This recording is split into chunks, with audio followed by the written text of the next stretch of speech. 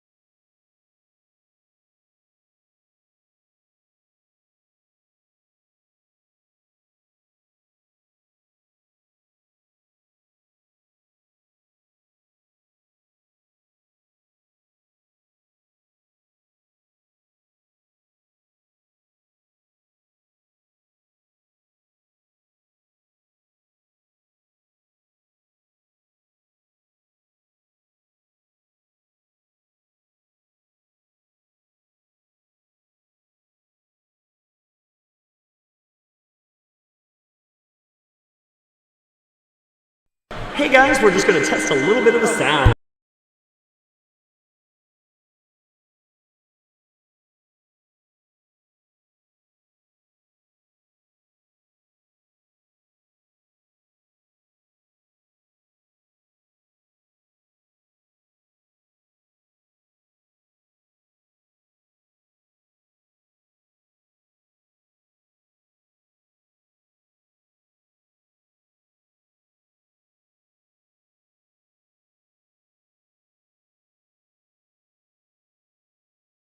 Let's just test that one more time. I think we're sounding nice, and there shouldn't be any feedback loops this time. Thanks again for your patience, duelists and viewers at home.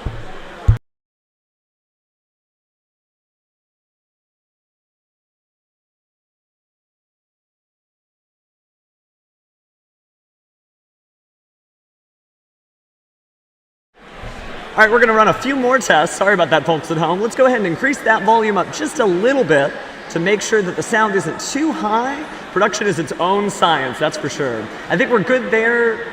Can't hear me and can't hear a feedback loop. We're going to keep it right there. Thank you, Tech.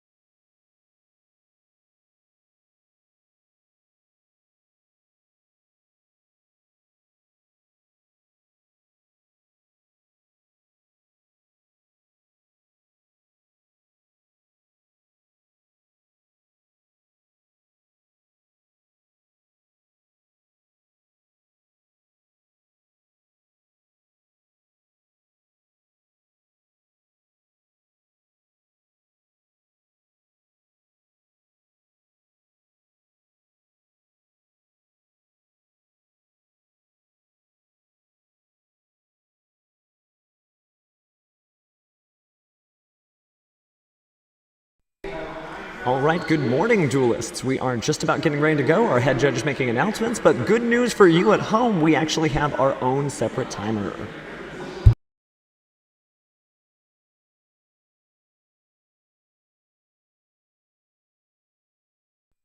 Players are getting ready here. We do have Taylor Hunn and Colby Blomstrom.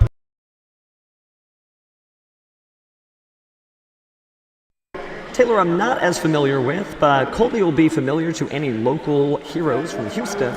Not only does he have multiple regional tops, but he was also top 64 of the 2011 and 2012 YCSs locally. So we've got quite a local legend here at the table.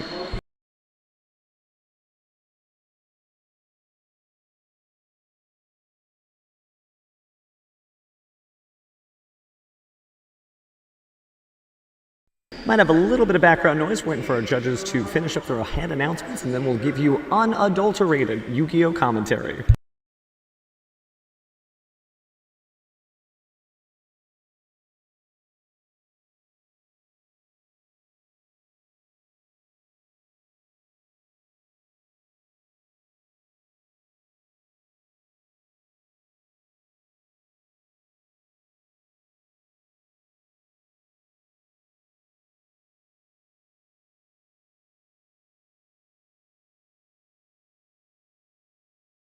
Looks like the players are getting set up now. They are shuffling their decks and going ahead and cutting, and we will find out what these two duelists will be using shortly.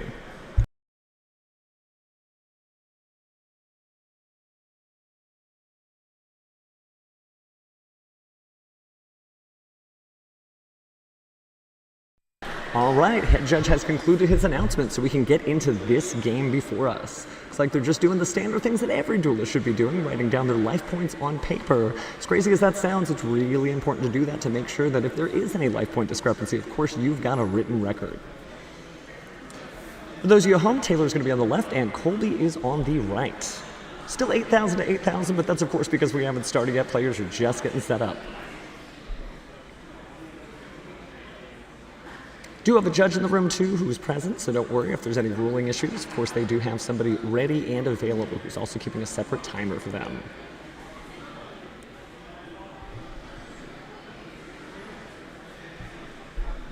And I don't know about you, but this has been a pretty exciting meta so far, although we did just come off of the Dallas-Fort Worth regional where it was. So unsurprisingly, a lot of Kashtira and Purrely. Which, it's no surprise that Kashtira is an amazing deck right now, considering how many graveyard-based effects all those Purrelys have, and they are kind of an annoying deck themselves to deal with if you are not prepared.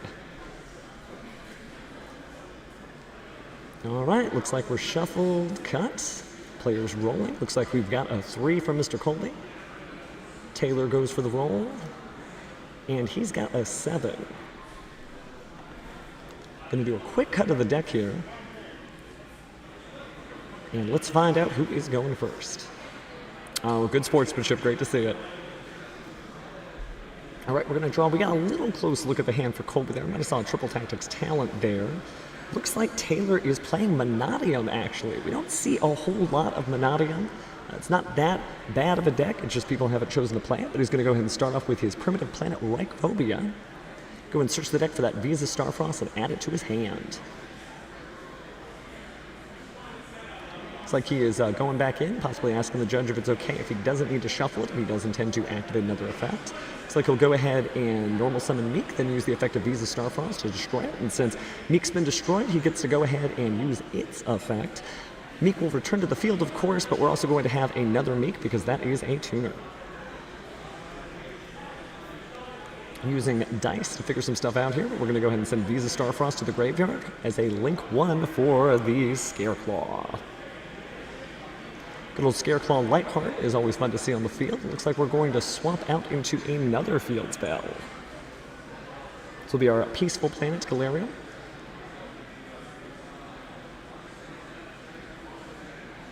Just continuing through the combo here as always. It really is great to see Menadium and Scareclaw and really just all the fun faces of our Visa Starfrost in action here. At least on the left side of the field, right? That's what Taylor's up to. Oh, little handling of the cards there. Let's go ahead and get those cut.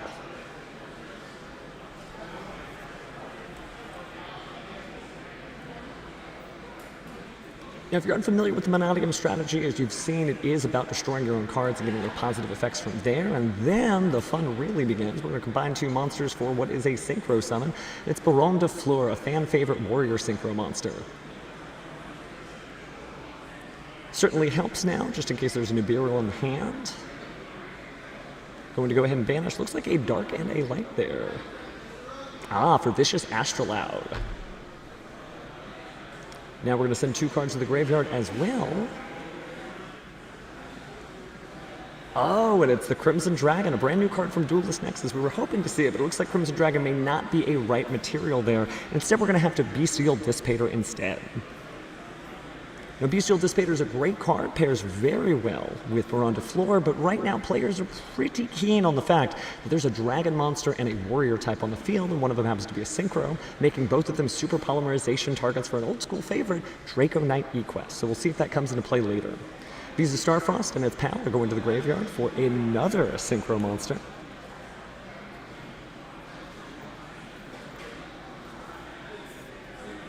And it's going to be interesting to see how Colby, our local legend, is able to play through this field. Obviously, with all those YCS tops, he's probably seen a few negates on board before. Seems like we still have some plays here on the Menadium side, though. Taylor thinking about his strategy, talking through it. Fortunately, we do not have player audio, but the good news is they can't hear us either, so we can talk ad nauseum about the great cards they're about to play.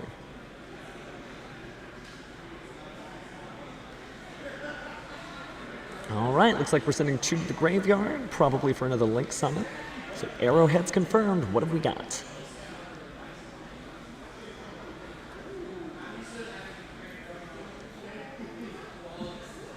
Thinking hard, but okay. We do have our Sky Striker Azalea hitting the field, as well as a Scareclaw Revival to bring back Visa Starfrost. Now, I think Scarecrow Arrival surprised even Colby, right? Because we don't see a lot of Menadium in play these days.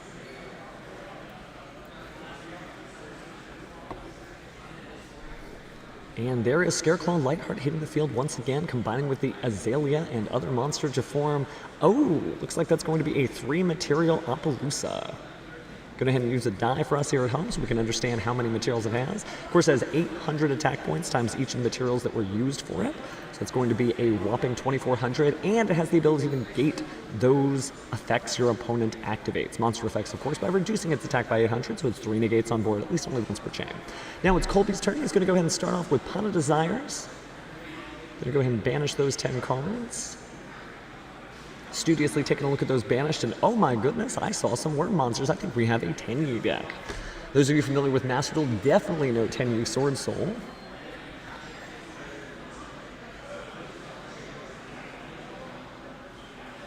But it looks like that was negated because we are still at 5 cards. Gonna go ahead and activate. Thinking about the Triple Tactics talent. Maybe you decided not to activate it this time. Maybe he wants to push the envelope and perhaps get the other negates out first before dealing with that. But there's a lot of great things you could do with Triple Tactics talent. You could take the Appaloosa, maybe play uninhibited, but the Bestial Dissipator will still be there. So you'll have to use some of that Appaloosa's effects to combat that monster stopping you.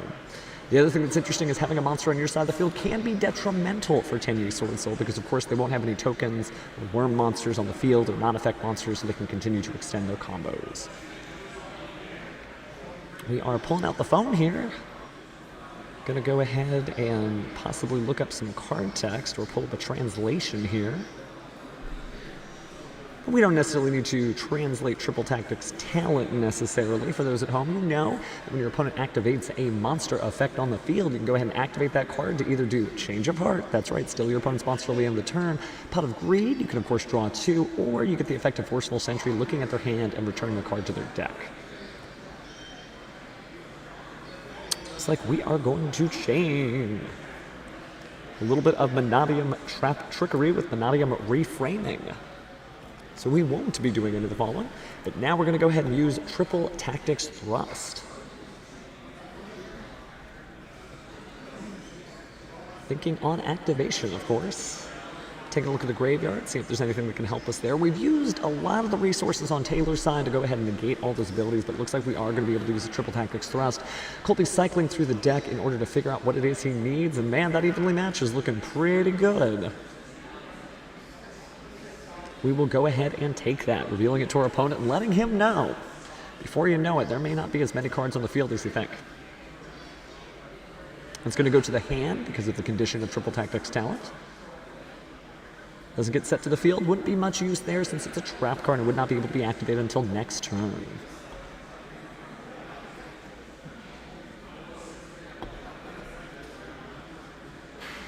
Still 8,000, 8,000 of course, no battle phases occurred yet, but it might be soon.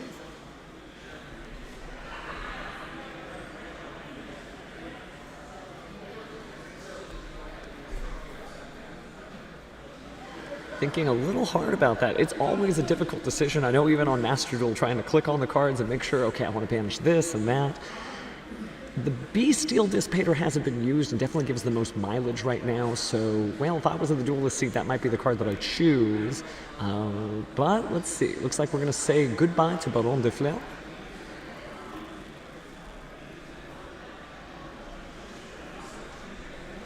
And yes, it is the Bestial Dissipator who's going to stay. It's a great card, does a lot of good for a lot of different decks. You can even run in a Bestial Blue Eyes deck if you want to go some old school favorites.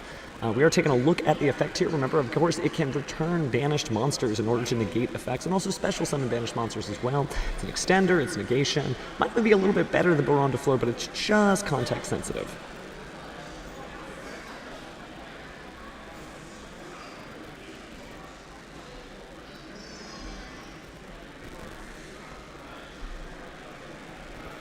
Alright, cycling through, we're using Swordsoul Emergence to go ahead and grab a Swordsoul monster, and I think we are getting Swordsoul Moye, the water worm favorite that basically starts the entire combo deck out. Now remember, with Bestial Dissipator still out there might be some issues, but if there are additional Swordsoul monsters in the hand, this combo is only just beginning and could likely put its own level 10 synchros as a reply to the opponent. All right, we're going to go ahead and place the deck back there. Still cycling through. There's that Swordsoul Moye. Let's reveal our worm. Don't seem to be a response, so we might get a 4-star token here. Now, the drawback, of course, is you're stuck with synchros. But for a deck like Swordsoul, you don't mind being stuck with synchros. They're some of the best cards in the game.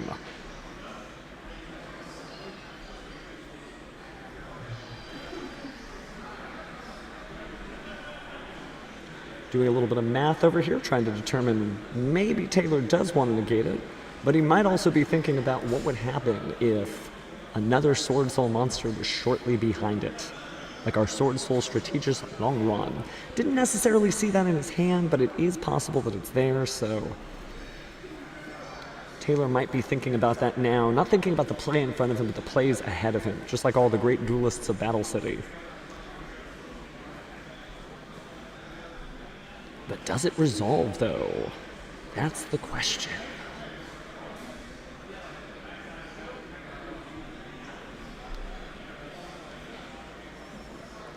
Talking it through, shuffling through the cards, trying to make a decision here. Going to take a look at the graveyard here, obviously relevant, especially if there's another way to summon some cards out. There are some cards that are live in the graveyard on Colby's side, including Swordsoul Emergence, which can come up to go ahead and figure some stuff out. So he is going to go ahead and return banish card on Dissipator in order to negate that effect.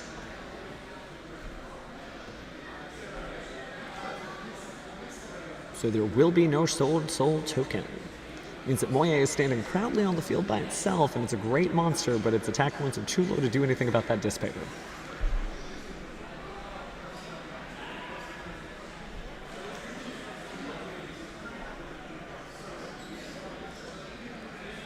Now the question is that just going to be the end of the turn right there? It very well might be. We're going to go ahead and banish the Menadium Reframing in order to grab some cards back. We've got Meek, and it looks like possibly a Menadium, I want to say Ream Heart, underneath that Meek.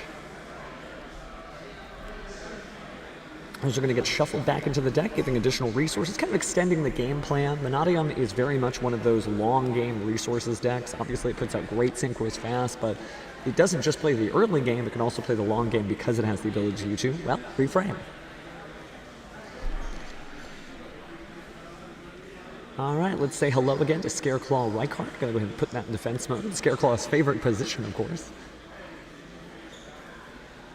Attack position's great, you can get a lot done, but man, does Scareclaw like defense.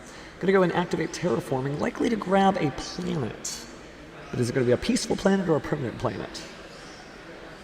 Well, we're checking all of our resources here, making sure that there's nothing alarming on the screen.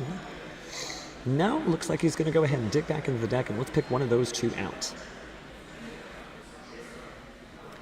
Can't quite see from the glare, but yep, it's the peaceful planet.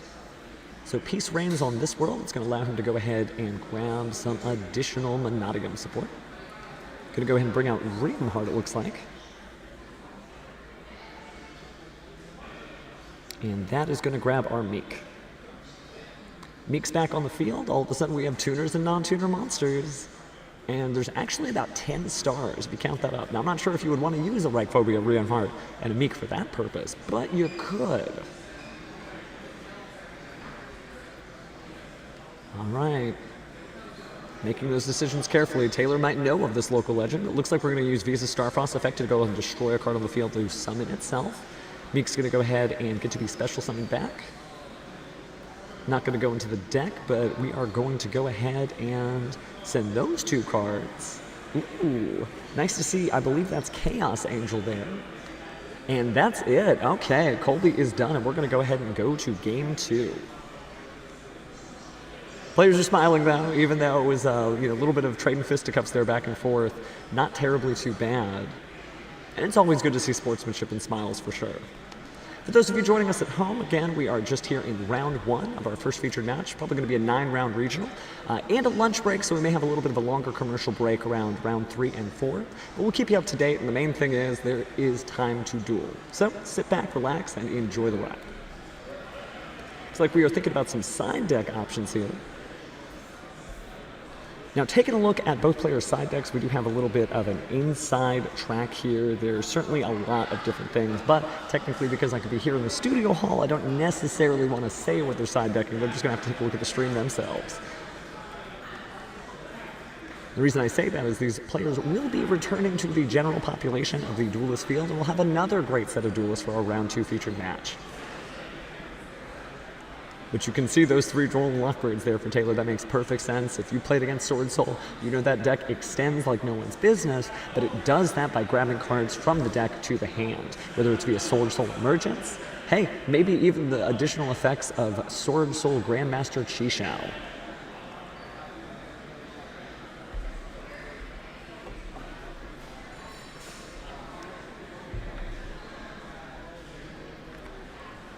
All right, player cycling through the deck. Swordsoul kind of near and dear to my heart, definitely something I've used in the past. Really good against Kashtira too, because it's used to banishing its own stuff all the time, so it doesn't mind. Of course, it can trigger those effects, but I think it might be a strong, solid play. And with Colby's experience, well, he made that choice for a reason.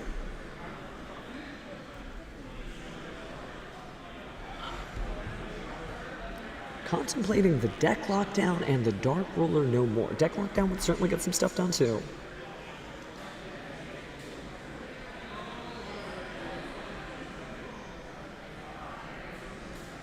I think we're just about ready here, though. Contemplating, is that anti-magic arrows? Wow, there's some anime cards going on here. And it's not bad. Oh, I guess it's anti-spell arrows now, my apologies. Beautiful field center, by the way.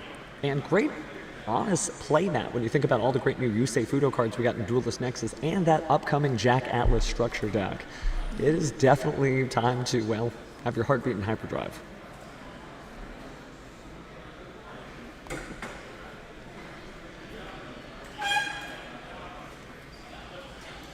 All right, we are pile shuffling away here. Get a quick peek at some of the stuff that is in Taylor's deck. Always good to check out that deck before you present it. You don't want to accidentally put out something where you left a couple of extra side deck cards in, right? Never any fun.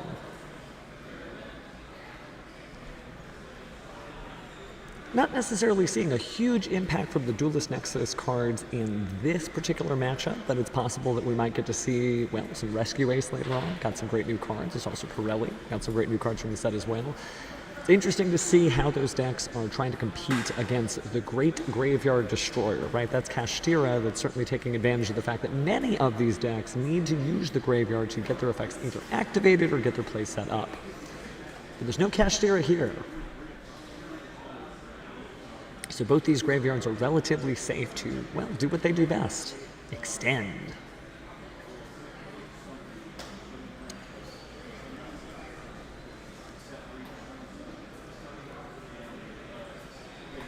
All right, here we go. It is time to duel in game 2. I'm going to assume Colby went first after his loss, and it looks like he did. He's going to be discarding his Tenyi Worm monster to go ahead and bring out his Swordsoul Strategist Longyuan. And bring out a token there. That's going to be a worm token that prevents anything from happening except synchro summoning from the extra deck. But we are going to go ahead and do that, and it looks like we are going to bring out the Sinister Sovereign Shishao.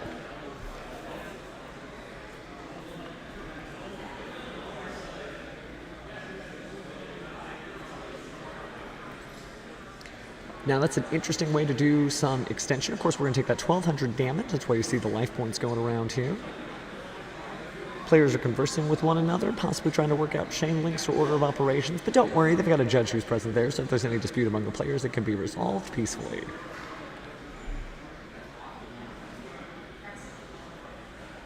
Might be just explaining the card effect here, because we haven't seen too much except our Swordsoul.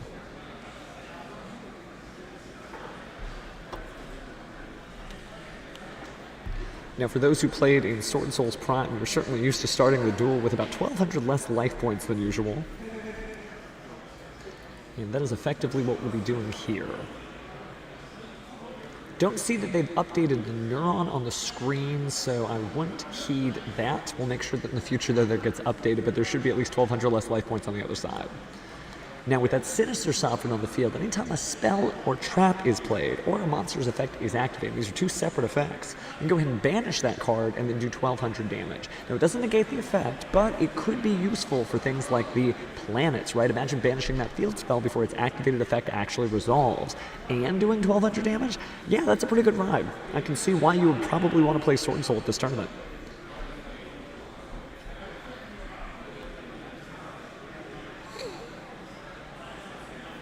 So we are going to go ahead and explain the effect there. I think we're going to come right in. Might be just, ooh, Ash Blossom. Okay, do not need to even worry about that effect there. It won't be banished. But we'll set that Menadium spell to the side. Taylor thinking about what he wants to do next. Looks like he's going to activate the trap card Infinite Impermanence because he controls no cards.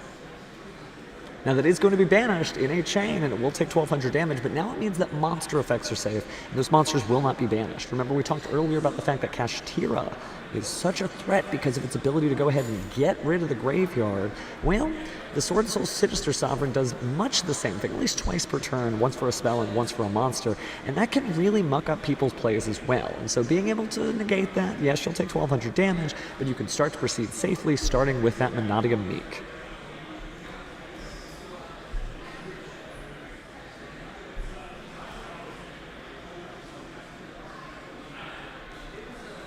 Looks like we're staring down the Menadium Ascension here. And it's true, just like we said, we don't see a lot of Menadium cards on the top tables. Not because they're not good, but just because, people haven't been playing them just quite yet. Again, they're going to target a monster control, they destroy it, and that's what they're doing. If you do, you get to add a Peaceful Planet Calarium from your deck to your hand. But then there's also Meek's effect as well, because it was destroyed.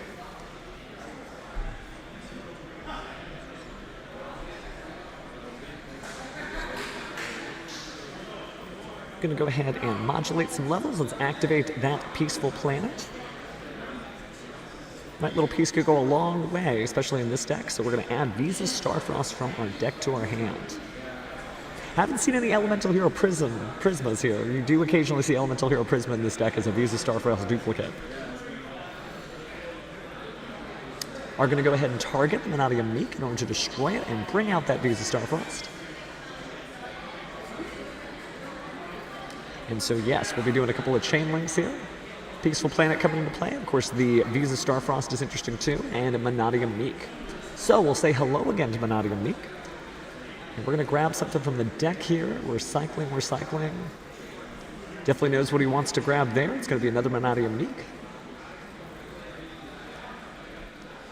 And it is, again, interesting to really see this deck played because, again, it's not that people aren't using it, it's just not necessarily as popular as some of the other forms. Kashtira, probably first and foremost, but also Tearlament, Scareclaw, and all the other adventures that Visa Starfrost has been on. The last one is the one that hasn't caught on as much. It's not a tier 0 meta, if you will, of just Menadium players. But we are going to see the Riem Heart there. Going to take a quick look in the graveyard and check. Now, it is important to remember that there is a live play in that graveyard, right? That Tenyi is able to banish itself in order to bounce a card on the field back to the hand. Opponent's card only, but it could come up into play. And so I don't know if you necessarily want to waste a call by the grave on it, but you just have to keep that in mind. Now, we've already seen what kind of fields Taylor is capable of putting together with his level 10 synchros, whether they're Dissipator or they're pulling up a wonderful Baron de Fleur, right? We all know it, we all love it, we all fear it. But it'll be curious. I didn't see any super polymerization sided in, so I don't think we're going to see a Draco Knight Equest. That'll probably be the biggest thing I'm hyped for this tournament. We're going to go ahead and flip that face down, though. And so now we've just got Meek and Meek on the field. So unless Crystron Halka Fibrax got on band, I'm not really sure what we're going to do with this field. But there's still possibilities, so don't lose hope if you're a fan of Taylor's. Does signal that we may be done with our plays, though, because we are having the deck get cut and we're checking the graveyard. So the 2 face-down monsters, yeah, that could be pretty rough. Do see that we have the Swordsoul Strategist, 2 Book of Moons. That at least means that there's only 1 Book of Moon left, as long as there's no Magicians of Faith or anything like that.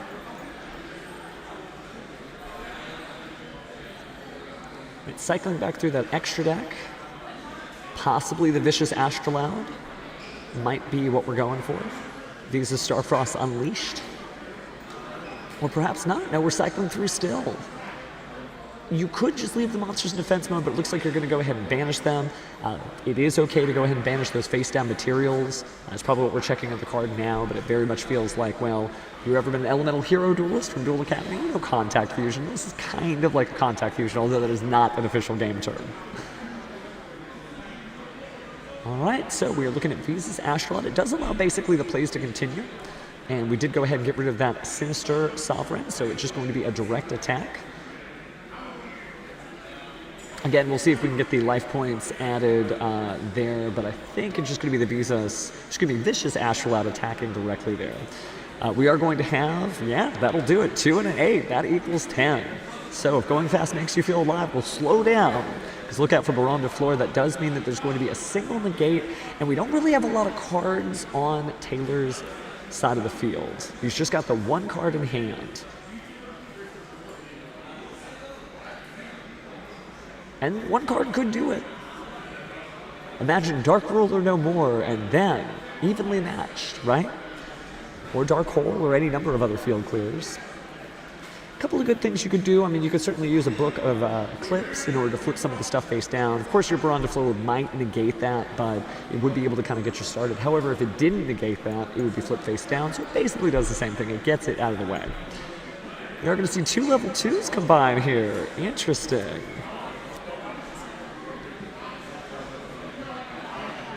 All right. Oh, I think we might be packing up here. Yes, I think that means that Taylor is going to be the winner of the first round featured match there. Colby had a great deck put together, but it looks like they are going to go ahead and wrap things up here. We'll take a brief break to see if we can get Taylor to talk about his great Menadium deck and plays right here on the stream. So I'll be right back, and hang in there. This is going to be a great day full of Yu-Gi-Oh!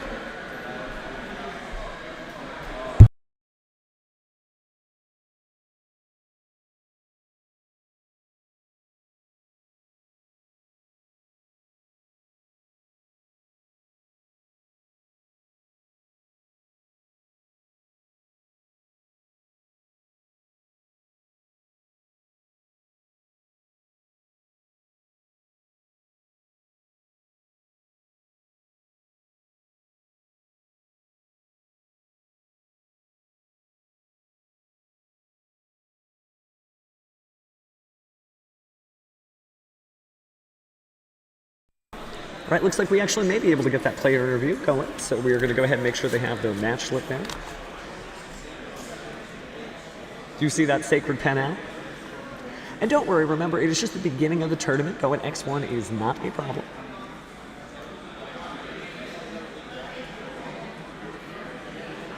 Always a chance, always a chance. That's the thing everybody asks, hey, can I still make it on X2 or X3? Well, if everybody drops because they didn't think they could make it, hey, you as X3 might just make it yet. But certainly a really good showcase of some cards that we haven't seen in, well, just not every top table. And Menadium is a certainly valid deck. Certainly a lot of great combinations of cards. You could make an Unchained Menadium deck because they certainly enjoy being destroyed, and there's all those great new Duelist Nexus support cards for Unchained, although Unchained does like to play pure for the most part, so especially with all the new cards, I mean, who could blame them? But man, that is a killer side deck. If you take a look at that, you can see it on screen. Colby's running things like, again, anti-magic arrows, Dark Ruler No More, deck lockdown. There's so many great cards that they just didn't come up in this particular duel. Sometimes you go first and you don't draw anything, and if you get locked down, yeah, making your best synchro and sitting on it might be the only thing you can do.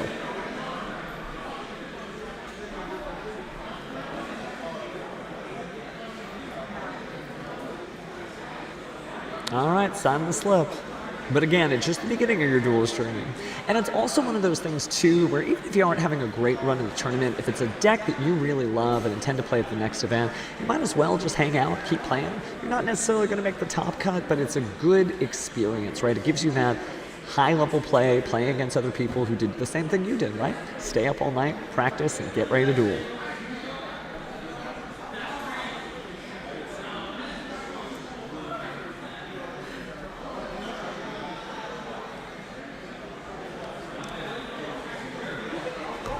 Right, looks like we might actually have our players soon.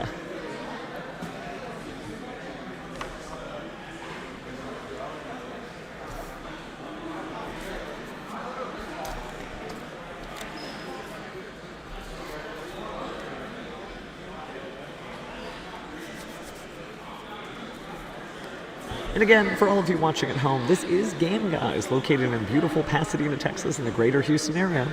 This gaming store does video game repairs, it holds parties, it runs weekly tournaments, it's all types of card games, including Yu-Gi-Oh!, running regular tournaments for video games as well. If you're a Smash Brothers fan, maybe you're in love with Street Fighter 6, I know I am. It's one of those things where this is the spot, so we're really happy to be here. Looks like we do have our winner, Taylor, coming this way. Let's see if he wants to talk to us about that duel. Gonna go and switch cameras over here. If you just want to put on your headphones, sure. Might be able to hear me a little bit better. Okay, Taylor, so you made it. How did it feel to play Menadium against Swordsoul? Actually, so Kobe and I are really good friends, and I was actually kind of nervous ahead of time because we frequent like locals here, and I was coming in with at least a good idea as to what he was probably playing, and I was kind of sweating the entire time. So I was like, let me just not mess up the sequencing. I'm also on live stream, so I don't want to mess up the sequencing because I get nervous on stream. So speaking of sequencing, and there's no wrong answer for this, I noticed when you played the Infinite Impermanence, you did it after the Sinister Sovereign got to banish something. Was there any reason for that? Were you trying to bait it out just to kind of get that out of the way? Are you referencing, like, I went Imaginations first to draw a card? Yes, towards the end. Yes, I wanted to kind of test the waters to see if there's, like, because you have one card in hand, it's typically either, like, an engine piece that he wasn't able to resolve, or at least a defensive card. So I wanted to make sure to check for Ash to dig for it out to his monster and give him the view that, like, hey, he doesn't have a response. He can't out this card immediately. Okay. Because, like, if I impermed it right there and then activated Imaginings, he would just probably let that resolve. Sort of like on Dueling Network or Master Duel or something like that, you're going ahead and you're playing it and you're just waiting to see if they're thinking. Exactly. They're not thinking, so it's time to go. Exactly. Okay, makes sense, just to make sure that it goes through. So we don't see a lot of Menadium players, not that the deck's bad, but what made you decide that was what you were going to put in the sleeves in the deck box and then write on the deck list?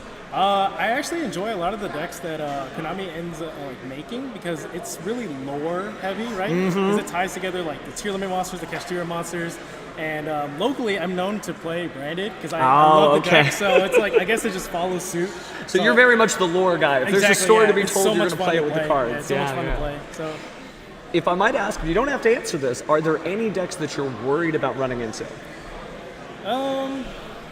To be quite honest, branded probably. As crazy as that sounds, I've Hey, never but you know played that. Brandon. Yeah, I know it inside out, but it's just like it's one of those. If you don't draw the correct sequence of hands, it can honestly just take advantage of that and gimmick puppet lock you because that's still legal. That's definitely still legal. So It is.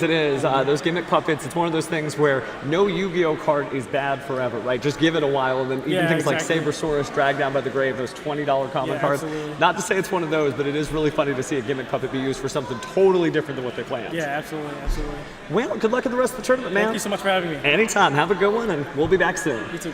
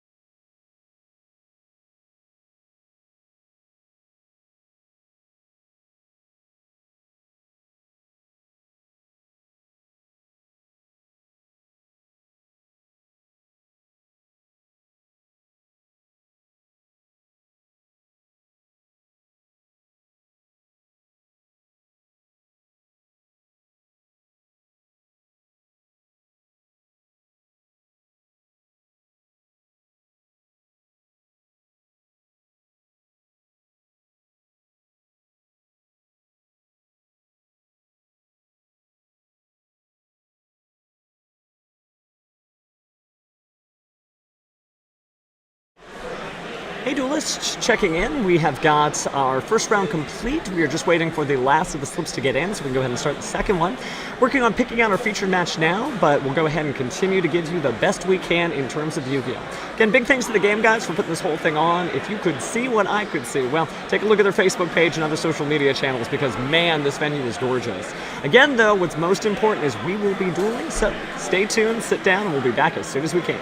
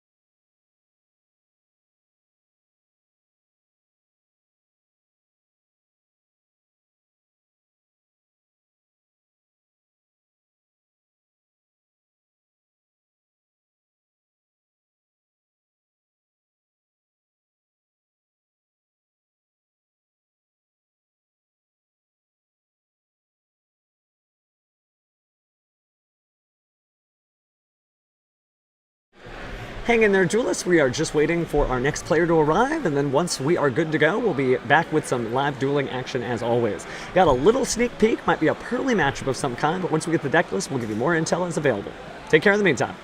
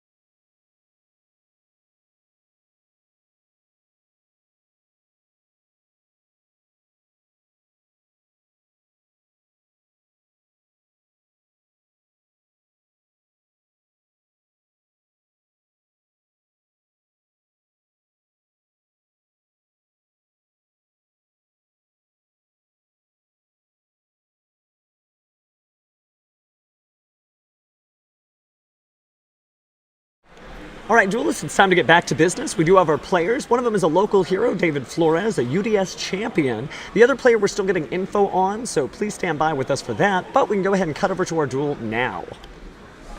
So, players are getting set up and seated. I mentioned that UDS Championship. If you're not aware of what that is, that's the Ultimate Duelist Series. They don't do it anymore, but if you've been to a Yu-Gi-Oh! Championship Series and you've seen those giant wrestling belts that are hung up, the gentleman on your right, Mr. David Flores, is an owner of that belt because he is an Ultimate Duelist Series champion. We previously were going to have an Ultimate Duelist Series belt title tournament to figure out who is the supreme of the duelists, but we'll find that out shortly once we get a chance. Looks like the players are just getting set up now, so stand by.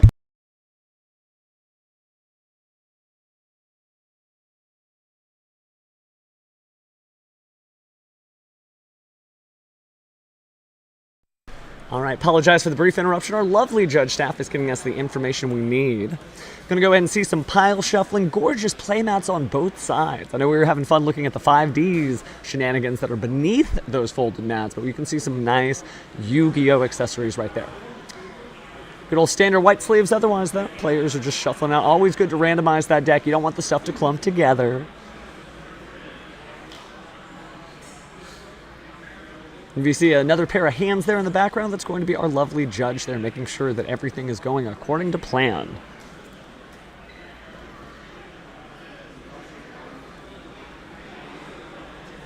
Now our duelists are on their own timer, so for any reason you hear in the background, freeze play. That's the head judge talking to everybody else except the people you see on screen. All right, looks like we are presenting our decks. Nice little cut there. Make sure everything is sufficiently randomized so we can get going. Oh, missed a spot there, but that's okay. Caught it in time. We've got our calculator to help us out with our mathematical calculations, and the judge has been informed we'll be using neurons, so hopefully those life points will be adjusted on screen. All right, the beautiful shake of the teal dice here. Looks like we've got an 8 for David. And for his opponent on the left, a 10. Now let's see who goes first.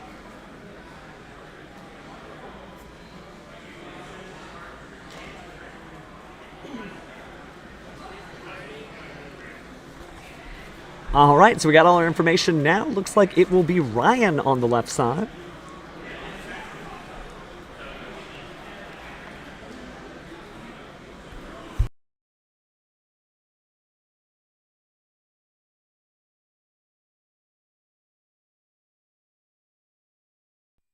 All right. Judge should be returning shortly. There he is. So I think it is time to duel. Now, Ryan rolled the higher number, so we're hoping to find out if he's going first or second. And you can already see good old Despia cards on the left side there, and some Bestials as well. So we might have a little tale of the Fallen of Elbaz. Seems like he will be starting first. And he's going to start with Branded Opening, going ahead and dropping that Despian Tragedy. A pretty standard play for this deck. But there's nothing standard about the full power fusions it can create. So we're going to go ahead and special summon Aluber, the Jester of Despia, and go ahead and activate those effects. But before we do, here comes an Infinite Impermanence that's going to enter the chain links. So it does look like we are going to grab Blazing Cartesia the Virtuous there. We're going to pass that over just so that everybody gets a chance to see the effect there.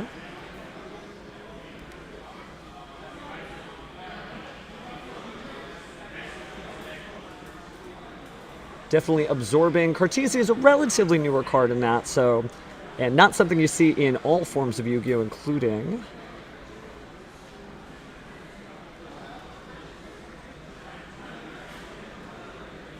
all right, fully absorbed.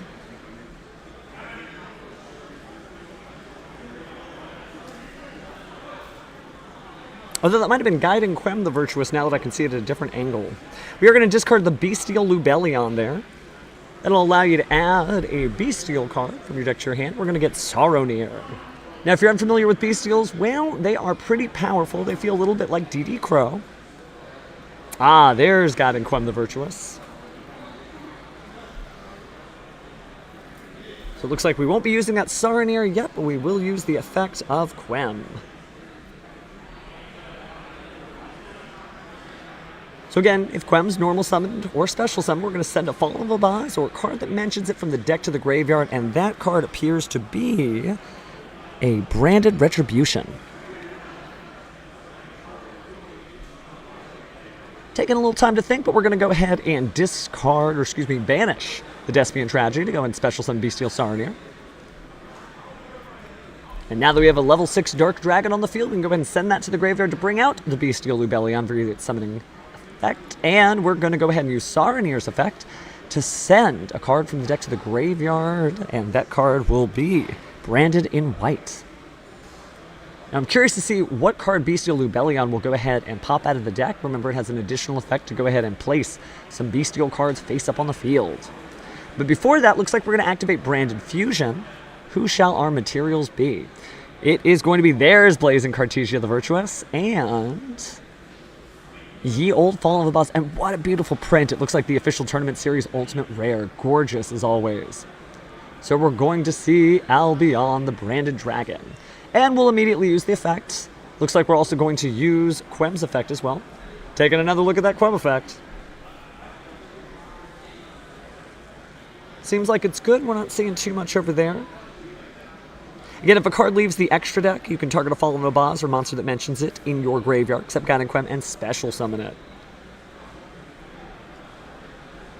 So that's how we got to where we're at. Now we're going to go ahead and fuse with Albion the Branded Dragon. Ooh. Having some fun here with our fusions. It's Albion the Sanctifier Dragon. Relatively newer card from Cyberstorm Access. Or Seawak, or Kayak, as some fans may call it. The Sanctifier Dragon, of course, is a really interesting card. Of course, it can't be targeted with card effects, and, you know, it's one of those things where it really tells the story of the various branded rings. Of course, you can target 2 monsters in the graveyard, special summon both those monsters, 1 to each field, but even if it's in the graveyard, you can also tribute 4 monsters, 2 in the extra monster zones, and 2 in the center monster zones, and if you do special summon the card, that's that visualizing of a card effect there. Gonna have Branded Lost appear face up on the field. But there goes Nibiru. Goodbye to everything. That's going to be a massive token.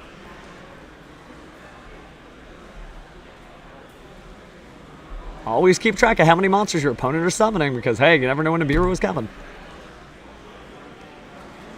So giant stack token in defense mode, of course. Little level 11 rock monster on the other side. But it doesn't seem like Ryan is out of this game yet.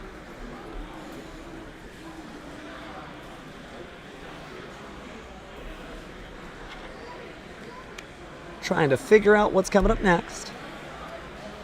Talking through the play there. Gonna go ahead and take a look at those monsters. There we go. Banish Branded Retribution. Let's go ahead and add that branded one white into hand. And there's some fast hands. Here comes the Foolish Barrel right away. What monster will be sent from the deck to the graveyard?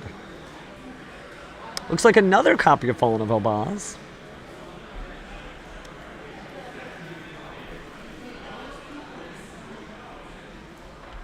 There's the Brandon White.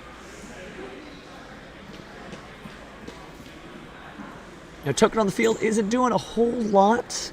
Mostly fusions as we're taking a look through the extra deck there. All the purple stuff. And a really great extra deck it is. Those fusion fans at home probably recognize all the familiar faces of Albaz and company. Speaking of which, looks like we're looking at Grangwinal the Dusk Dragon there. Taking a sec just to absorb what Grangwinal does. Gonna go ahead and use the branded Lost effect as well.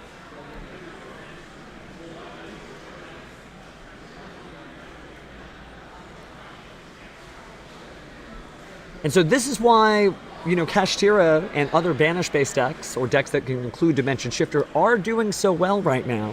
Because while Branded can continue to play and play and play, as you see, kind of needs its graveyard. The graveyard is an important part. But while we haven't seen what's going on the other side, you can't really tell a deck just from an Infinite Impermanence in Nibiru. Does seem like they're well prepared, although I think I might have gotten a little peek at some Purrely right there. As well as a Pot of Prosperity. Take a look at, again, that Sanctifier Dragon. It is in the graveyard, so it is possible. Now remember, it is quick effect. So, if your opponent puts a monster in the extra monster zone, and they happen to have a monster in that center monster zone, and you already have a monster in the extra monster zone, you can open up that portal, let you contribute those 4 monsters, 2 in the extra monster zones and 2 in the center monster zones, making that beautiful little shape to go ahead and bring it back. Take a look at the graveyard again. Very important for this deck. Gonna go ahead and grab that card, add it back to the hand. That'll close out the graveyard, at least for now.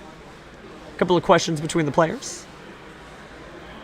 Taking a look at the effect of Branded in High Spirits. If you're trying to follow along at home, you certainly could download the Yu-Gi-Oh! Neuron app. It would allow you to even scan the screen if you need to. If you're unfamiliar with any of these cards, you can find it on both the Android and iPhone stores. But for those of you who don't want to tap out, don't worry. Again, Branded in High Spirits allowing you to send a level 8 fusion monster from your extra deck to the graveyard with the same type as a monster you reveal in your hand. Of course, you can discard the revealed monster, and if you do, you add a Fallen of Elbaz or monster that mentions it from your deck to your hand. So it's just all about the Fallen of Elbaz. It's his storyline. He's the main character.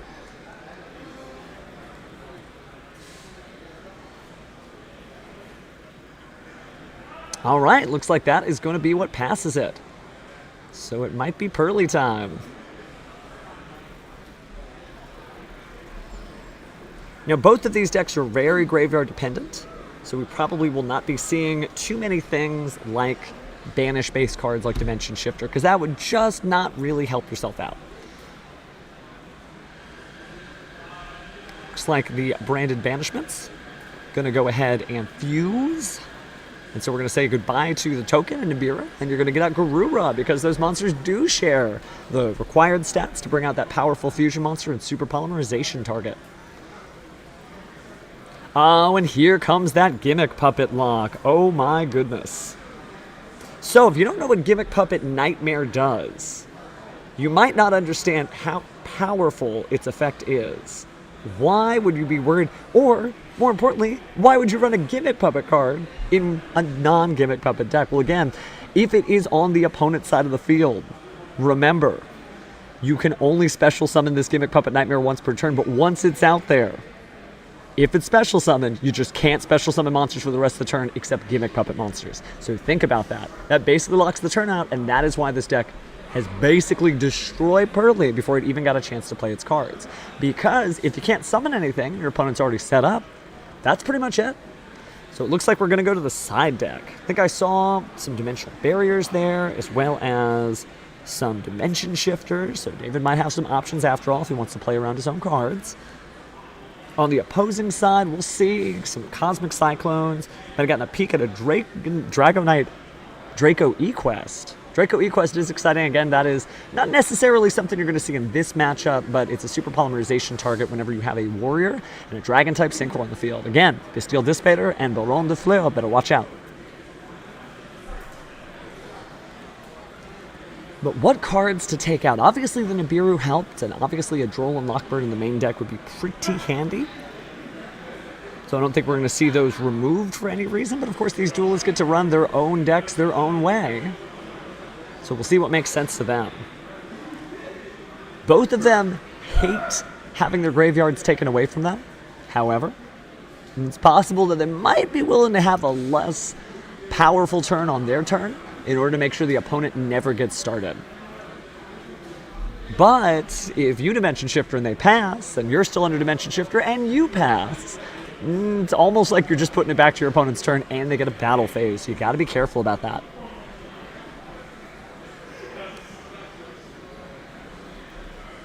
I think if I was David, I would probably be going first, trying to set up some kind of Purrely board. Obviously, Purrely's such a good deck. It is almost impossible to get rid of these fine furry friends, but we will have to figure it out one way or the other with David here. At least from his perspective, if you're cheering him on. You might be a Branded fan, this might be going your way. And Branded is such a great deck. It really is something that's standing the test of time since all of these amazing cards continue to come out, whether it was the Fallen of Elbaz Strike Structure deck or more. And we'll probably see some great reprints coming out soon in the Tin of Dueling Heroes. But it does look like David's going to start, and here's Purrely itself. No response there. We're going to go ahead and look at the top 3 cards and add something that'll help us out there. Looks like it's going to be the Purrely Sleepy Memory.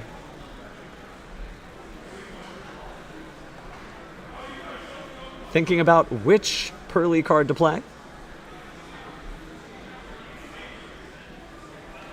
Definitely want to make sure you're not doing anything too crazy here. You've seen your opponent's ability to shut you out. Going to go ahead and use the effect here. It's going to go ahead and use the Sleepy Memory, not for its effect, but with Purrely to go ahead and bring out our Purrely Noir.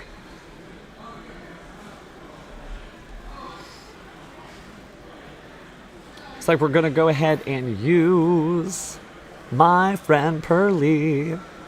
Going to go and add from our deck to our hand, probably that card, but we're just taking a quick look at everything else. Get those options figured out later. All right, here's our Sleepy Memory. And a Delicious Memory. Getting hungry just thinking about it. And another copy of Sleepy Memory. The choices, they may not be endless, but let's go and randomize it. 66.666% chance of one card, 33% chance of the other. Looks like we're going to roll that 4. It's going to be that one, and we don't get to see it. But we'll probably see it pretty soon because that's what Purrely is all about. It's not necessarily a deck that plays with its hand face up, but it commits those cards to the board.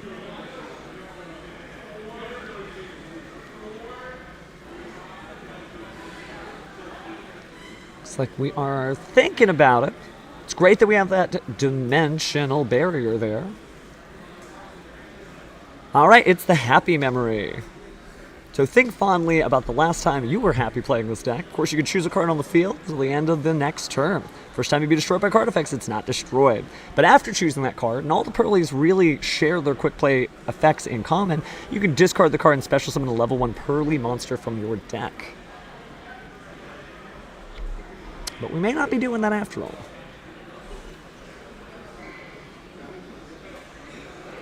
Now, each of those Purrely quick play spells has various effects that, when used as a material, just sort of stack things up. So Purrely is something that gets bigger and bigger and bigger. If you haven't played against the deck, don't miss the fact that maybe it seems like a little monster for now. It could be pretty good. But it looks like we are going to go ahead and discard the Triple Tactics talent, and we are going to special summon a Purrely. Specifically, Purrely. And we're going to get that wonderful field spell, the Stray Purrely Street.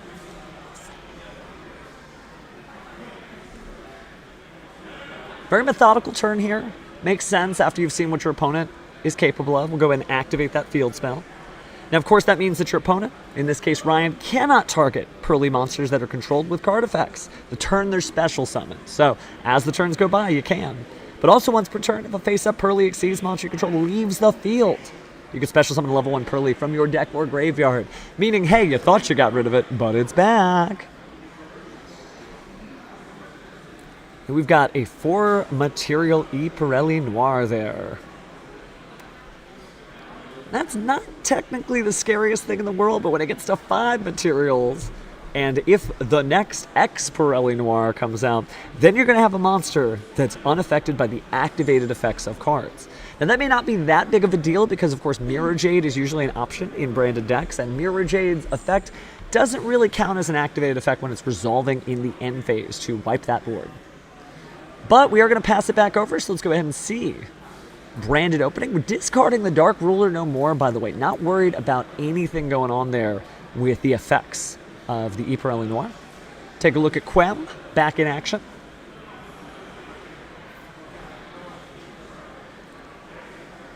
We've got Fallen of Elbaz in the graveyard. So the fun is kind of about to begin here, right? Fusion versus Xyz. But we did see that Dimensional Barrier in the hand, so that might be the linchpin to this strategy. Sitting on the big monster, making sure to support it, and supporting it extremely well if your opponent just cannot bring out the primary strategy. Remember, we saw Ryan's extra deck, mostly purple stuff. All right, we're going to Pearl Leap, which means we're going to go ahead and get a fancy little Xyz summon out of there. Looks like we might want to go ahead and use the Quem.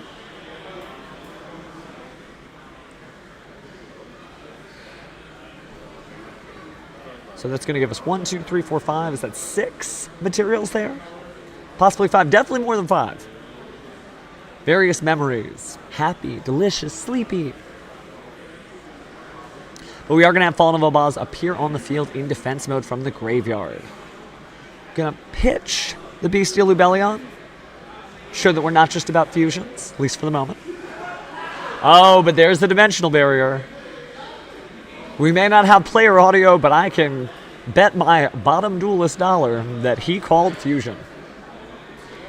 Then we're going to go ahead and use the standby effect of the Purrely Noir. Going to go ahead and draw for each of those materials that allow you to do so. It's pretty good. This deck will creep up on you if you haven't fought it before. Looks like we're going to use the effect of Blazing Cartesia the Virtuous. Go ahead and special summon itself out to the field. See that we have a couple of different options here. Not quite ready to commit. Oh, hey, there it goes. Springen's Kit on her side quest in the desert trying to find the solution to the great crisis ahead. If you don't know what I'm talking about, it might be time to read the lore in your Albaz Strike structure decks. All right, going through, thinking about some options here. It's going to go ahead and be branded in red. So possible way to fuse next turn since we're already under the effect of the Dimensional Fissure. Dimensional Fissure? Dimensional Barrier, though Dimensional Fissure wouldn't feel too good either. Looks like we're going to pass turn with that. No Xyz monsters here, although there were plenty of level 4s. Would have been a good chance for an Exciton Knight for old school duelists. We'll go and add another material there. Let's remember that Purrely Noir is unaffected by the effects of card effects, and remember it also can remove 2 of those materials to place some cards on the bottom of the deck, even if they're in the graveyard. So it's not just about the cards your opponent controls. They could be trying to get rid of the cards in the graveyard, like that Bestial Lubellion. Looks like we're going to say goodbye to Quem. She'll go back to the bottom of the deck.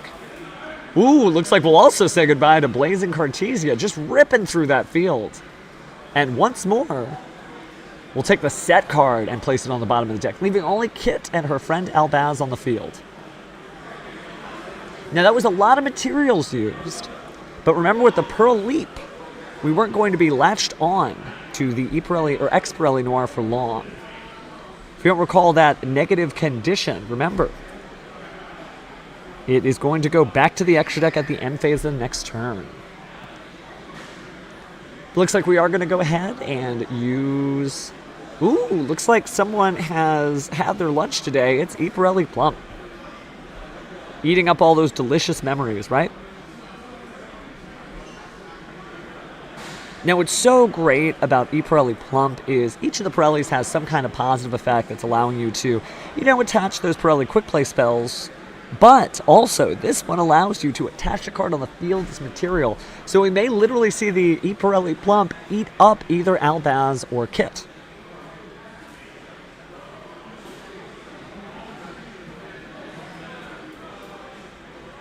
All right, cycling through. Trying to figure out what's next. We're going to go ahead and pick up these two Purrelys.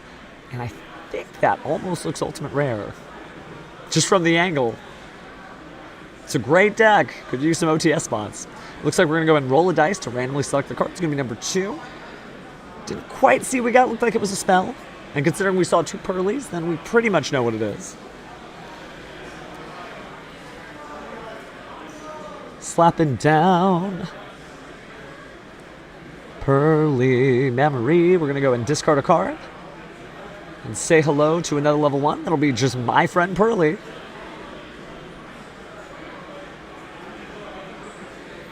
Just a light cut there. Go ahead and reveal those 3 cards. Nothing but net on that one.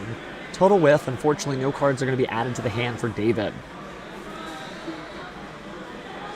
All right, looks like that is a happy memory.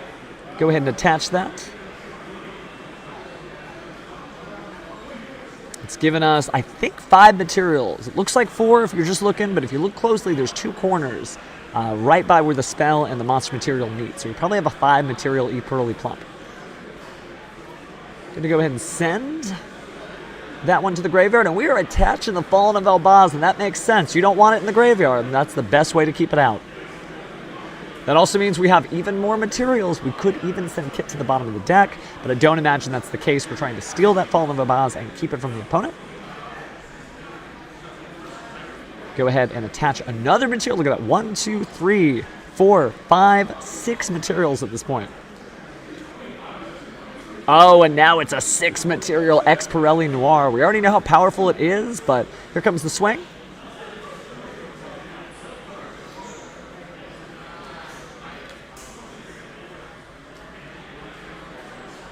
Waiting for the life point calculations here.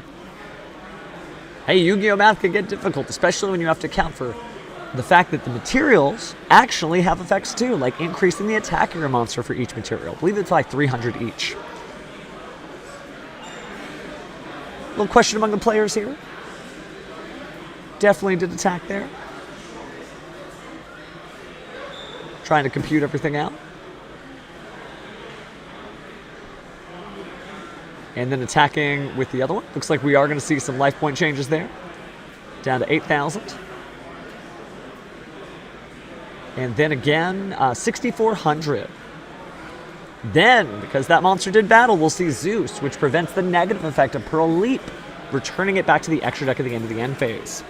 Also get another Sleepy Memory attached. 1, 2, 3, 4, 5, 6, 7, 8 materials. Tap to play a card. It's going to be Branded Fusion, and that's Ash Blossom, and that looks like it'll close out Game 2. So if you're following along at home, looks like it is 1 game apiece on either side. So let's find out who our final winner will be. Afterwards, we'll have an interview, so don't go anywhere after the duel concludes. Take a look at the side decking. Definitely eyeballing those Dimension Shifters. Ooh, looks like they made the cut.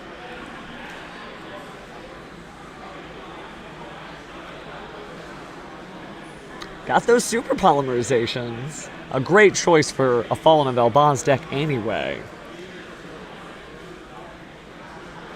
Taking a few things out here and there. Don't quite feel like evenly matched. Makes sense. You're probably going to go first if you are Ryan. Trying to put up as many powerful fusion monsters from your branded concoctions as possible.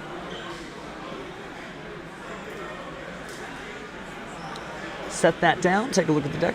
Looks like we're going to try to swap out 4 cards. Not feeling the Cyclones as much. Not sure how much time our players have, but the main counter down for round 2 is around 16 minutes remaining, so they probably have just a little bit more than 16 minutes remaining. So this is likely not going to go to time, especially with these two bruisers of decks swinging at each other as hard as they can. You may not think Purrely is big, but once he gets those materials, you can clearly see how it rifles through your opponent's board, and remember that is not a hard once per turn. They can just keep getting rid of your cards over and over and over again.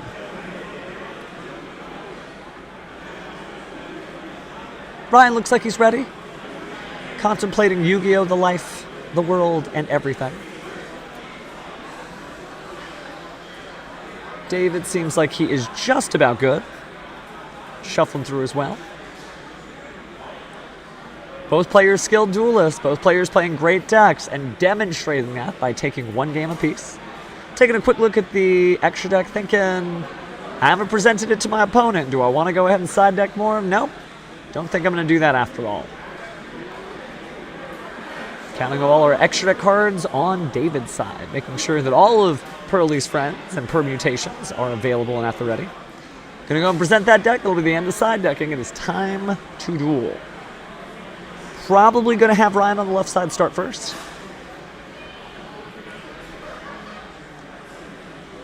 Drawing 4 or 5 interesting choices there.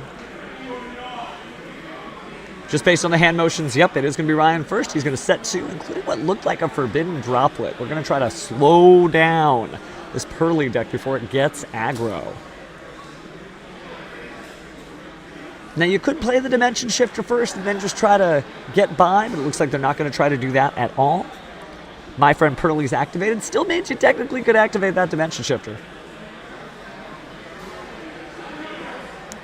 Going to go ahead and add in those Purrely cards.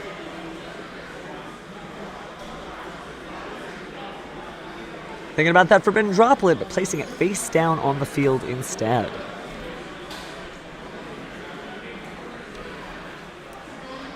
Gonna go ahead and have our first summon, since the other one was a set. Purrely's here. Looks like we are Forbidden Droplets and saying goodbye to Forbidden Droplets. It is that important to make sure that this deck stops. Now that may backfire if we have a 1-for-1 or other card that allows activation of those strong Purrely effects and get that Purrely rhythm going. But with Dimensional Barrier there, as long as the fusion happens, well, next turn, David's got it covered. Although it is also a branded deck, it could fuse this very moment. Still making those decisions, trying to figure out what it is that they should do. Almost about ready to commit it to the board. No, couldn't do it. Can't use the effect, and of course its attack is halved. Kind of workshopping out here, figuring out what's going on.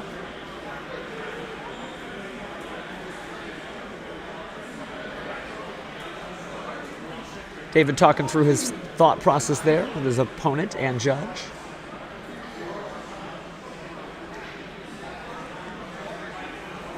Counting stuff out and ready to make the big Purrely comeback. Perhaps. Get it? Perhaps. Looks like we're going to play our Happy Memory. Oh, but before we can do anything, Ash Blossom says no. So we will not be doing anything with that. Go and send that to the graveyard, and unfortunately that is going to lock you out of Dimension Shifter, which could be pretty divisive. Is going to attack though. Decent stats. Big enough to get rid of Fallen Vel'Baz. Drawing for turn though. Very limited resources on Ryan's side. He just passes with no monsters on the field. Looks like we're going straight into the Purrely from David. Gonna go and cycle through his deck and grab out our Stray Purrely Street, the field spell. Remember, that's going to make those Purrely monsters untargetable the turn that they're summoned, which is pretty important. Doesn't stop super polymerization, of course, because that does not target. Gonna go and attach that material to make our wonderful Ear Purrely Happiness. Don't always see the water one, but it makes sense. Remember that, you know, there's always those different effects. This one is going to be able to change the position of monsters you control. It's also a different name, which is helpful. We're going to go ahead and grab the 3 Purrely cards here. Going to go and mix them up. So we're going to roll a dice. So 1, 2, 3, 4. Yep, it's going to be the 1, so it'll be that one on the right. Didn't quite get to make out the card there. But it was a spell card. All right, shuffling it down. The graveyard is empty, which is convenient. Does allow you to possibly play Dimension Shifter now. It looks like we're going to go ahead and target with Purrely Sleeping Memory. Oh no, we're using the other fight. Okay, so here comes our Purrely Noir. Not a stranger to the stream, since we got to see it in action last turn, or last duel, I should say. Another memory hitting the board, dreaming of something good. We're going to go ahead and attach that to Purrely Noir. Then we're going to search the deck to grab a card here. And I think that looked like Purrely again. Only trap card that David is running right now. That would be a Purrely trap card. Going to go ahead and attack and attack. Let's go ahead and calculate some damage here. Doing great on Yu-Gi-Oh! Neuron, so we can see the life points. Beep, beep, beep, beep, beep. It's going to be 5,000.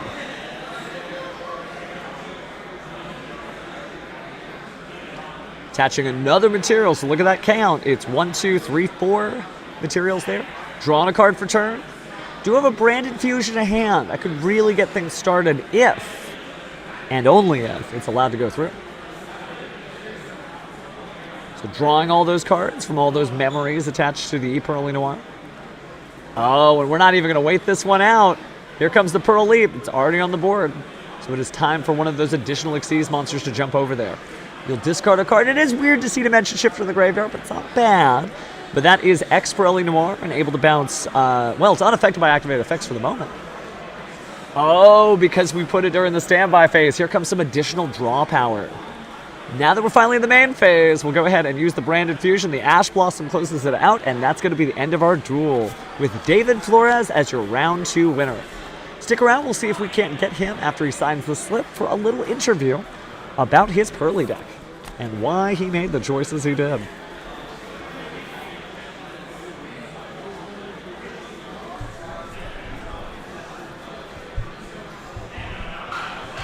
And again, for those of you just joining the broadcast, we are on round 2. Again, thank you again to Game Guys, located here in beautiful Houston, Texas, the super gaming repair store that does pretty much everything. But in just a moment, we'll have our interview, so stand by.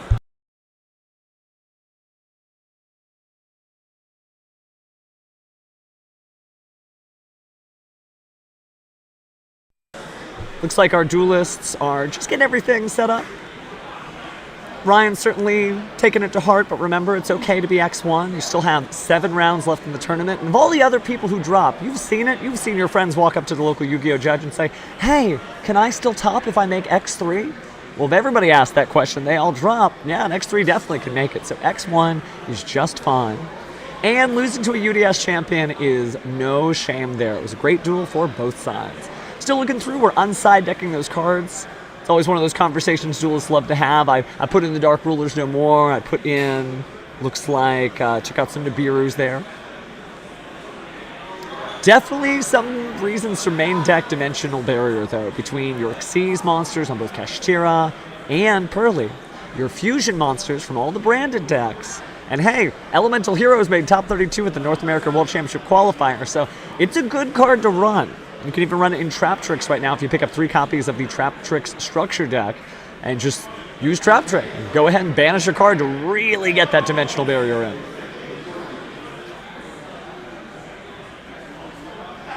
It is the era of banishment. It'll be interesting if a new Forbidden Limited list comes out that restricts decks that are able to banish. Imagine a world where Dimension Shifter was not available to you and Kashtira may not be as powerful as it once was. It would allow you to just go through those graveyard decks like crazy. Although, hear me out, I'd be fine with that if we got some more Called by the Graves back, right? Then we could just do those one-to-one micro interactions of negating cards' effects and banishing them. But hey, if you feel differently, that's okay too. We can all have our own predictions. Oh, there's some smiles. That's good. Talking it out. thinking about the duel.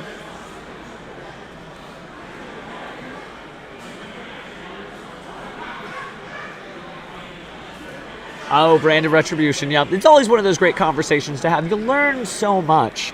It's one of those things where in Yu-Gi-Oh! We often laud up our winners, but this is a community of duelists. And we learn from each other by, well, dueling each other. So it is important to talk to your opponent, learn some things about them, make a new friend.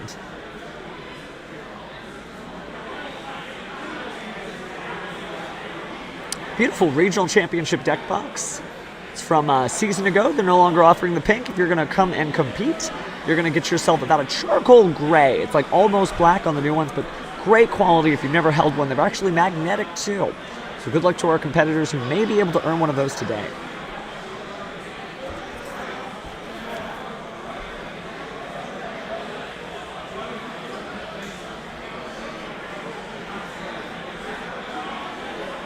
All right. Looks like David might be coming here soon. Make a little bit of space for him on the stream stage.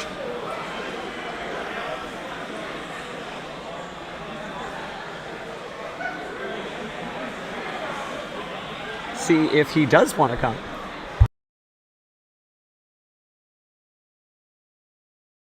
Mr. Flores is going to join us. We'll just have a seat right here. Let me go ahead and switch up our camera angle. You want to just come and sit down?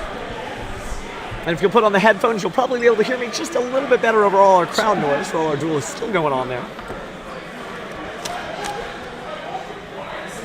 You want to come a little closer so we can get the frame in? Here, I'll move back. It's fine. So nice job, by the way. What did it feel like when you were going into game 2 and you had to deal with all that branded? I know you were having to read some of the Quems and the Cartesias. So were you worried a little bit going into game 2 when you had to access the side deck? When I had access to side deck, I don't think I was really worried about it. I do think game 3, it was kind of like hit or miss on the shifter. Sometimes they have good hands, sometimes they have bad hands. But I really didn't want to get puppeted. I know they can do it like when they banish something. They can get it back, you know, when they banish the puppet. But I mean, in some scenarios, it gets really awkward for them too. I think I sort of won when he had the droplets. He decided him in going first. Me personally, I don't like having droplet going first because like it's not an engine card. Like at minimum, maybe I would keep like one. The droplets definitely seemed to sit there for a bit, and he even had to send his droplets to the graveyard just to keep going. Yeah, I don't think it's like engine, like, because you know his main goal is to like, you know, pop off an engine, and also in game 1 I really felt like I debuted incorrectly. I really thought it was enough because he used a lot of resources, but the last 2 cards in hand actually saved him. If I knew that like he knew how to like recur, because it's very hard to play branded sometimes. You have to be really experienced. He was really experienced. I would hold the Nibiru all the way till the end because I also had an impermanent Veiler. So Okay. I would have just waited like till he finished everything, the full combo. Makes sense, makes sense. I noticed the main deck just hate to all the opposing decks, right? You have your dimensional barriers that are close at hand, but you actually seem to have those shifters in the deck. Is it weird playing the shifters in there? I noticed, like, I could see it in your hands. You almost wanted to do it, but you kept having to bring it back. Yeah, well, no, the thing is I wanted to discard it because I felt like I was in a winning position, but Purrely can always play through the... You know, Purrely can always, like, if you, like, the way I cycle my cards is I make sure I had no graveyard, so I could still make it live. Shifter is only mainly, like, decks that, you know, that need their graveyard. Sometimes people say it hurts me, but if I just keep attaching them, you know, like, for example, if you do, like, Happy and then just attack a monster and then you just keep searching them and keep attaching them, that's an easy way for a Noir, you know? So it's like, it's not like it really hurts you. You just keep attaching them until you get a Noir and the shifter. It's really for Dragon League too, because you know they can keep comboing off and they can stall, they can keep going, and I think it's a pretty hard matchup because like it's very, very explosive. Now, I noticed the Purrely Noirs were doing almost all of the work, but is there any opponent that you're worried about? Any deck that you don't want to face out there because you don't think they'll be able to do the trick? I'm not really worried about any decks. The way I built my deck, it was just like I'm prepared to go second. I don't think I don't know. I have a weird relationship with the books because I don't really play them. Because to me it's only good versus two decks. It forces like a negate, but I felt like if I had more hand traps, then you could at least get a turn to play. I was at the previous regional and the books really didn't help me enough. They're only really good going first. I assume that's against the Cashteras. You want to set up and try to Yeah. stop them. Yeah, that makes sense. It's only good against 2 or 3 decks, and like there's too many playable decks. There's a lot of variance, and like I don't know. I think I'm just trying this out, seeing how it works. I really like the way it is. You did great this time, man, so good luck in your future rounds. Thank you. We'll be back with our round 3 before you know it, so stay tuned and hang in there. Take care.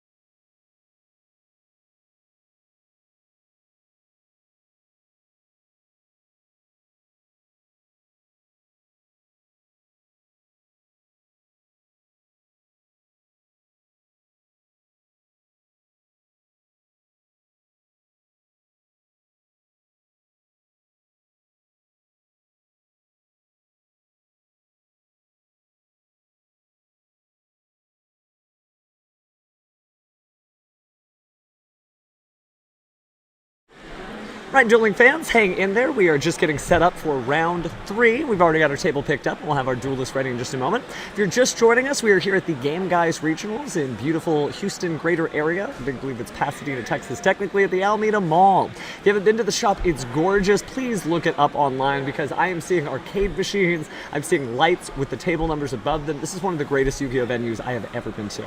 Our players will be here shortly, but in the meantime, we're just kind of breezing through. If you didn't get to see our first 2 matches, our first 2 matches included Branded and Purrely, as well as Swordsoul and Menadium. So there's some great stuff if you want to scroll back as we get ready for our next duel. But don't worry, we will be getting started in just a moment. So kick back, relax, and hang. It'll be time to duel before you know it.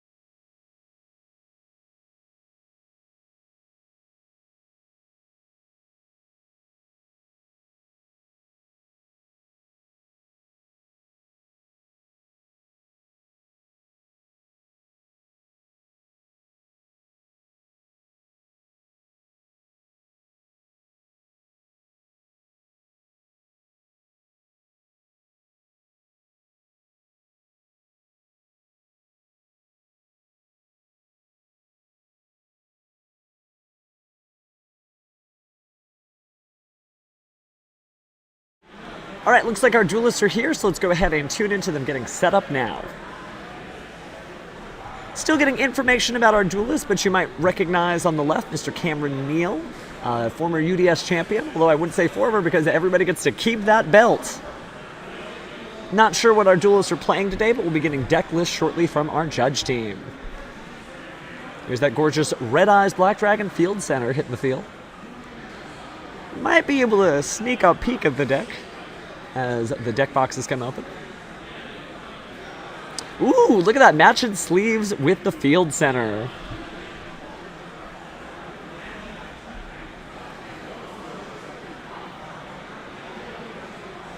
And I believe those are the YCS official spell and trap dice up there by Cameron's extra deck.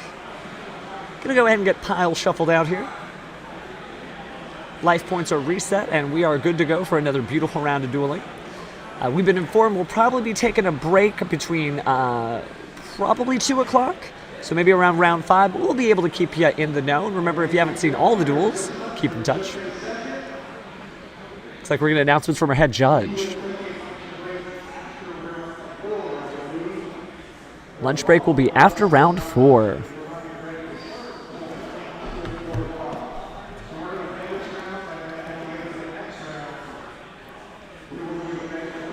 Okay, so after the next round, we'll have a lunch break.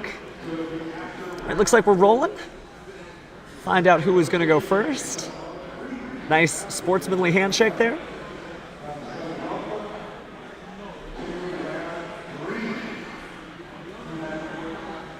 All right. Things shuffled up and ready to go. Looks like we have elemental heroes, or at least vision heroes I see on the right side. The Duel Academy student in me is very excited. We're going to start off with Cameron's side, activating Pot of Prosperity, just ditching a couple of cards here. Seeing some Link monsters, perhaps. Maybe Unchained in there. I'm seeing Muckraker and some other Fiend-based ones. But let's take a look at the deck first. That'll help. Oh, but we don't get a sneak peek of the deck because Ash Blossom, in its alternate art form, is going to hit the table, go to the graveyard, and say the nay.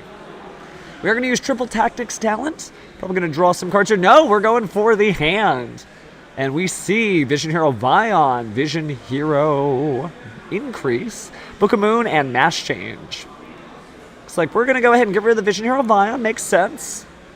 Increase by itself doesn't do a whole lot. It's a combo piece. Usually as an Elemental Hero player, you don't want to draw it. You want it to sit in the deck so that Vision Hero Ferris can go ahead and place it in the trap zone, because it does get treated as a trap card. So we're going to set a card from there. And we are going to play some Unchained. Now, Unchained got a bunch of wonderful new cards in Duelist Nexus. This will probably be the first time we're seeing a really good representation of what Duelist Nexus has done to this game. If you're unfamiliar with the Unchained strategy and you don't feel like pulling up Yu-Gi-Oh! Neuron, don't worry. This is a deck similar to Menadium that's all about destroying cards and getting positive effects from there.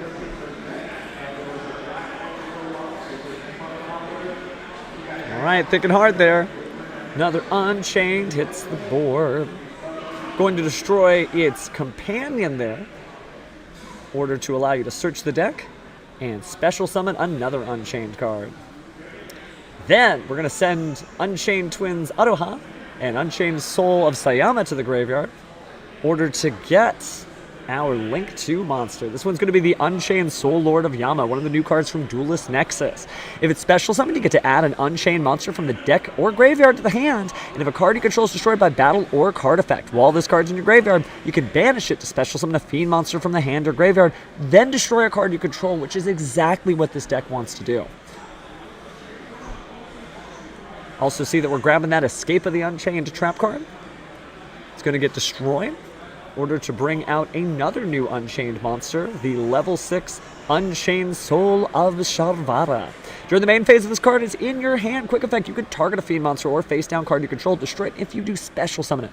While it's face up in your monster zone, you can't special summon monsters except Fiend monsters. How convenient, that's what this deck is all about. Then, if it's sent to the graveyard, you can set an Unchained spell or trap card directly from your deck. Looks like we're going to go ahead and continue to advance that game state using another card, but this one's one of the older ones. It's going to be Unchained Twins Sarayama. So we've got 4 link materials on the field. It would not be surprising to see the Unchained Abomination, who basically rules the duel in terms of destruction. But we'll go ahead and set one of those Unchained cards to the graveyard, destroy a card on the field, bring out a new Unchained card, cycling through. Of course, that's going to let us use our other effect, banish that, special summon another Unchained. So we've got 2 6s, 3 6s technically. Don't think we'll see a triple Exceed summon here of any kind. But we do get another 3-star to the board. All right, so the levels are important because we're going to have, Wave Kaiser for some different dimension dueling. And placing the Unchained Soul of Rage back on the field, which does have a quick effect, right? At any point, it's going to be able to target a special summon monster during your opponent's main phase, and then immediately after the effect resolves, Link Summon by using that monster and your own monster. Now, Wave Kaiser seems to be turning some heads, or King Kaiser, that's right, High King Kaiser. So many great DDD monsters. And it makes sense, they're fiends, Unchained are fiends, so just 2 fiends getting along like 2 great tastes that taste great together.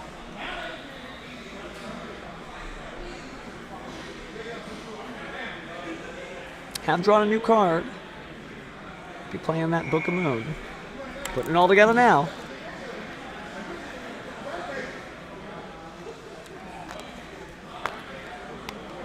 So we're going to go ahead and set that DDD so it's no longer a problem. But remember, we still do have that Link Summon ability. Now, we've got every hero's favorite cards in hand. It's pretty easy to turn Shadow Mist into Mass Hero Dark Law with Mass Change. Of course, getting that graveyard effect of Shadow Mist to begin with, too. Take a quick look at the defense of the High King Kaiser there, just to kind of figure out that E-Hero turn as we go along.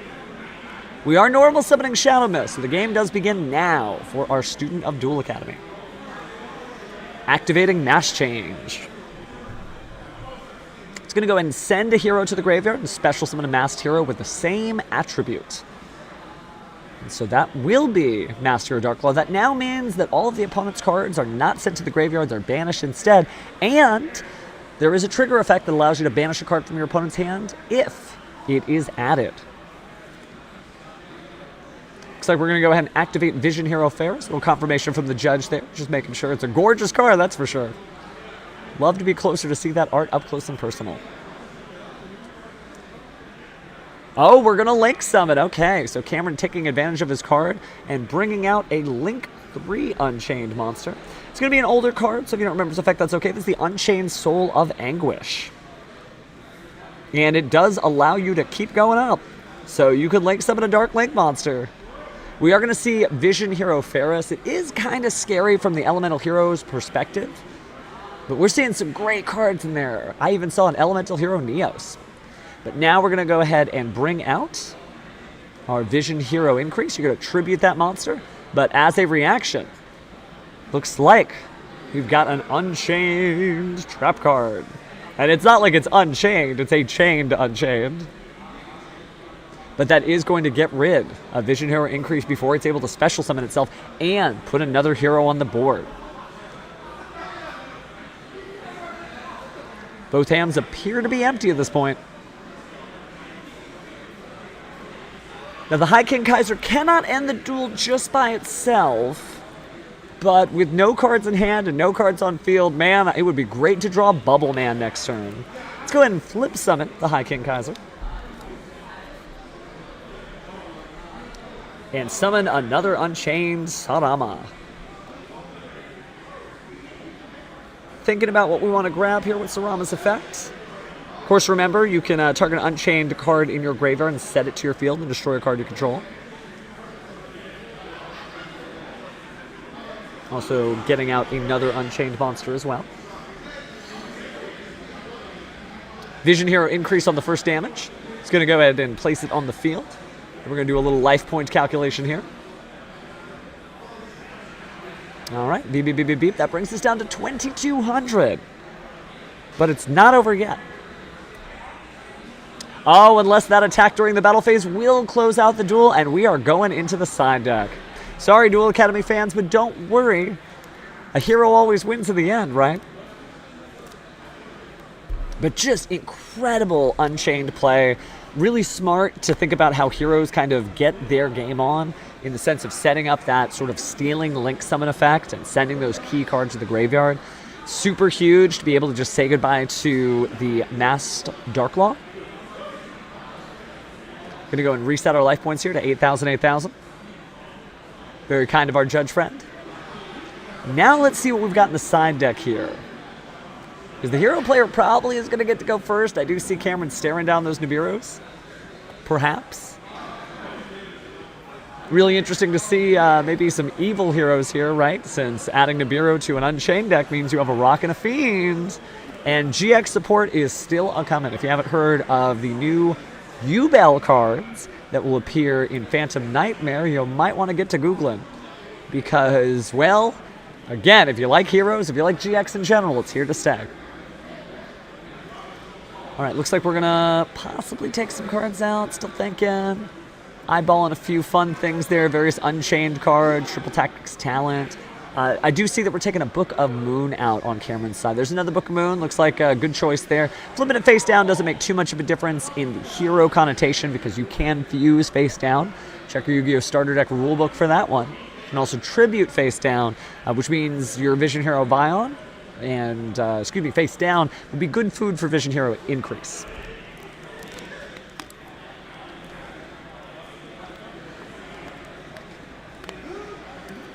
All right, gonna take a few more spell cards out there. Now, you might have heard our last winner talking about Book of Moon, and oh, there's the Book of Eclipse too. Why would we be playing those cards? Well, it does help in the Kashtira matchup. It also helps to kind of have a soft way to turn off cards, or at least get their negates out of the way. Great example of that would be the Baron de Fleur that we talked about in round one. Gonna go ahead and begin to pile shuffle here. Both duelists figuring out their side deck pretty well.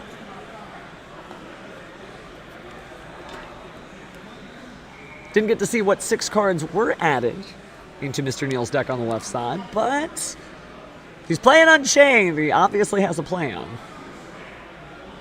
Not because Unchained is bad, but because it is a newer deck and therefore requires you to principally practice it, get warmed up on those cards. Whereas heroes can support all the time, but you kind of can fall into your rhythm with heroes, right? You've played them before, you'll play them again. You get a little bit of freedom and creativity in between, but you know what you're going for, right? Ferris to increase to Vion, and Vion makes the sky the limit. Whether you're playing evil heroes, elemental heroes, or just a combination of everything under the sun. All right. So is our hero going to go first or second?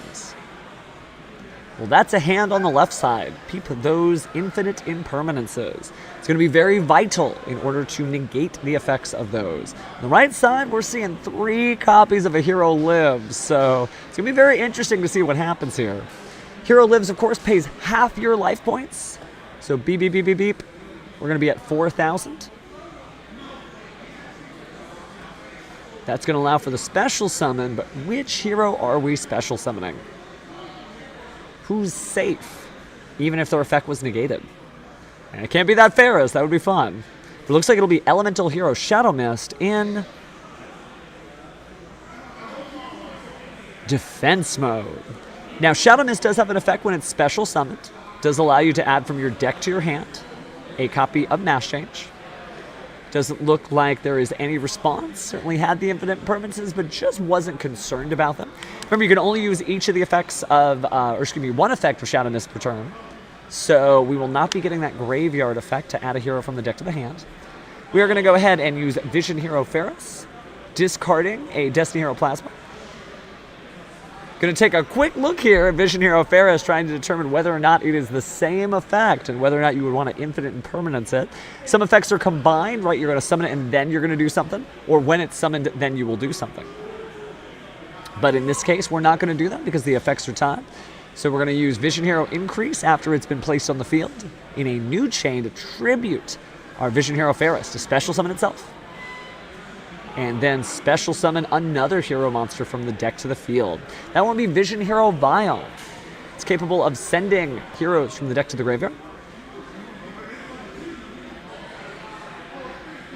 And so that'll be Destiny Hero Malicious.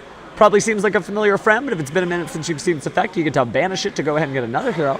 But we're not doing that. We're going to banish Vision Hero Ferris with the effect of Vision Hero Vial in order to grab a copy of Polymerization. Now, interesting, we've seen those 2 infinite impermanences, but we haven't stopped any of this yet.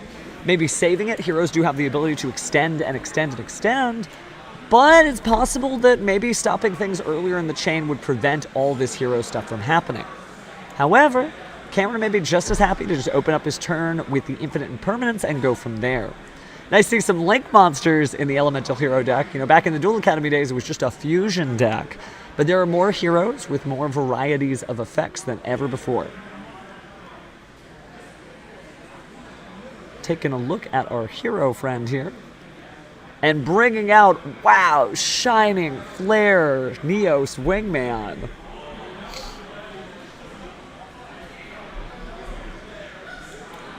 Taking a quick moment to read some of these cards.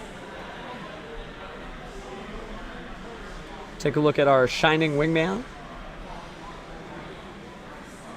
It's an excellent hero card. Most of these support cards for heroes, I think the last big push was during the Power of the Elements, but everybody's looking at tier events, so maybe they didn't notice. But Wingman is absolutely incredible. The Shining Neos Wingman has the ability to gain 300 for each monster on the field, as well as destroy cards your opponent controls up to the number of different attributes. But it didn't seem to work out. Looks like we're going to activate Polymerization instead, combining Elemental Hero Neos and Elemental Hero Shadow Mist to make... Ooh, is that the newest copy of Flame Wingman available in... I want to say Battles of Legend Monstrous Revenge. So Elemental Hero Flame Wingman and Infernal Range is just 2 Elemental Heroes with different attributes. So yeah, Dark and Light will do that. And you can add a card with Favored in its name from your graveyard to your hand when it is summoned. But we are going to imperm that, okay. Thinking about that Mass Change. Could technically Mass Change if you had any Wind Masters in the deck. Let's take a quick check of that extra deck.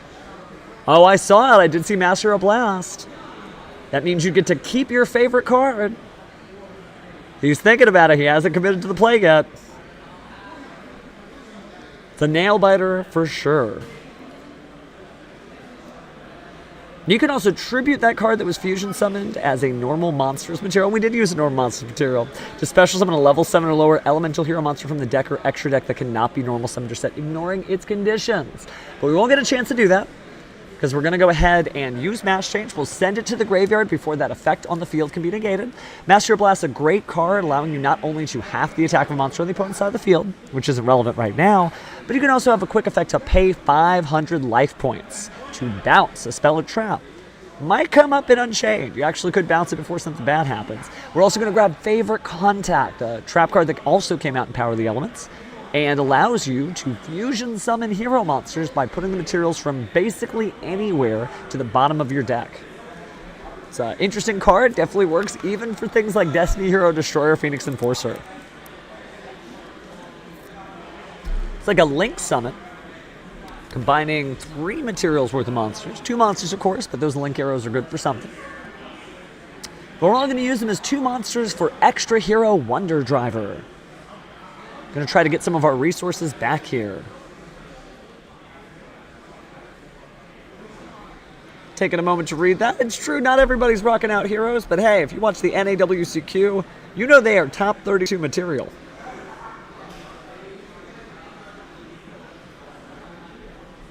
So Wonder Driver, warming up that effects.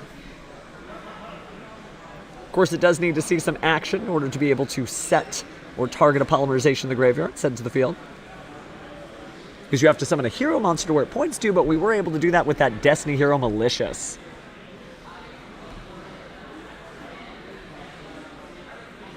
But not taking the fusion spell, instead taking the quick play change spell. It's going to be Mass Change, or it can be Mass Change 2. Don't see a lot of Mass Change 2 anymore, but it's great to just run masked heroes in decks that aren't hero decks, including Neospatians.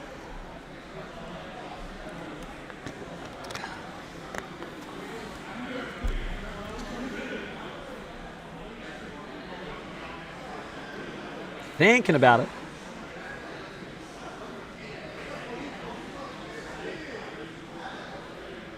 Setting those cards. Is that going to be all she wrote, though? Now, it's very interesting. We get a sneak peek over at the hand of Cameron. Looks like it is that because we're playing our first spell card there. Time for a little Unchained shenanigans to continue. Oh, but we're going to Mass Change. So by setting Destiny Hero Malicious to the graveyard, we're able to special summon our Master Hero Darklaw. And again, that means that all those cards are going to be banished instead of going to the graveyard. Which is important, as you've seen. Man, Unchained loves its graveyards. With the Abomination's Prison, we just added an Unchained card from our deck to our hand. Of course, if the set card was destroyed, you could special summon an Unchained monster from the deck, but it is banished, so we're not going to see that. We are going to see the second Infinite Impermanence, though. That's a quick and easy way to sort of undo the damage from the Master Hero Darklaw. So now those cards won't be banished from this point on. As you can see, the Impermanence made it to the graveyard. Set a card. We're going to see an Unchained monster try to destroy that card. That is the name of the game.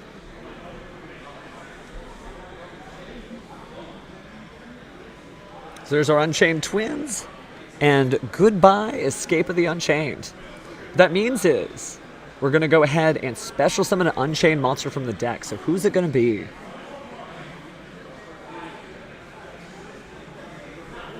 Thinking for a little bit, just check the hand. Always worth getting the information you have on hand. Unchained is such an interesting deck, right? You get fires and waters in the same place. They're all fiend monsters, so it's a cross-section of interesting support. Wouldn't quite recommend running Dark Spirit's Mastery, but you technically could if for some reason you wanted to get that card that can only be summoned from the deck into your hand. Taking a look at those cards in hand again, thinking about what we're going to do next.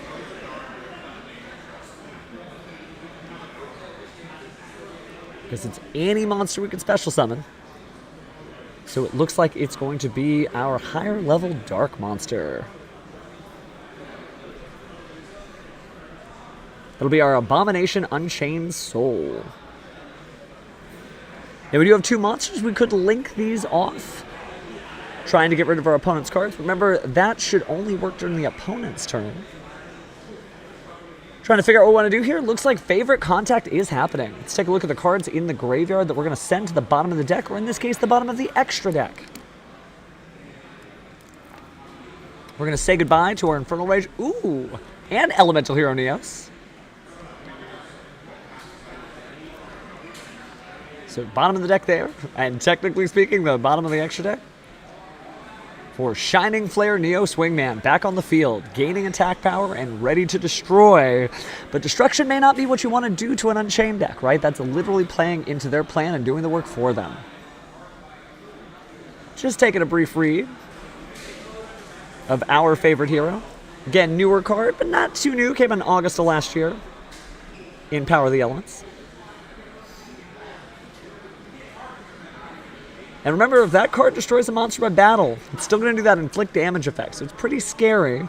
In defense mode, based on the attributes on the field, well, it's only getting attack, but it is getting 300 for each monster in the graveyard. So, yeah, we'll have to see. We are going to go ahead and destroy that one. And now that that's been summoned, they are going to destroy cards your opponent controls up to the number of different attributes. Looks like we have, dark, fire, light. But you've destroyed Unchained cards. So, we're going to get more Unchained cards. That's the only problem with having something that does something that generally would be good against anybody else. But it is exactly what your opponent wants. Cameron thinking a little bit. All right, there's an Unchained Twins right there. Going to do anything with the Abominations effect? We shall see. First, we'll go for Rakea's effect. Gonna go ahead and destroy a card. Special summon monsters. Yep. And it's going to be the level 6. So we've upgraded to our Unchained Soul of Shama. Now we're gonna go ahead and perform a Link Summon.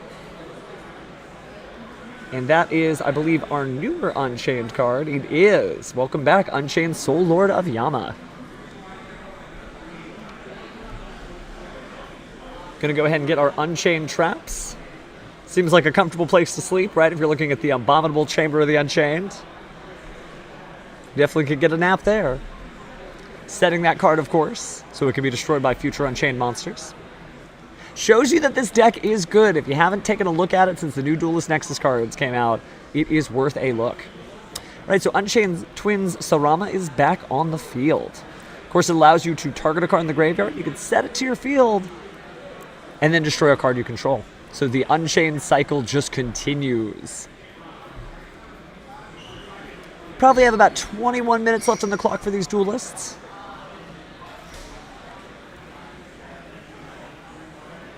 Gonna go ahead and destroy, no, maybe Link Summon there by using a monster the opponent controls. Yeah, there we go. Link 3, oh, because of the Link 2 arrows. A little feisty there, huh? And now, the boss monster we've been waiting for this entire time, it's Unchained Abomination. Why is this so good? If a card on the field is destroyed by card effect, well, except by Abomination himself, you could target another card on the field and destroy it. When another monster is destroyed by battle, you can target a card on the field and destroy it. During the end phase, you can target a card on the field and destroy it. That is why Unchained Abomination is good. And it looks like our opponents are shuffling up, and that's going to be it. Unchained kind of is incredible. Now, it is a graveyard-based deck, but we just saw very clearly that even with Master or Darklaw, there were easy ways to play out of that. Not to say that heroes are bad. I'm a student of Duel Academy myself. Ooh, and a nice red deck box. Slifer Red represent. Definitely makes sense, the cards that were sided out. Book of Moons aren't going to do a whole lot, especially with all the quick play change cards.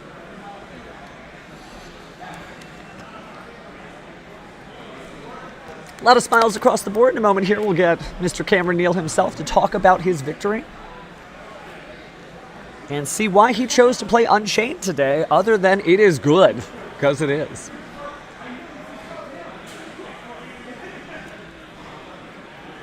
All right, signatures bound, friendly handshake, always good to see.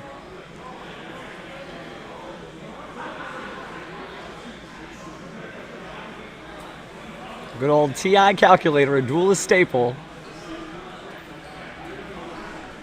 See if we can grab our duelist winner.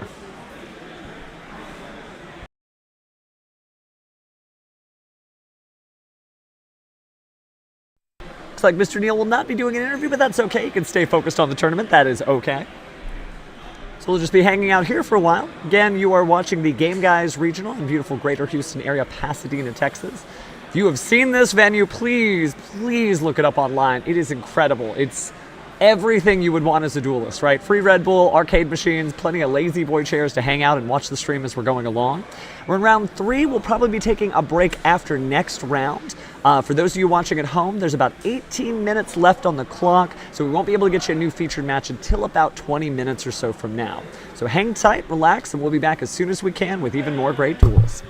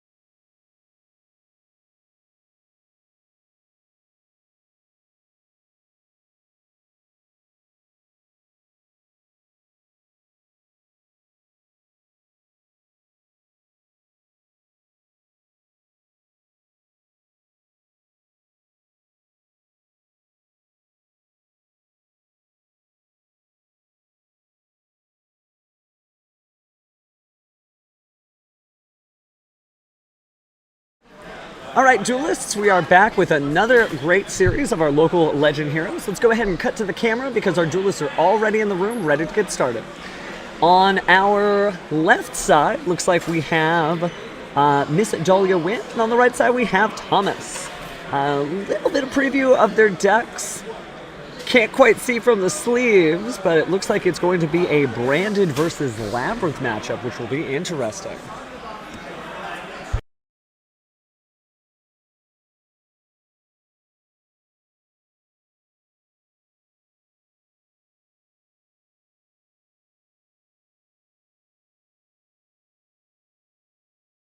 All right, our players are going to go ahead and get ourselves pile shuffled out.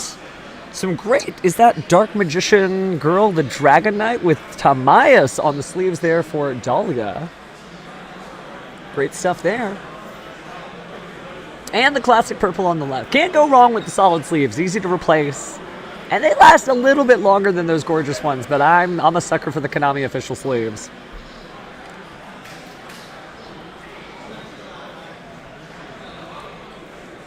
All right, looks like our players are just getting ready to start. Checking out everything. All of our tech works just fine. For those of you just joining us, it is going to be round 4. After round 4, we're going to take a little bit of a lunch break, so don't go anywhere, but you can definitely leave the stream on. When you hear my voice again, you'll know what is going on. I'm going to go ahead and cut the decks here.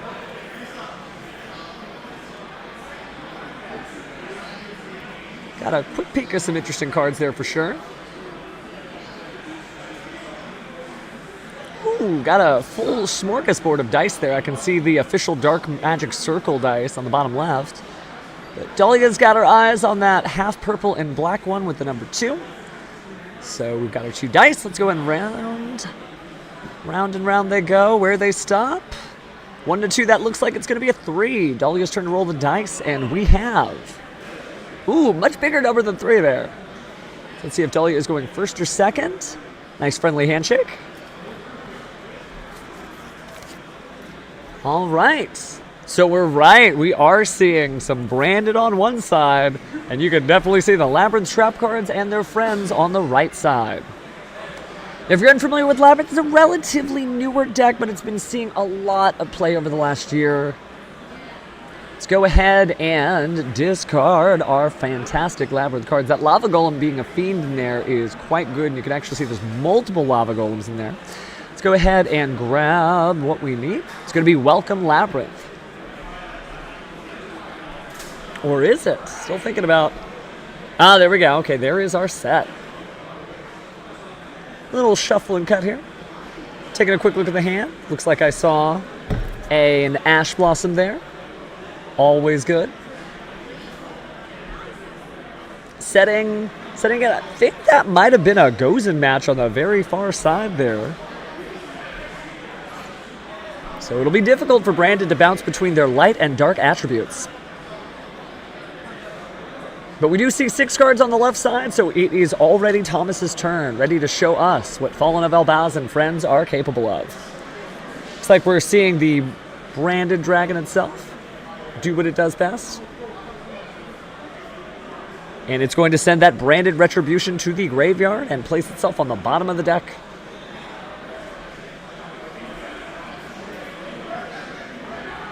However, trap card time. It's Welcome Labyrinth.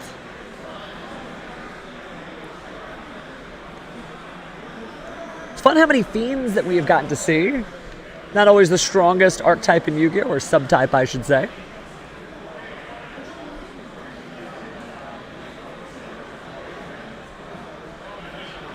But Ariana, the Labyrinth Servant, gonna go ahead and grab Miss Silver Castle herself, the lovely Labyrinth Lady. She'll be placed in defense mode on the field.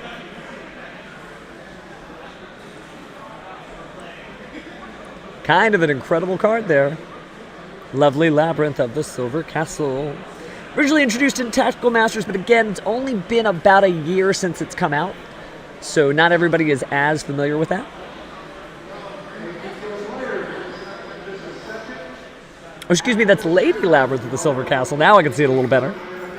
And it's so good. Again, while you control a set card, your opponent cannot target this card with card effects, and it cannot be destroyed by card effects. And if a Labyrinth card or normal trap card was activated this turn, of course you can special summon it from your hand in defense position. So that's how it ended up on the field. Looks like we're going to see a Luber with that fusion deployment. Or excuse me, Albaz. Fallen of Albaz becoming a fan favorite pretty fast. But when every set had a little bit of a support for it, it's hard to, well, not bring up fans.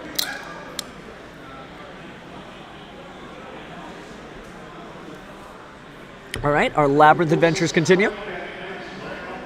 Going to go ahead and target our monster there.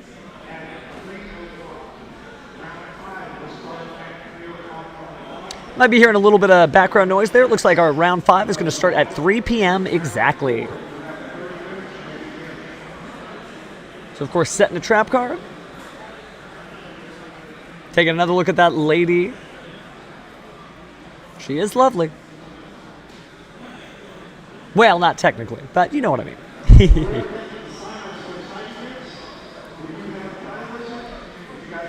All right, looks like we're going to be special summoning our Stovey Torby in defense mode. A Stovey Torby does allow you to send it from the hand or the field to the graveyard, discarding a card, and allowing you to set either a Labyrinth spell or trap from your hand or deck. So just more Labyrinth stuff, right? Colloquially referred to by some of the greatest Labyrinth players as furniture. I mean, it is a stove. But it does look like we will be doing a fusion summon here. Because the fusion summon doesn't target, you can go ahead and pick what monsters you want once the effect resolves. We're using a dark monster, an Albaz. So it looks like we're going to cut in line. Let's see what this concoction can create by banishing some fusion materials. Activating its effect. Any chains here? It looks like we are going to chain.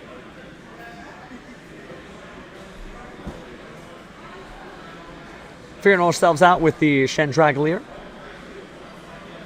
Special summoning it to the field. Of course, if you're unfamiliar with the effect, remember while it's in your graveyard, if a monster leaves the field by a normal trap card effect, you can add it to your hand. Then it has another quick effect allowing you to send it from your hand or field to the graveyard to discard a card and set another Labyrinth spell or trap. So just Labyrinth doing Labyrinth stuff. And there's that Gozen match. It's going to make it pretty difficult. Locks you into lights. Even if you be removing those materials from the field, you are still locked into light. But it appears we're going to chain Branded Fusion. Perhaps changing which attribute we want to use. Or is that Branded Red? Yes, that's Branded Red. Hard to see with that little light overhead. Oh, there we go. Made it easier for both Dahlia and myself to see. It's definitely Branded Red. Going to special summon a monster and perhaps do some fusions. So adding from a graveyard to our hand, Fallen of Albaz, and then fusing. 1 material from the field and 2 materials from the hand. Is that a Guardian Chimera? It is a Guardian Chimera. As you're aware, Guardian Chimera will allow you to draw cards equal to the number of materials from your hand that you sent for the fusion summon, and destroy cards equal to the number of cards you sent from the field for the fusion summon. A lot of chain links happening here. Going to end up with a Mirror Jade, who, by the way, is a dark monster. And this was all in the same chain. Remember the Gozen match originally to the fusing effect of that Albaz fusion. But before you knew it, everybody was dark. Now in a new chain, it's going to be time to draw. As you see, Thomas's hand is still pretty low. Probably explain the effect now, that he's about to destroy and draw 2. Oh, but he's about to do none of the sort because Ash Blossom and Joyous Spring is going to stop that effect because it does include a draw. Now, not necessarily a bad field on Thomas's side, but certainly limited because there's not really a lot more push other than the card that he has in his hand. On the right side, I mean, it doesn't take much for Labyrinth to get going, and it's supposed to control the tempo of the duel. So, Guardian Chimera will attack. Mirror Jade will hit directly. And beep, beep, beep, beep, beep, we're at 5,000 life points. Little dual disc noises for you anime fans at home.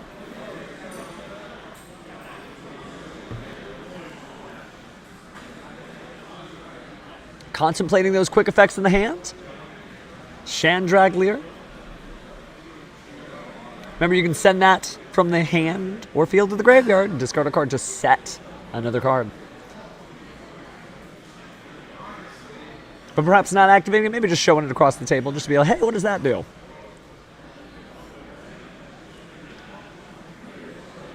Are going to go ahead and send and banish.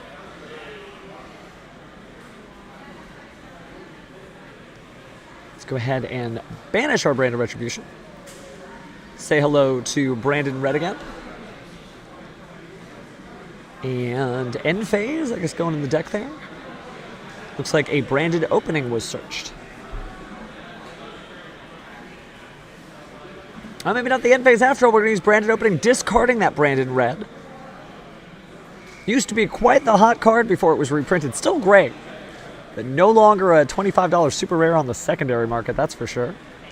Looks like Guiding Quem the Virtuous is here.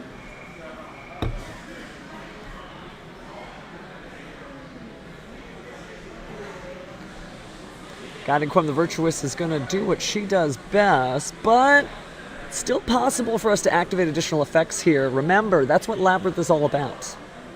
But again, we saw Guiding Quem earlier, but again, if it's normal summon or special summon, you can target a Fallen of Abaz or card that mentions it from your deck and send it to your graveyard. And if a card leaves the extra deck, you can target a Fallen of Abaz or monster that mentions it in your graveyard and special summon that. A lot of synergy there. It's good to see a Loomer back on the field. The Jester of Despia. He who remains at the end of the plot. No spoilers, but you might want to check your card art on Cyberstorm Access.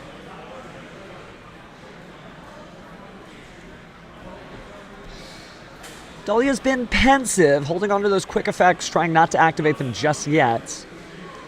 Maybe thinking about the next turn more so than this one. Drew for turn, and wow, what a draw. It is Book of Eclipse.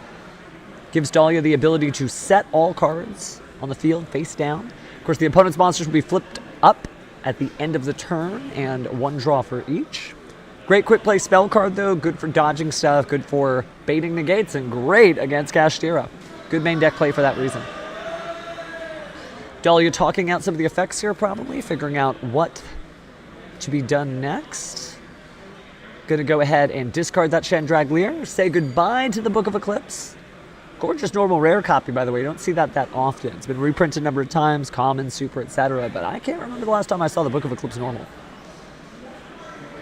We're going to send another one of those Labyrinth traps face down the field. Ah, there we go. Looks like the lovely lady of the Silver Castle is here again.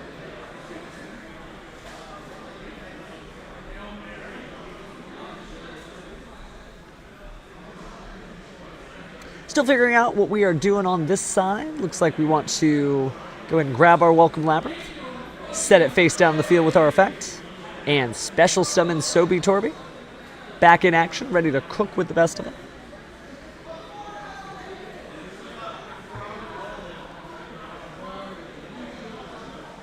And just like that, what a full field again.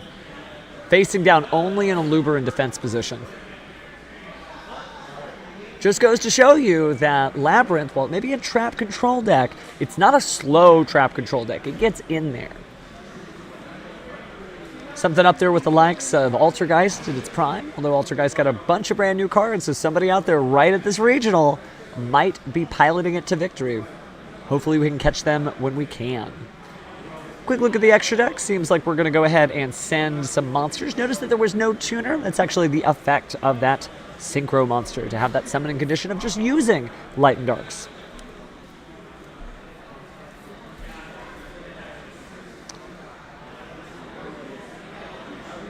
Taking a quick look here, but may not play anything more.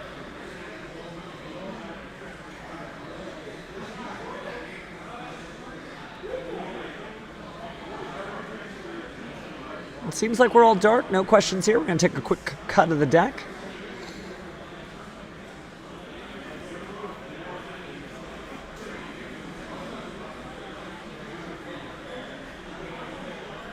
Drawing for turn. Looks like we have a branded Lost.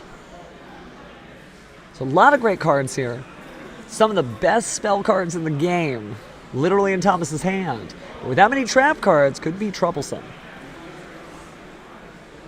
Looks like we're going to do Welcome Labyrinth, meaning we're going to special summon another Labyrinth monster from the deck.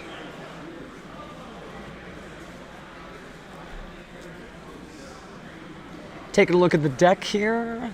Some great control options, by the way. Peep that skill drain.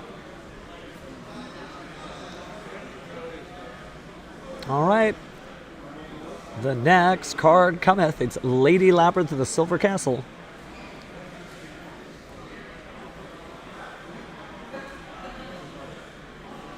Great card from Darkwing Blast. Remember the first time I played against it, I was like, wait, what? Wait, what? It can be a conflating card with its inability to be targeted while you control set cards in a deck that is all about setting cards. Speaking of those set cards, it looks like we have a Dimensional Barrier. It is the perfect main deck trap card we've been talking about throughout the tournament here. Activate that one of, and that is game. Tom is scooping up his cards, and we're going to go ahead and go to game 2. Now, it'll be difficult to decide how to side deck here because Labyrinth is not exactly as linear a strategy as you think. You know, you could run a Royal Decree, but I don't think they're just going to stop at that, especially because they have various means of destruction effects. Skill Drain, consider maybe take the Skill Drain out. Especially if you're going second, you may not be able to put that skill drain up fast enough. Goes and Match, Rivalry of Warlord, those are great cards in the sense that you can activate them later in the duel and you will actually still have like a significant effect on your opponent. But with Skill Drain, if they've already activated their effects and you're going second, well, Skill Drain doesn't help you out that much. Speaking of things that don't help you out that much, because of all the face-down fusions, we're going to probably see the end of Book of Eclipse. That gives 1, 2, 3, 4, 5 spots in Dahlia's side deck to swap things out. Interesting choices from the side deck. Some great cards in there for sure. Eyeballing the Kurikara Div Incarnate. Clutching dearly onto the Winged Dragon of Raw Sphere mode. Is Dahlia ready to say the whole anime chat? Only time will tell. But Dahlia hasn't reached for it thus far. Meanwhile, on the other side, on Thomas, cycling through a Bestial Branded deck, looks like we're saying goodbye to Dark Ruler No More, which is interesting technically because you could use Dark Ruler No More in this to stop the ability of the Labyrinth monsters that can't be targeted or destroyed. But mostly just saying goodbye. Makes sense. They're not necessarily combo pieces.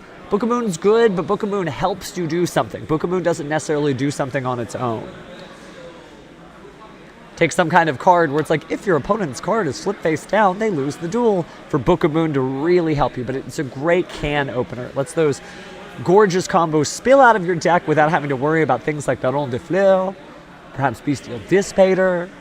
Hey, maybe it's even a Fossil Dyna Pachycephalo if you're playing against some sort of rock stun deck.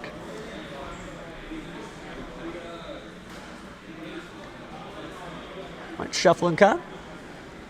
Quick reminder, Thomas gets first dibs on who goes first or second. Very purple stuff extra deck as we saw. Fusions as far as the eye can see, which is not any kind of insult. It's a great deck, but it does make it susceptible to Dimensional Barrier, which obviously Dahlia's got main decked as we saw in Game 1.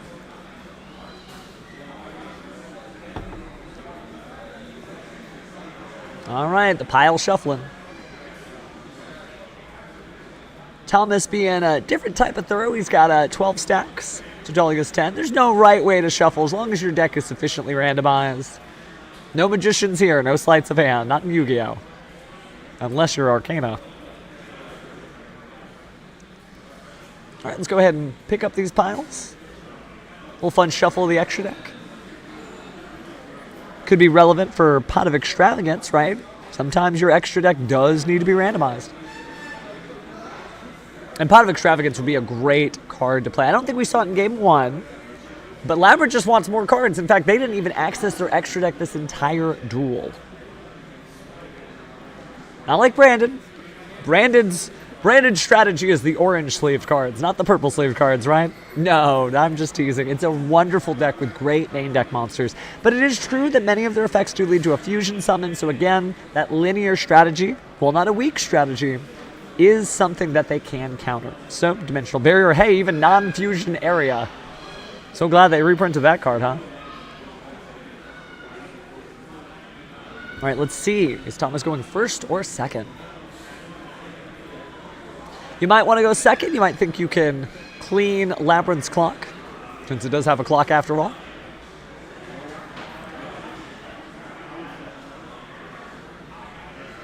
All right, take a look at the hand. We've got evenly matched. I see a Blazing Cartesia. We're going to start this duel out pretty much the same way we did last time. Send that branded Retribution to the graveyard. And then after the deck is shuffled, go ahead and place it on the bottom. Not to be seen, well, at least for a moment. Drawing a card. Got some good stuff in there for sure, but we're going to start off with our Cartesia. Any response on the opposing? I'm really thinking about it. Dahlia didn't end up doing anything, though. We're going to go ahead and see the branded Despia. So, Fusion Summon for Grand Wignall again. Go ahead and call the chain links out. Sounded like Grand Wignall going first. And branded Despia going second. Going to add from the deck to the hand Almeda. And then searching through that deck once more to send Bestial Saronir to the graveyard.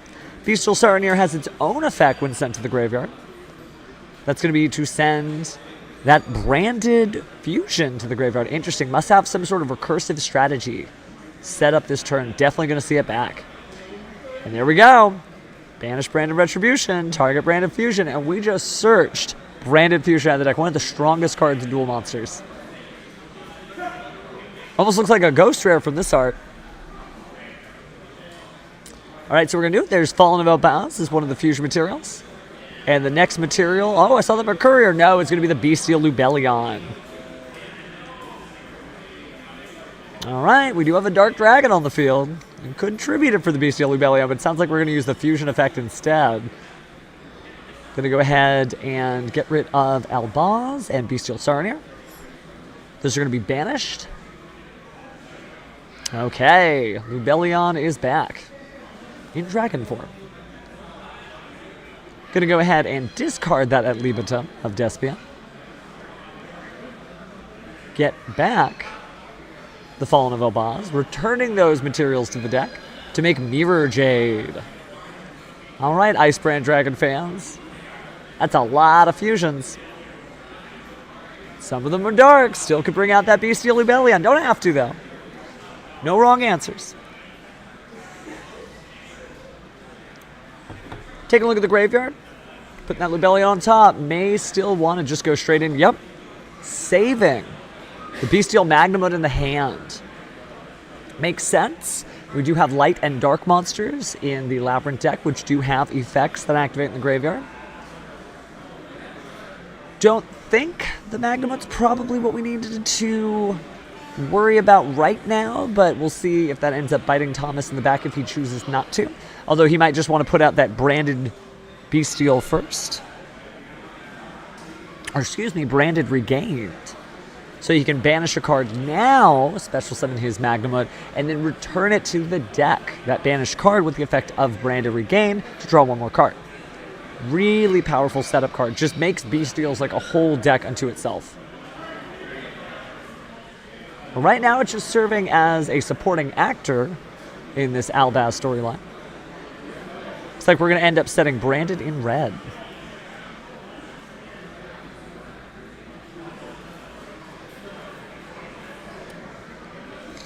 Dahlia still seeming in good spirits.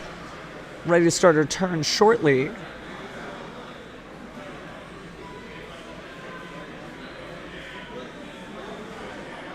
Talking a few effects out here, but yes, it is Dahlia's turn drawing. Didn't quite see.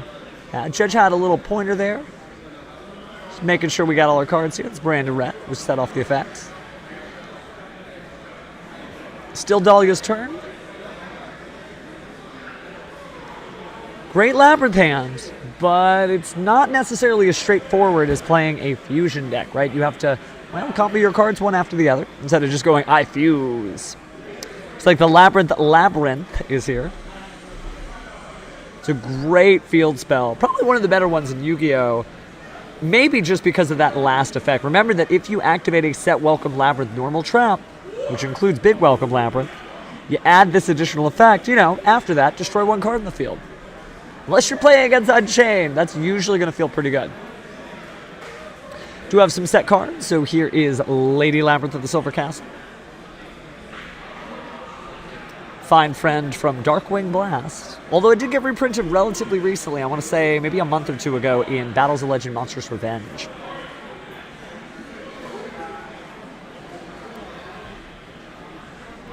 Taking a look at that field spell too, making sure he is aware. Thomas knows that he might end up having some cards destroyed. It also allows you that when you activate a non-Labyrinth normal trap card, special summon a fiend monster from your hand or graveyard. So just cycling through that engine, that's really what this deck does and how it holds so tightly. Looks like we're going to activate Welcome Labyrinth though. So remember, this Welcome Labyrinth is not just going to do its own effect, it will also destroy a card on the field. But before that, we're going to chain. We're going to get rid of our clock in the graveyard. Sorry, Labyrinth Coup Clock, we do not get to be your guest. Be your guest. Gonna go ahead and chain Branded Red to put that spell card to the test. Adding Labyrinth back from the graveyard to the hand. And fusing. Ooh, okay, we're gonna go for the Guardian Chimera again. You can tell because some of the materials from the hand, some from the field. There it is. So banish. Say hello to Bestial Magma.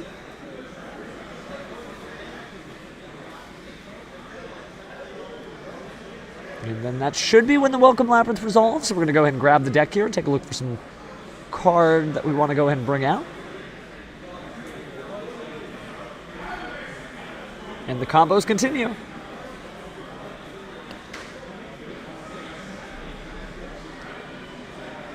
So we actually haven't finished the effect yet of Labyrinth. It's wholly possible, actually, to destroy the Guardian Chimera right now. And the way that the 2020 Master Rule update would go, possible that because it moved locations, it doesn't actually activate its effect in a new chain. Looks like Dahlia caught that, destroyed the card. Make sure that everything is functioning appropriately here. We may actually not see any destruction or drawing. Yep, looks like everybody knows what's going on here. So we lost Ariana. But we also lost having to have our cards destroyed and having our opponent draw. So Dahlia must be feeling pretty decent right now. Strong monster defense, set cards on the field. Not exactly an active position, but at least a start. Looks like we're talking a little bit about our banish zone here.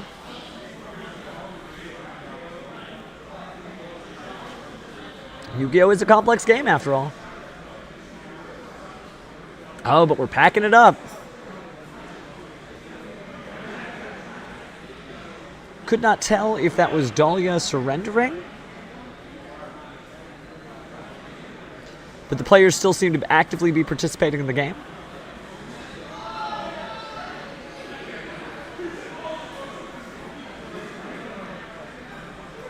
So I don't think we're done yet.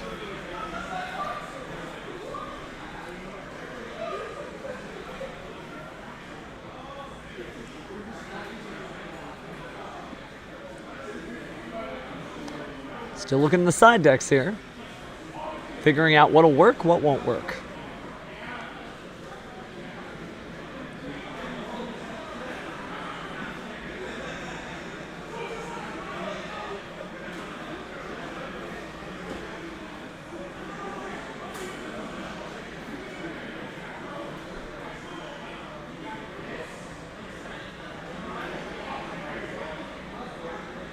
All right, interesting. We are going through. Now that is a tech for sure. You might have seen the super polymerization grace the hands there. Super polymerization has a lot of great stuff for it.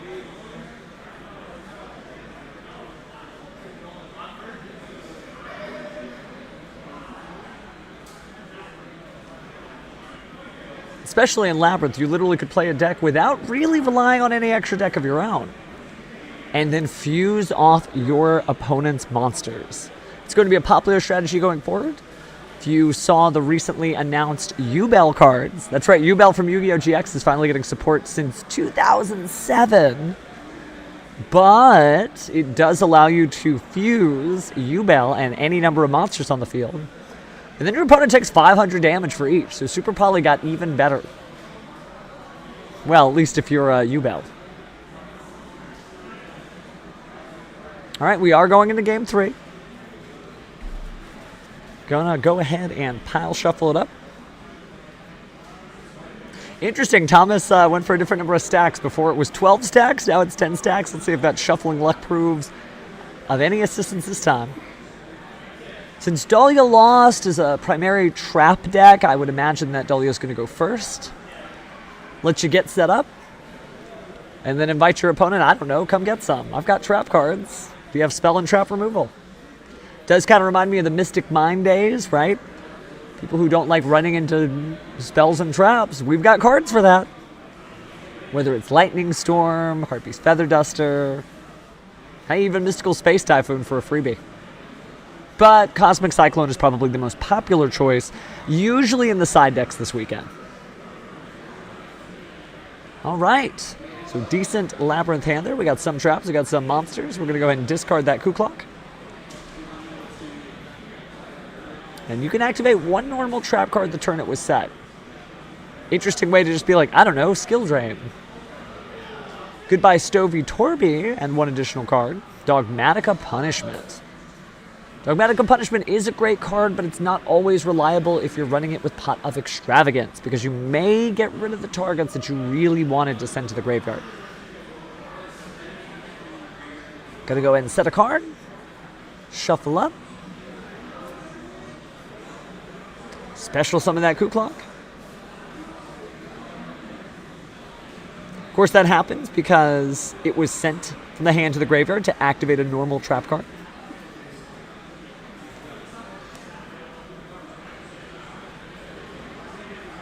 And so, our next piece of the Labyrinth puzzle going to be our lovely lady. Our lovely Labyrinth of the Silver Castle. Now, we haven't seen as much of her. She prevents your opponent from activating monster effects in response to the activation of normal trap cards, which is going to be pretty helpful, but not foolproof. Speaking of not foolproof, we are seeing Bestial Magnamut sort of gobble up the Stovey Torby. Also going to set 4 cards.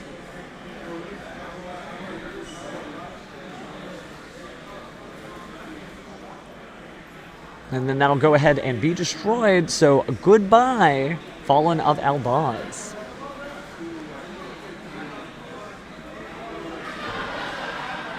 Dahlia's still playing her turn out, figuring out what she wants to do next.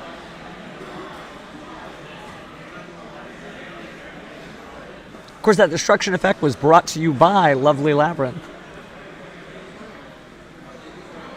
Taking a look at that Dogmatica Punishment, thinking maybe I do want this normal trap card back. Oh, the choices. You can see the hesitation. A tale of 2 trap cards. Thomas answering a question to Dahlia. Maybe that helps make that decision. Ah, so it's not going to be the Dogmatica Punishment. Sorry, Dogmatica. You are not the friends here. So no one's getting punished. Setting a card from the hand, and that's it. So really, really strong field. Still have lovely Labyrinth. Still have the ability to protect negations or activations. Looks like we're going to see that welcome Labyrinth immediately, though.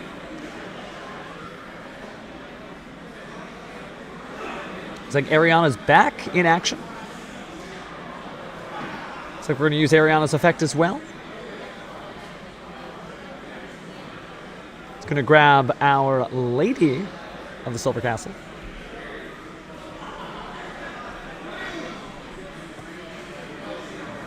And of course, she's got her quick effect to be special summoned in defense mode.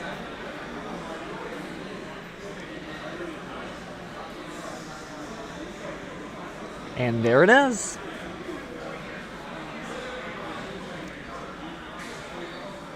Still thinking about what we could do in response. Joel and Lockbird, good, but not super helpful if we're special summoning the cards as opposed to adding them to the hand. Chaos continues. Another trap card hits the board. This time it's big welcome Labyrinth.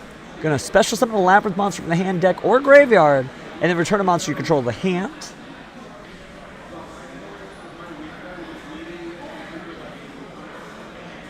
Still figuring out what we want to do. Searching through the deck for the next effect.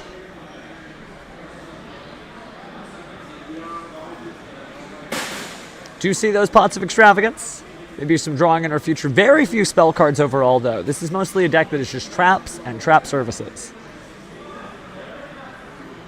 Our defense mode monster is... Ooh, no, we're going to put that in attack mode. And we're going to return Ariana to our hand. So 2 copies of our Lady Labyrinth. And 1 copy of our lovely Labyrinth. Of the Silver Castle, where all the action happens.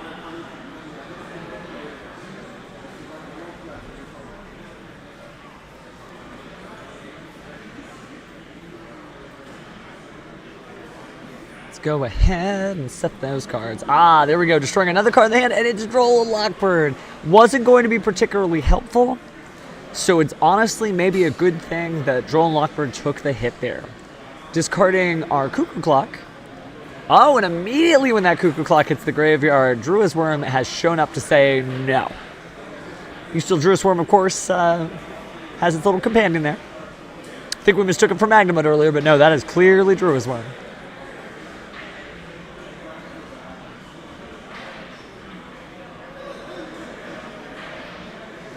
Thomas trying to think of what he's going to do here. Is finally his turn. He's going to activate Fusion Deployment. Going to go ahead and reveal a fusion. I mean, you don't have to do much in a Fallen of Elbaz deck. You can show any of those fusions. But it looks like it was Grand Guignol, and you're going to bring out Blazing Cartesia the Virtuous. Let's go ahead and get that Fusion Deployment in the graveyard. Now, do they dare?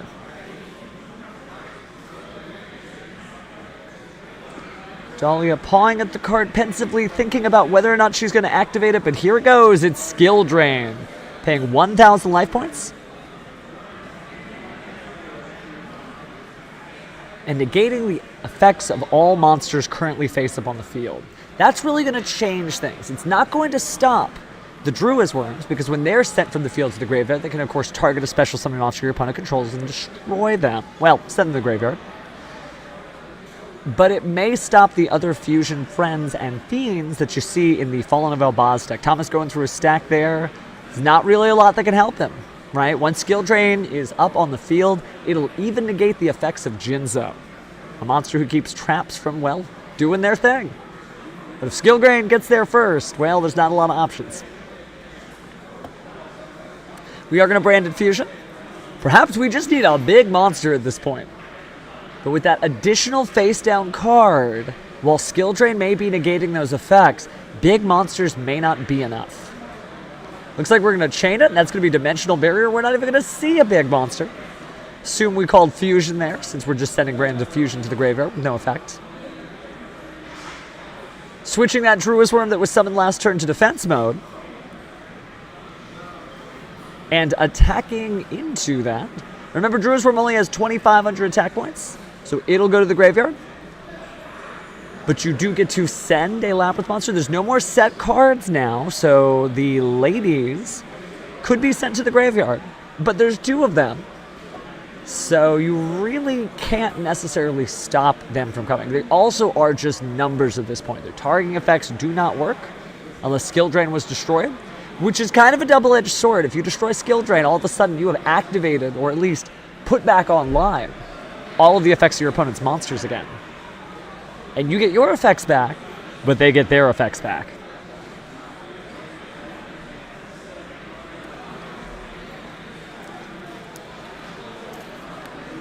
Okay, we are going to go ahead and send the attack position 1.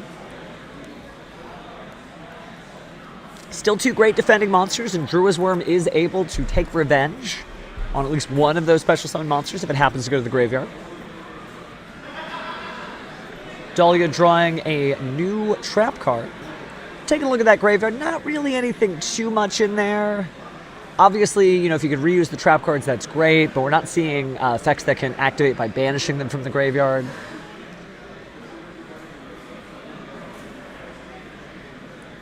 Those are going to go back in a neat little stack and set in front of the deck. Taking a quick look at Drua's Worm, verifying how it works. Trying to figure out what our Labyrinth monsters are up against. Special summoning obviously being a big deal. 2,000 defense is still pretty big too. Although Cartesia, not nearly as big. All right, Ariana's back. Remember, she was sent from the field to the hand. But that just means she can be reused again. Doesn't have an effect right now, right? Because skill drain, so you can almost hear that Master Duel negate sound in your head. That boom. We've all been there. Ash Blossom has happened to us at least one point in our Master Duel careers, huh? Still looking at the graveyard. Turning a monster to attack position. Might just be time to just beat up monsters, right? Bestials are big, but they're not invincible. So Ariana will do a little bit of damage to the Blazing Cartesia. No life point damage, of course. A little bit more battle over there for the Bestial Drua's Worm. Thomas taking a moment to think. The classic move would be to destroy the monster who is not currently attacking, so that you would not lose any more life points.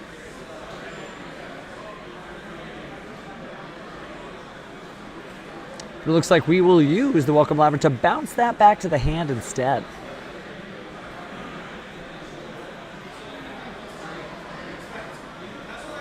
Traps continue. Special summoning that monster, because again, a trap effect was used to get a monster off the field.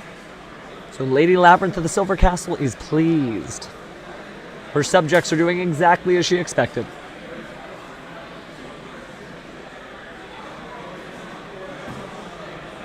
Taking a quick look in that graveyard, we got our Drua's Worms. The Drua's Worms have really come through, especially in this sort of grindy matchup. Now this is interesting. Got our Despian Tragedy in attack mode. It's level 1. You could do some interesting stuff with a level 1 monster. But before that happens, Dharma Cannon flipping everything face down. Don't usually see that trap card. It was a really exciting ultra rare when it first came out. We're going to see a Welcome Labyrinth there before we even get to that draw. So what fine fiend will appear on this field?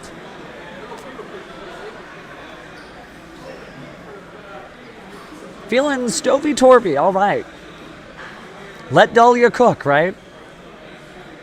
A little bit of a shuffle there. Let's go ahead and get a cut from on Thomas' side. And Thomas is a little bit against it, right? 7,600 life points is high. I mean, what a perfect option there. Just Pot of Extravagance and no other cards to play. You can't possibly miss the beginning of your main phase in that way. You don't know how it works and why Dahlia might be shuffling her extra deck? 6 cards at random are banished.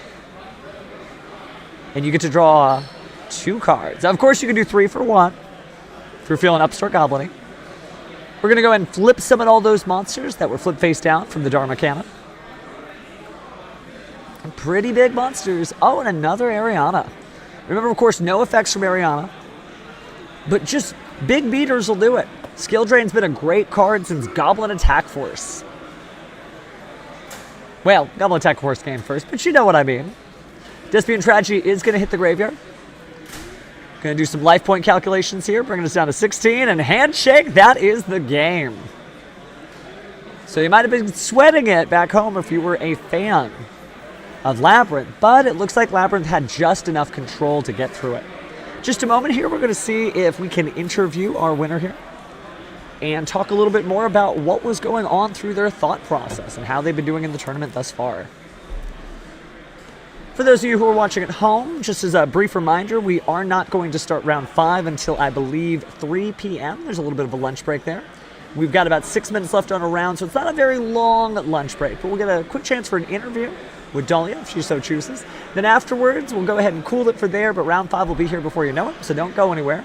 Maybe a good time to grab a snack, do whatever you need to do, but again, this is going to be at least 5 more rounds of dueling, because we got round 5, 6, 7, 8, 9. So don't go anywhere. Meanwhile, over here, we're talking shop back on there. Looks like we saw some anti-spell fragrances, which are a really good choice. Don't know if those were main decked or side decked. But just good service when you have that skill drain up on the field. There's a lot of decks that do that. Hey, I mean, even a Swordsoul deck could play with skill drain. Those numbers are so high. But it is true that some decks, like Labyrinth, just really take advantage of that. We'll be right back in just a moment.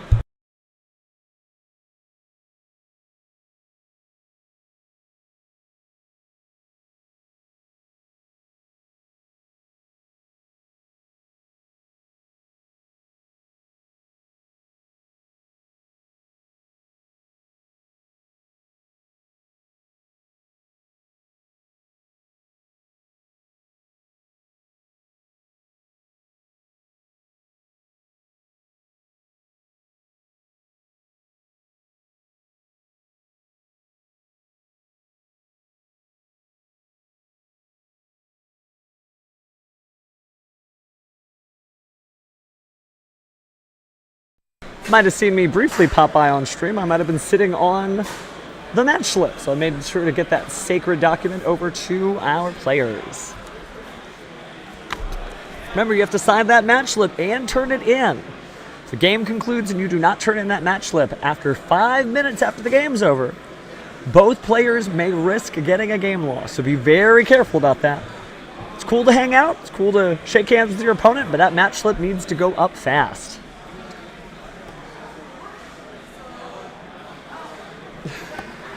Looks like Dahlia is going to be joining us. Do you just want to come around? Yeah, sure. Put on the headphones. You might be able to hear me a little better over the noise. Okay, perfect. Yeah, it's loud in here. You can talk to us all about Labyrinth. I love that one. Okay. So main deck skill drain, huh? Yes, main deck skill drain, main deck goes in match. Makes sense, makes sense. Is there anything special that you have to do when you're playing under skill drain? Because obviously all the Labyrinth monsters, they love having their effects, right? Mm-hmm. I can't be destroyed, I can't be targeted, but it kind of gets into hard mode. Mm-hmm. What are you looking for the opponent to do when you've got your sort of skill drain setup going? So you have Lovely and you have Lady, and they have high attacks. You have 2,900, you have 3,000. Big now meters. Also, Lady can special summon from hand. So it's very good because everyone's having their on-field effects negated, whereas Lovely can it's just 2,900 defense. So it's kind of like just a wall right there. It's hard for people to even start bringing out monsters and synchroing and doing all that because they rely on their on-field effects. Now, goes in match, of course, saves lives. So I saw that. I saw it was very cool. Also getting to see the synchro summon between the two dark monsters, taking advantage of what Photon Hypernova has to offer. Yes, So Chaos Angel, I absolutely love using Chaos Angel. 3,500 attack. And even with under being like skill drain, you have such high beaters. So it's hard for them to attack over all your monsters. it does kind of remind me of very classic Yu-Gi-Oh! Not in a bad way, but you know, old school No, it duelist, is, it Goblin is. attack force plus skill drain. Yeah. Nothing's happening. Like, You come just at me, gotta- bro. You know, it's just like whoever has higher attacks. But even if things start, you know, they have graveyard effects and they're getting out monsters, I have Big Welcome in the Grave to banish and, you know, pop cards, not pop, but bounce cards as well. So I have backup plans. Yeah, backup But plans Skill on Drain backup does plans. annoy me sometimes, only with Ariana. But also Stovey and Chandra, they are their effects on field are for cost, so they can activate Engrave and still let me keep setting. Yeah. No, it works. It's just good old-fashioned skill drain. A lot of duelists don't remember what makes skill drain different than things like effect veiler Oh, yeah. and infinite permanence. Skill drain's not chasing you down. If you hide from skill drain, you can have your effects, which is really cool. So you've got, that would be 4-1, right?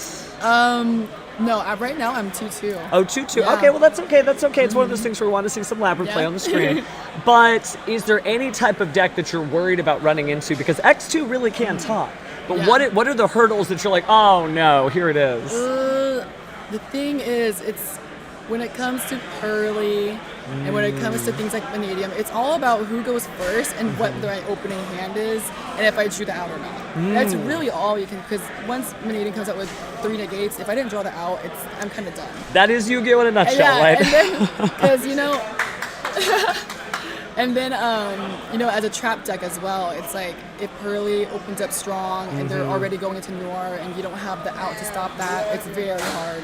Can it's very be. hard because everything about Labyrinth, it's targeting and destroying, and new art does not care about that. No, it does not. But it's really, for me, I'm not too scared of any deck. It's more so I better win my diagonals, and I better, you know, I like my first turn Eradicator. You know, I like I I understand. like my D barrier. I like to get as soon as possible. So that's really the thing against Kashtira and Purrely is you gotta get that Eradicator as soon as possible. If not, get that D barrier. And if you're too late, you're too late. Have you ever considered running Trap Trick? I know not everybody wants to do that, but it's a way to sort of overemphasize that. Did that feel a little too cloggy in the deck building process? So that used to be in Labyrinth decks, but the issue was that Trap Trick only could search, it was only good to search like D barrier, other things like that. You had to run 2 copies of the traps you wanted because Trap Trick doesn't really help with the welcome labyrinths because you want those graveyard effects. You do. If you're banishing them, like you need those graveyard effects. You need to keep recycling welcome labyrinth. You need to banish to bounce, you know? So you like to keep it there, yeah. Well, I think you made your fellow Labyrinth players proud, but I don't want to keep you too long because you still have your lunch break right now. Oh, yeah, so of we'll go course. ahead and see you, hopefully Thank at the you top so tables, much. and hang in there. And thank you to my team Inspire. I'm wearing their jersey. Anytime, Yes. anytime. Thank you guys. If you're journalists at home, we'll be back pretty soon. Remember, we do have that lunch break, so you're going to want to tune back in about 37 minutes at 3 p.m. Central Standard Time. Go ahead and kick back, relax, because again, we still have more rounds to go. Have a good one in the meantime, and we'll be right back with that great Round 5 duel. Take care until then.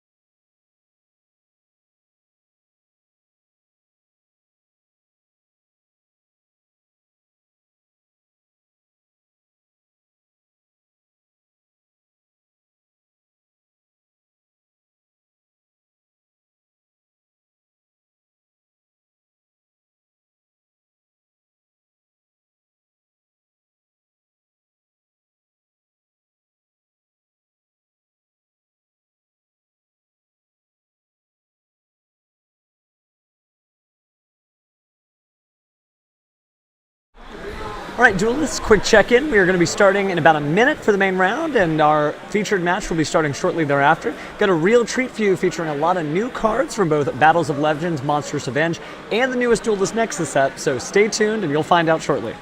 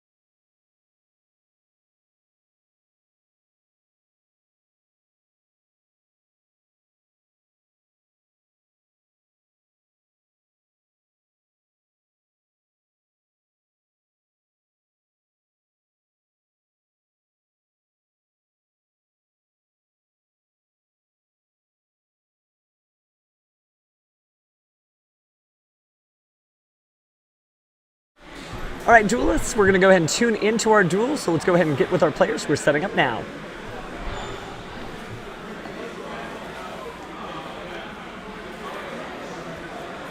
So on the right side, you'll see Mr. Ronaldo Contreras, and on the left side, you've got William Cambria. It's going to be a really interesting match, and I love what we're seeing already, by the way. If going fast makes you feel alive, there's nothing like seeing some of your favorite synchro monsters. And if you don't recognize those on the right side, that's from one of the legendary collections featuring some Asir and Earthbound Immortals. On the left side, you got a hodgepodge of a bunch of different monsters, beautiful fan art of things like Dante and various Necros monsters.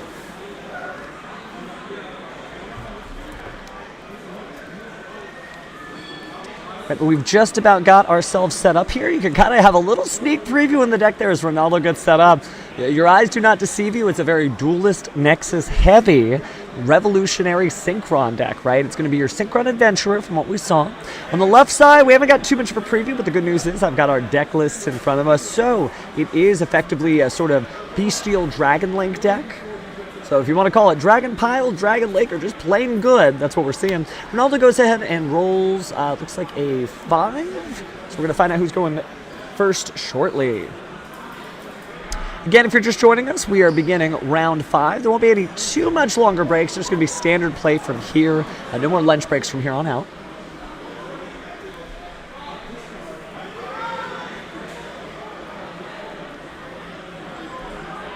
Seems like you caught a little bit of that board as he was shuffling. Now, it is fun to see those, the fold-out ones from Legendary Collections, but they do work a little differently than your cloth mats that, well, grip to the table and don't necessarily travel around. Looks like we're going to use a token as a field center there, and it is the Prime Being token, the Primal Being token. That's your Nibiru friend.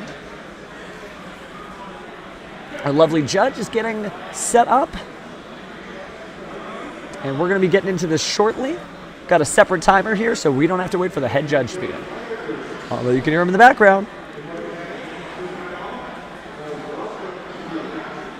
All right, so we're going to go ahead and start drawing. And some very familiar things. If you love Synchro Summons, you definitely know Reborn Tengu. But let's start with the Dragon Link player first with Seraphic. Hitting the field. Starliege is going to go to the graveyard to go ahead and grab another card here, activating its effect, and really just a great, powerful starter for this deck. Dragon Link is one of those decks where if you ever played against it, you know that it just keeps on coming. No matter how many times you try to stop it, it's not happy. It's going to keep on pushing. We do see the Droll and Lockbird, though. Droll and Lockbird is going to be pretty poisonous against this Dragon Link deck, stopping the opponent from adding any new cards from the deck to the hand. But wait, there's more. Here comes a Psy-Frame Gear Gamma. It's going to be able to negate the effect of Droll and Lockbird and also special summon out. There he is. our favorite normal monster, at least du jour, right? Psy-Frame Driver. Now, you've already technically got the materials for a Synchro Summon right there because the Psy-Frame Gamma is a tuner monster. Do see that there's a Book of Moon right there. And remember, since the Drone Lockbird was negated, we're not going to have to worry about any of the limitations that it comes with. So let's go ahead and get our Synchro on. We're going to go ahead and send a tuner and non-tuner monster to the graveyard. Almost wanted to pull out the Boral Savage Dragon, but it might have been a little too early with no Link monsters there. So we're going to do the Scarlight Red Dragon Archfiend instead. Next up, by banishing a light monster, we've got another fun friend here. A little soft chaos action going on here.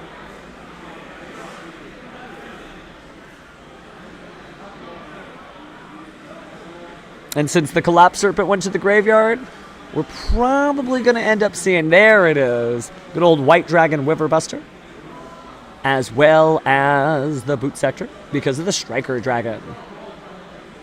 Opponent just asking a quick question. Looks like we're just confirming everything, but not too big of a deal since we're going straight into the Romulus. A great Dragoonity Knight that allows you to, when Link summoned, add a particularly fan favorite card from the deck to the hand. There it is, Dragon Ravine. That card has been good since it came out, but it's really nice to see it actively being played now. Certainly not worried about terraforming or metaverse when you can just Link summon and grab when you need to. Alright, opponent thinking here, but looks like William's going to keep on moving. Slowly but surely. There's the Dragon Ravine on the board. It allows him to discard a card and either add something to his hand or send a dragon to the graveyard. Usually you're going to be sending a dragon to the graveyard. So he's going to go ahead and discard. Card he discarded. Opponent just wants to take a quick look there. It's going to be Rocket Caliber.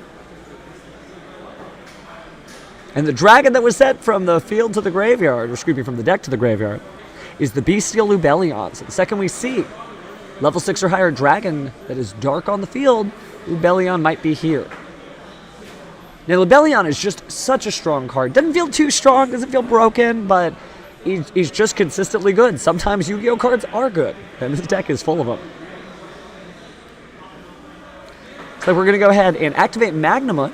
Let's go ahead and banish a light or dark from the graveyard. Yeah, Scarlight Red Dragon Archfiend is a dark. We're going to banish it, summon Magnuma.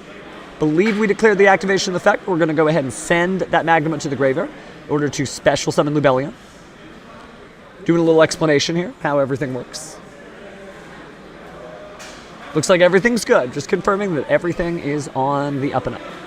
All right, though, now we're going to go ahead and use the effect of the Bestial Lubellion to place that branded Regained Face up on the field. Not only does it allow you, when you banish a card, to go ahead and shuffle back to the deck and draw a new one, as long as it's a light or dark monster, but you can also special summon a Bestial from the graveyard whenever your opponent summons.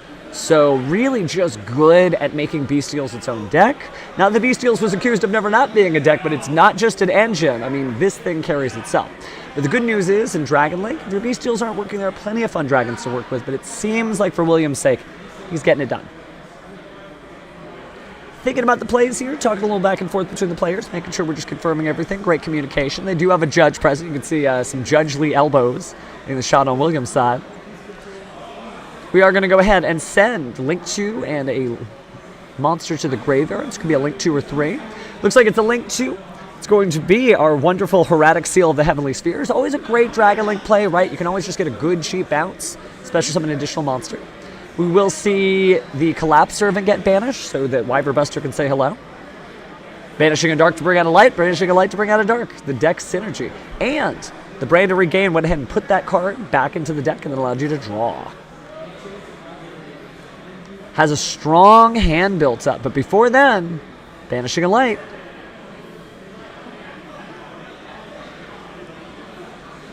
Explaining our card effects here. Going to go ahead and take a quick look through the deck. Doing Magnum at the end of the turn. Everybody understands what's going on? Good deal. Now, these are two complicated decks, so when it's the other side's turn, I think you'll see just as many questions, especially since we're using new stuff from Duelist Nexus. Looks like the card we're going to search out is Bestial Druis Worm. You know that that's the one that allows you to, when it is sent to the graveyard, send an opponent's special summon monster to the graveyard as well. So it gives you basically more bounce of the ounce, and there's a little bit of interaction here between the Druid's Worm and the Hieratic Seal of Heavenly Spheres. It's not like there's nothing going on, but this turn is far from over. Definitely have 2 books to set. Again, we talked about this earlier in the stream. They don't necessarily help you do anything, but they do allow you to do things. So this will give a little bit of Reynaldo a run for his money. Just making sure that he doesn't end up having those Synchro monsters, well, the materials for them flip face down before you can Synchro summon. Let's have a little cut of the deck here. And looks like past turn, Reynaldo's going to draw. We do see another Droll and Lockbird, a Called by the Grave, tuning, and I think that's Synchro Chase. Let's go ahead and start with the easy ones. We're going to use tuning. We're going to add a Synchron from the deck to the hand as long as it resolves. And then we are going to then send the top card of the deck to the graveyard, which usually can be really helpful. We're adding a brand new card, relatively new at least, Revolutionary Synchron. And again, it's if you Synchro summon a Power Tool Dragon or a level 7 or 8 Dragon monster, this card in your hand can also be used as material. It's always fun to have additional resources there. Also, if you control a level 7 or higher Synchro monster, and this card really has changed this deck. Wall Revolution Synchrons in the graveyard. You can just send the top card of your deck to the graveyard, and if you do special summon this card, also its level becomes 1, while still being a tuner. That's pretty exceptional, but hey, here's Reborn Tengu. It's time for Tengu plants. Taking a quick look at this card. If it leaves the field, it replaces itself with another Reborn Tengu. Source of some early rulings confusion back in Duel Monsters when Xyz Monsters came out. Is an Xyz Monsters material when it's detached set from the field to the graveyard? No, because it's on the XYZ axis, so it's not on the field, it's almost below the field. We are going to have that Bestial go ahead and get rid of that Stardust counterpart, right? Don't get to do any of your Synchro shenanigans here if I remove them from the graveyard, and it is a light. So goodbye Stardust Synchro. Reborn Tengu standing by itself. Not a whole lot on the other side there. Does get flip face down with that Book of Moon. So again, it is going to be a little difficult to Synchro summon if your non-tuner monsters are face down. And especially Reborn Tengu, that's a huge hit in the sense that if it left the field, it'd be able to replace itself. So without having to waste too many resources, they were able to just shut that down. It shows you why Book of Moon's still a good card. Alright, it is Synchro Chase. Also known as Synchro Overtake now. I always forget about the translation. Taking a quick look there, figuring out if we want to do anything with the Synchro Overtake. Going to go ahead and reveal a monster. So Jet Warrior. Wonder what card we're going to grab. So going through the deck here, and there's our Jet Synchron. Has a certain fusion deployment-like vibe, right? Allowing you to reveal a monster and get easier access to your materials. Number of cards like that throughout the game, but it's nice to see one for Synchro. We're going to set that Called by the Grave, not in the Imperm column, not that I know that's an Imperm, we know it's a Book of Eclipse, but good on Reynaldo to make sure that his spells and traps are not directly in front of other spells and traps. Historically, that can prove a problem, so watch your Imperm columns. This isn't Master Duel with all those friendly bubbles. We are going to go ahead and tribute the Hieratic Sphere of Heavenly Seals.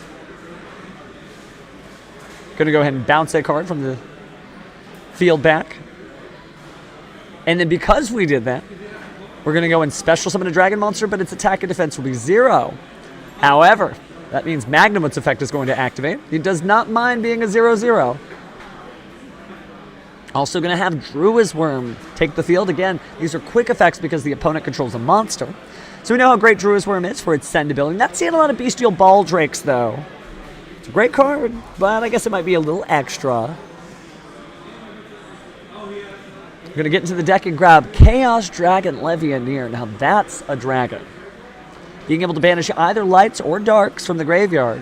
Depending on your combination of which, you get different effects. All darks, a card from the hand. All lights, you can special summon from your graveyard to the field, and a mixture of the two allows you to destroy 2 cards, but of course in any of those results, Chaos Dragon Levianeer cannot attack.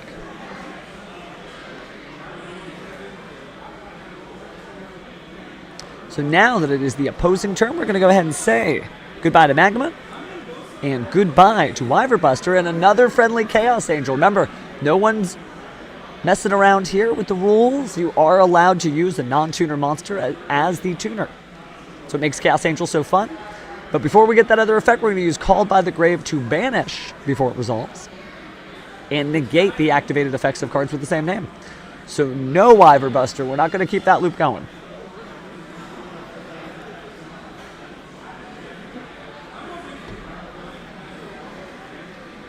Now the sky's the limit here, right? We're only staring down a face-down monster. Called by the Grave is gone at this point. The return of the Dragon Ravine. Ronaldo taking a quick look at his hand. We know that he has that copy of Droll and Lockbird. He's likely going to discard it now. He just wanted to look at it so he would be ready right here to go ahead and discard it for its effect. Nothing currently on the field could stop that Droll and Lockbird. You actually see a smile from William, just knowing, okay, I've been Drolled and Lockbird. Going to go ahead and bring out Rocket Tracer, but not going to use its effect, just going straight into the Synchro Summon. And that's going to bring out Baron de Fleur. And Baron de Fleur might have been easier to bring out earlier, but you still had to go ahead and resolve those effects. We're going to see Chaos Dragon Levianeer. Let's see if we're banishing just lights, just darks, or a combination of the two. All right, there's the dark. That's Bestial Sarnier. Another dark in the form of Apsarauta Dragon. Ooh, 3 darks. We are just clearing out that hand. So what that means is, since only dark monsters were banished, we're going to go ahead and shuffle one of those cards in the hand back to the deck at random. Explaining some chain links. Going to go ahead and spread out those hands. Ronaldo being good to go ahead and cut that deck, keep it sufficiently randomized. Fair play, fair duel. Drawing a single card from the Bestial, or it's going to be Branded Regained.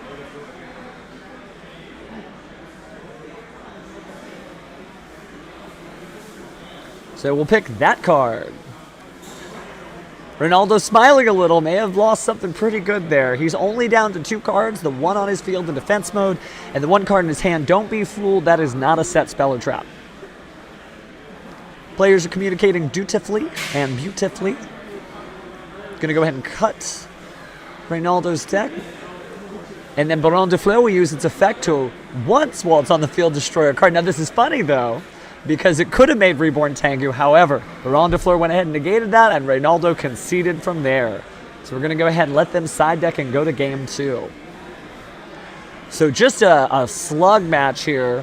Didn't get to see necessarily all the synchro plays on Ronaldo's side of the field. We know that he was trying, but going second can be difficult. If I were in Ronaldo's position, I would likely go first, so I assume that's what we're going to end up seeing here. Players are demonstrating great sportsmanship, good smiles all around, just 2 duelists getting their game on with those beautiful Jaden Yuki sleeves. Nice little winking winged Karibo up there. All right, taking a quick look, what Ronaldo is pulling out of his deck. I took out a tuning. Got a crossed out designator there just in case. Droll and Lockbirds are feeling pretty good. You can see him smile. Just the way he peeled his hand across that Droll and Lockbird, he was acknowledging that subtly. Still thinking about it though. He pauses every time he passes it. Looking at the side deck. Definitely seeing some options there. Doesn't take the dimensional barrier, makes sense because Link monsters, well, they're not any of the card types that are listed on dimensional barrier. Not feeling the Nibiru, but gonna trade an Imperm. Maybe 2 other cards. Meanwhile, the Williams side's feeling pretty good. He's completed his sign deck and shuffling up. Looks like, from my count, 4 cards. Still thinking about it on Ronaldo's side as he looks at those 3, secures them into the side deck, adds 2 copies of Anti-Spell Fragrance, and looked like a Nibiru. Guess we're going to need that Primal Being token pretty soon. All right, going to begin the pile shuffling. Williams already presented his deck. He is good to go. No further choices, chances, or options.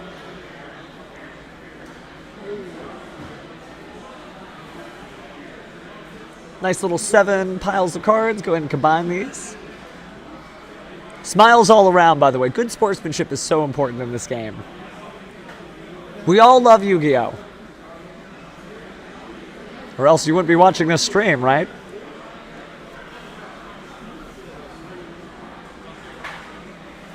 Hopefully Reynaldo can showcase some of the Crimson Dragon and friends. But only one way to find out. It's going to depend a little bit on what it was that William side decked, and if he's able to activate it on his opponent's turn.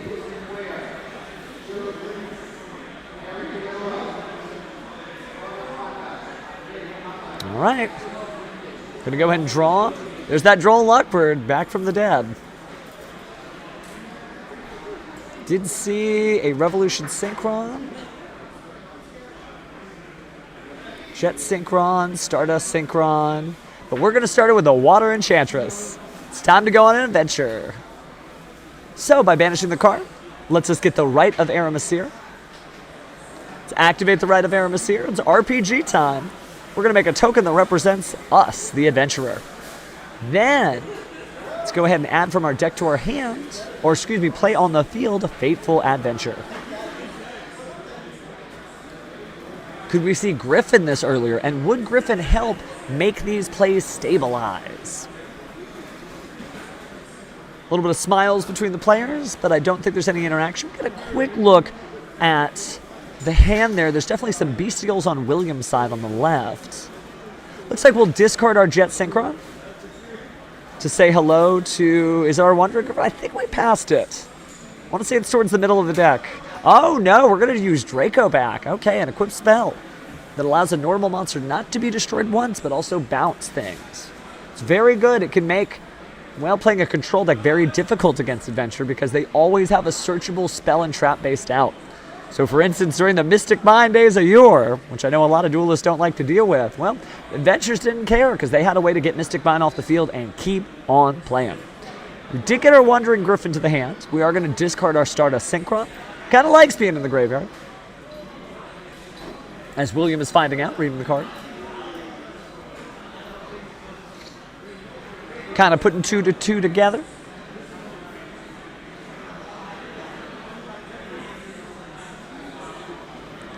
Talking through the effects here, making sure everybody understands everything. Looks like everyone's on the same page. All right, let's go ahead and reveal and special summon Wandering Griffin Rider. This is a good play here. It allows basically some uninterrupted stuff, but actually, it's just going to get used as a synchro material. And now the real fun begins, because going fast does make us feel alive.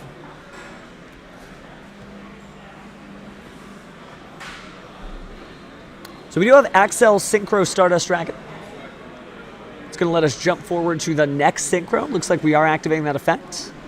So Ronaldo's going to go ahead and send it to the grave. And say hello to Stardust Dragon. And then we are going to perform a Synchro Summon. And that's going to be Jet Warrior. At least I believe it's Jet Warrior. The attribute's catching a weird glare there.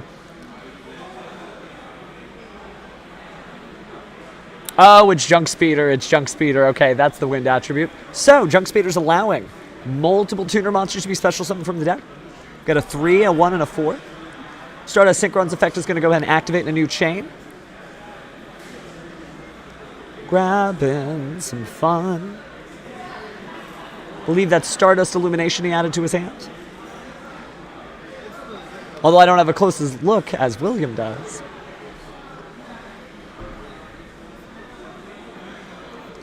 So as you can tell, when this deck pops off, it really is Synchro and Synchro accessories. That Revolution Synchron is going to special summon, combined with the Junk Speeder.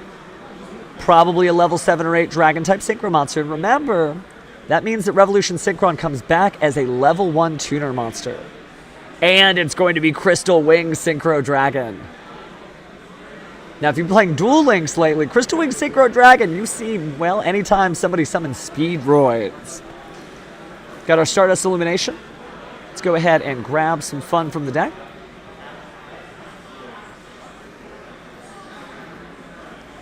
A lot of different choices there, but not necessarily anything big, but we're going to go ahead and say hello to the Stardust Trail.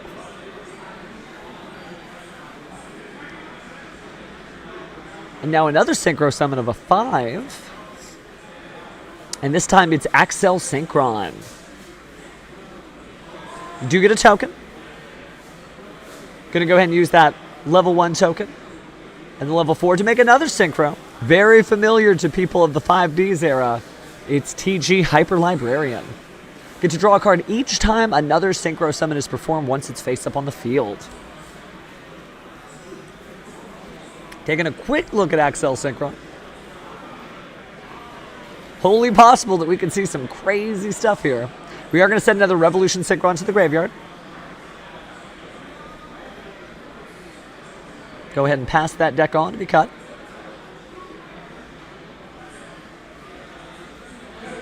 Now these are the type of duelists that one turn is the whole duel. Once you get going and once you get set up, it's pretty big. So it'll be interesting to see how William tries to get out of it with his Dragon Link deck. Mostly Link monsters, it does cover the fact that he is basically immortal when it comes to Dimensional Barrier. His Link monster is not written on that card. Gonna send Stardust Dragon Axel Synchron to the graveyard.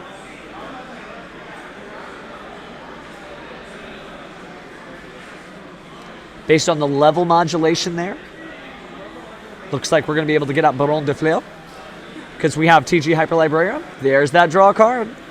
Ooh, that's pretty big. A Reborn Tengu. But how to get it to the field?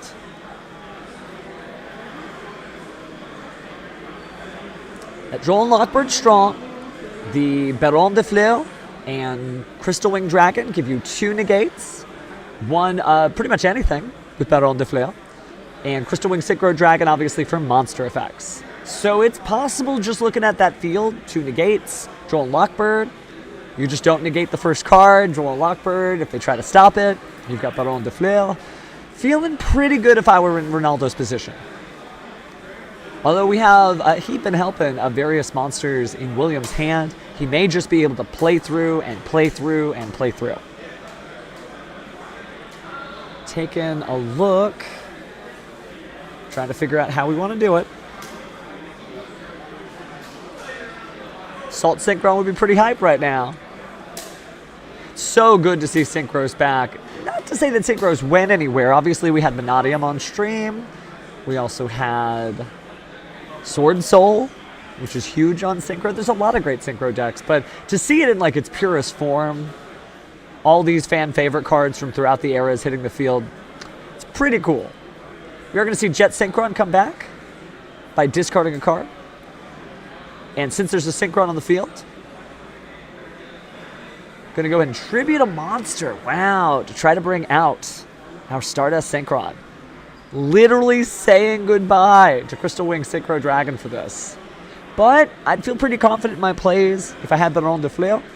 They were trying to stop it. Obviously, you'd be just fine. Taking a quick look at Stardust Trail here. Nice to see that it's the ultra rare reprint. Believe that was a common the first time. Don't worry, if your favorite card starts off as a common, go win with it. Might end up in an OTS pack or a reprint in the future.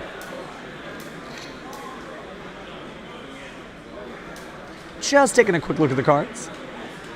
Our players started a little bit in advance of the main clock. For the round has about 20 minutes, so they likely have a little bit more closer to 18 minutes left on it. Stardust Synchron hitting the field, and there's Stardust Trail. There's that Assault Synchron banished as well. Assault Synchron being banished does return the Crystal Wing Synchro Dragon, so of course it was going to be back, safely protected by Baron de Fleur. So we're back up to our 2 negate status. But we also still have tuners and non-tuner monsters on the field, so might be able to get at least one more draw with that TG Hyper Librarian. The resources in the hand don't seem to be that helpful anymore. As you can see, it's only a Reborn Tengu, the Draco back, and one other card that just really isn't going to do much. I mean, Droll and Lockbird is cool, but it's cool on the opponent's turn, not on this turn.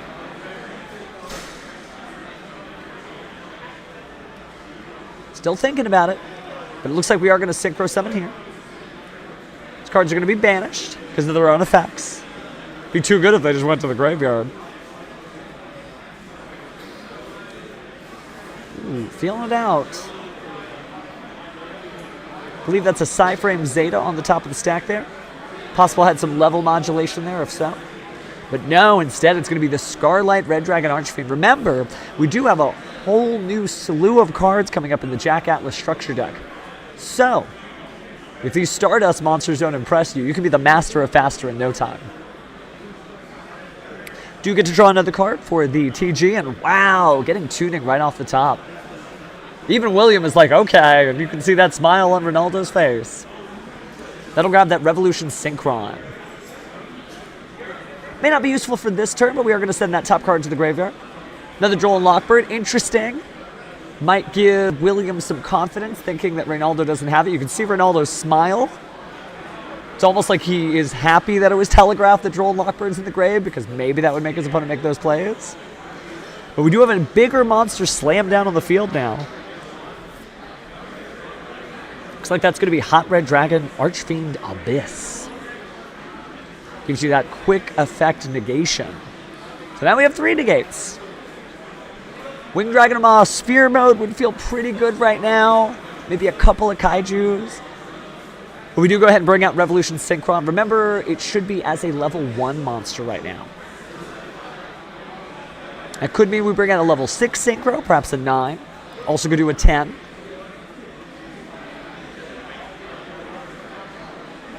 Interesting hand, though. It's gotten bigger and bigger. William taking a look over there at what is befallen him. About 17 minutes left on the main clock, so probably about 15 minutes left on the featured match clock.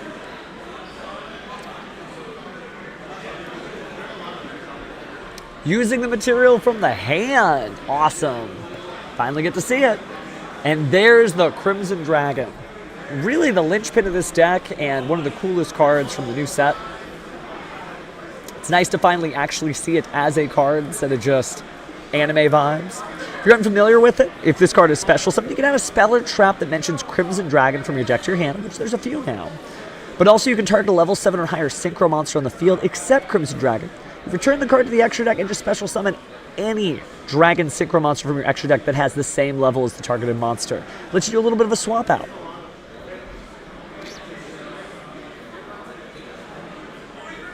Looks like that's what we're doing. Psyframe Zeta. Gonna go ahead and banish itself. And, oh no, excuse me, Psyframe Lord Omega, because of the 8 stars. Let's go ahead and take a look at the cards in the hand. We're gonna roll, it's 2. So that'll be banished face up, and goodbye, Starliege. Ooh, that's such a play starter. Gonna make it kind of difficult to come back from all this. We're gonna do it again. And there's the Bestial Lubellion. That means 2 of the major starters of a Dragon Link deck have already been temporarily banished from the hand. And that's going to be problematic because also gives you a little bit of information. Lets you know that you know what to look for. Your opponent doesn't necessarily have access to it. Bringing out the Bestial Dissipator is also pretty hot because it increases the level of negation. Interesting that we're going to try to do Bestial Saronir. There's a lot of things that could stop that. Going to go ahead and look through the graveyard. Just get rid of a Stardust Synchron.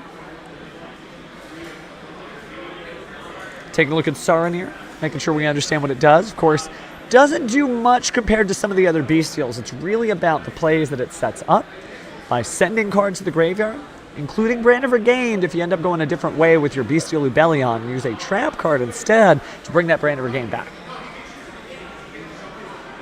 Take a look at the Bestial Lubellion and the Starliege over there, just, being interested in. Ooh, okay. The negate seems to have it. Looks like Ronaldo probably took that game. Remember, Ronaldo did not win the first game.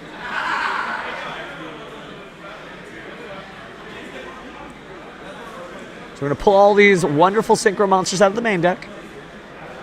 But it looks like we're still good for a game 3. Again, we're getting pretty close to time for them. Especially considering the length of these turns. Nobody's slow playing. It's just when you have that many cards to play, you have that many cards to play. So it's going to take some time. Taking a quick look at those options. Maybe Nibiru's not right. William also looking through his deck, thinking about what he wants to take out. Looks like the Psyframe Driver's coming out this time. Makes sense because most of the effects that he would have negated, since William lost, he's going to go first. You probably put a card on the field and you don't really get a chance to activate that Cyframe driver. Conditions for that, no cards on your field. Beautiful mat, by the way. You could just play Where is Waldo all day. I see Duo, Harpy Ladies, Rescue Rabbit, Mongo Ryuran. I want to say that's Colch Wolfbark over there. And even a Stardust Trail. There's Marshmelon, the Winged Dragon and Raw Sphere mode. Just a lot of fan favorites. William looking through what he might change out since he's likely to go first. Triple Tactics talent probably feels pretty good. Ronaldo's smiling and trying to make some moves of his own. There's evenly matches. Little pause there. You're going second. Might be something to consider. But Ronaldo's in the driver's seat, so he'll have to make that decision. He's the one on the dual runner, not us.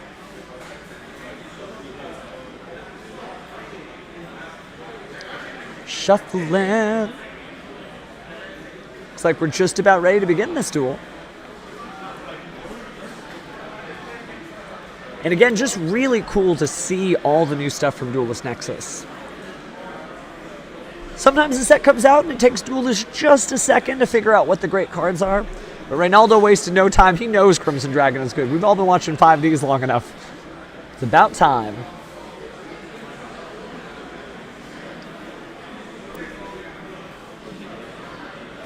Thinking about those Dark Ruler No Mores, those Divin cards, great side deck options. Such good side deck options.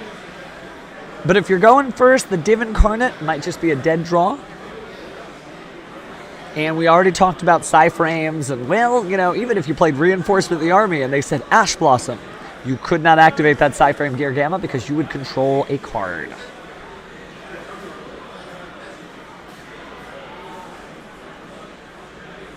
But either or, let's not talk about hypothetical moves or hypothetical card effects.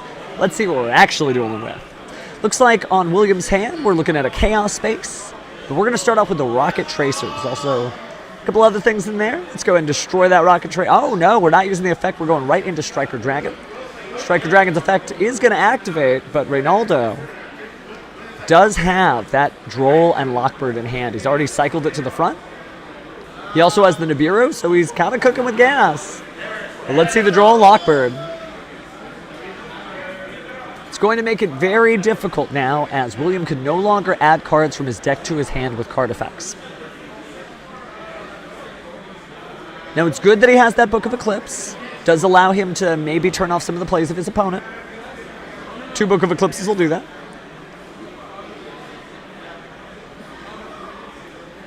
Going to go ahead and send that to the grave. Get that Rocket Tracer back to hand. It's a little tough, though. We do have the Dragon Ravine. And you could use Dragon Ravine to go ahead and send a card to the graveyard. But it looks like we'll use the Boot Sector Launch first. Boot Sector Launch can use its effect to summon that Rocket Tracer. So you're not crazy. It's not a bad move. Rocket Tracer is going to use its effect to destroy its own field spell. Special summoning another rocket. Got to reload the gun. It's going to be a Rocket Recharger. Do have a Link monster in the graveyard, so if you wanted to, you really could just go right into Boral. And there it is. Now it's going to go ahead and use its effect.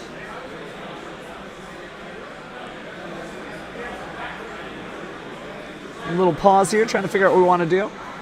Nothing too crazy. It's not Nibiru Town yet, or is it? It is Nibiru Town because we had Striker Dragon, Rocket Tracer, Striker Dragon again, Rocket Recharger, and Boral Savage Dragon being the 5th. Which means before the Striker Dragon hits the field and gives Boral Savage Dragon its counters to negate an effect, too late, because here comes Nibiru.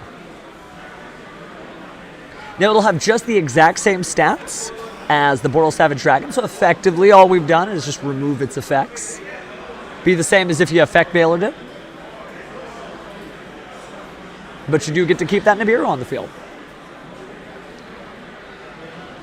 So, Reynaldo was able to fight things off. Unfortunately, though, he's not really able to get things going. You can see that heavy sigh. We're going right into the battle phase, it looks like. Are we really?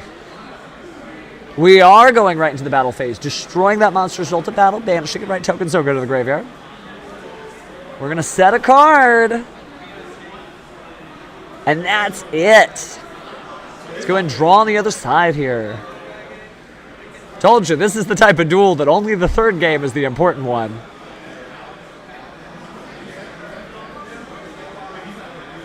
All right. William really looking at that graveyard, making sure to sort of map out his plays in advance. Does have the Collapse Serpent in hand, so he is able to banish.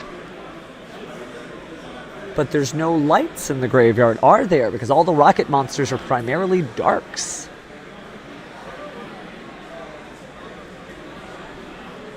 It's funny that we're technically watching two character decks go at it, with Varus from Yu-Gi-Oh! Vrains on the left and a hodgepodge of Team 5Ds on the right. Chaos Space feels pretty good right now.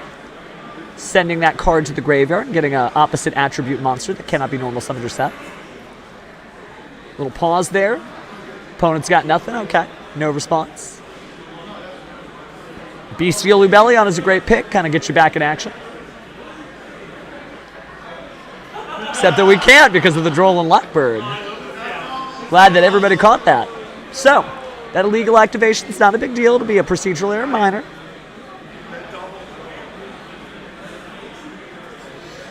Chaos Space should be going back to the hand unless I missed something.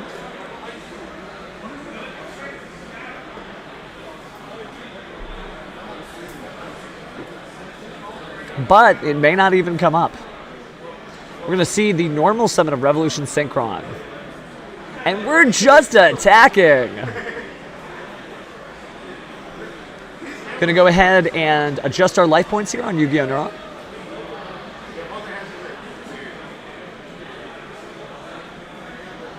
Let's go ahead and draw for turn. That Droll and Lockbird definitely slowed things down. That's two back-to-back, but let's see if there's a third one. Bestial Lubellion is being discarded. Gonna go ahead and grab one of those Bestial cards. Taking a quick look at the graveyard. It's very important to be monitoring your graveyard in this deck. It's also why Kashtira is so good right now, because Kashtira says what graveyard. But we actually haven't had a chance to feature any of them on the stream just yet. Gonna go ahead and grab the Bestial Magnemite from the deck and add it to the hand. Plenty of light and dark monsters in the graveyard. Gonna activate the effect of Magnemite. No response. Ronaldo gives the thumbs up and it's good. Goodbye Striker Dragon and hello Magnemite. Magnemite's effect is going to activate, so at the end phase of this turn we'll get a dragon monster from the deck to the hand. So far so good though. William may finally be able to show up in this duel. And it will be basically the first time our players have really gotten to use their combos. Just clever side decking across the board. But the Bestial Lubellion's effect will be negated by Infinite Impermanence. And so will the activated effects of any card in those columns that dispel and trap. So you see that face down card behind Bestial Lubellion? Please do not activate it this turn, William, because if it is activated, it's not doing anything. Do have the quick launch. See if we can't get some dragon monsters out here. Oh, but it's Cross Out Designator. Interesting. What card could Reynaldo possibly be calling to make sure that his opponent doesn't get to use those effects this turn? We are banishing Ash Blossom. And until the end of this turn, nobody is Ash Blossoming. Now, interesting, that might have been done just to keep from drawing Ash Blossom on the next turn. It's not a misplay. It's not somebody just doing something crazy. It means that Reynaldo has effectively thinned his deck down of a card that just won't help him right now. We're going to banish the Chaos Space. Going to return the Striker deck.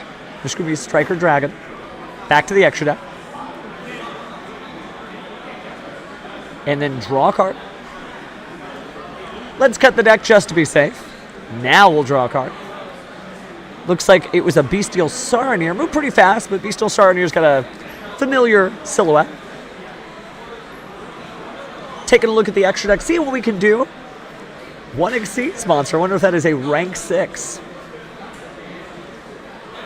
There's that graveyard. Plenty of darks. No lights, though. So even if we had that Collapse Serpent in the hand still, not a whole lot was going to happen.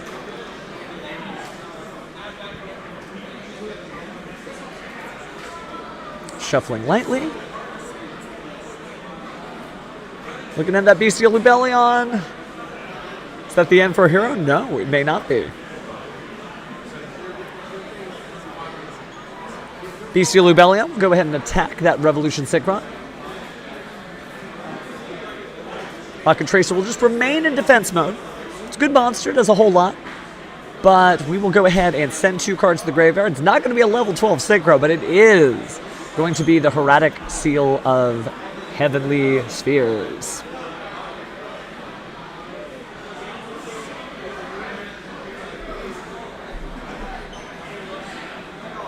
To get the Druid's Worm. Druid's Worm is always super helpful. We saw multiple Druid's Worm really pull through in earlier duels today. But now it's Reynaldo's turn.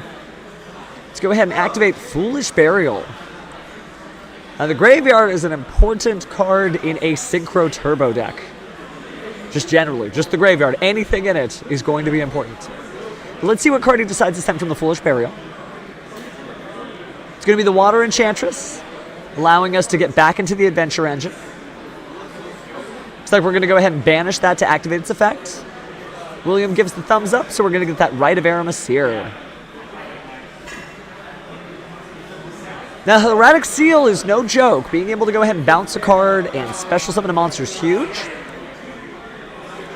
But it looks like we're going to send Nibiru back to the hand, which technically could later come up, right? William probably is going to summon 5 monsters, but he just has to be more careful now because he knows that Nibiru is there. He does get to summon a dragon monster. It's going to be Black Metal Dragon. Gonna just cut the deck there.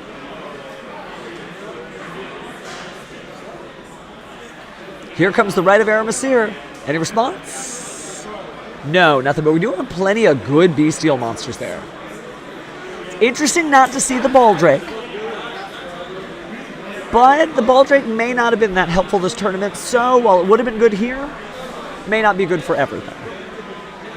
Do get that Fateful Venture on the field. We got our 2,000 attack and 2,000 defense adventurer. That YCS token is you, the viewer. It's your adventure. Notice that all those cards are from a first-person perspective. Joining our adventure is the Wandering Griffin Rider. You have to discard a card. Seems like we don't really need the cross-out designator. Maybe a mistake later, only one way to find out. We will reveal the Wandering Griffin Rider, special summoning. Remember, it can negate effects by shuffling itself back into the deck. Also going to go ahead and grab the Draco back. Gives you spell and trap-based spell and trap removal that allows you to bounce cards. We are going to go ahead and bounce that Black Metal Dragon to keep its effect from activating at least this turn. Could be something for later.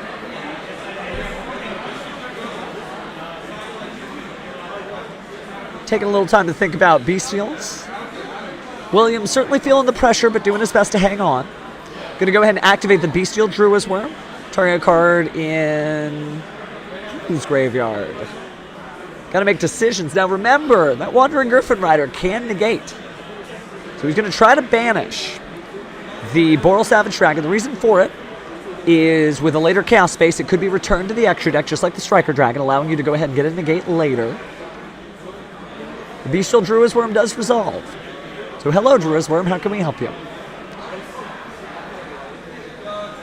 Drawn an effect there.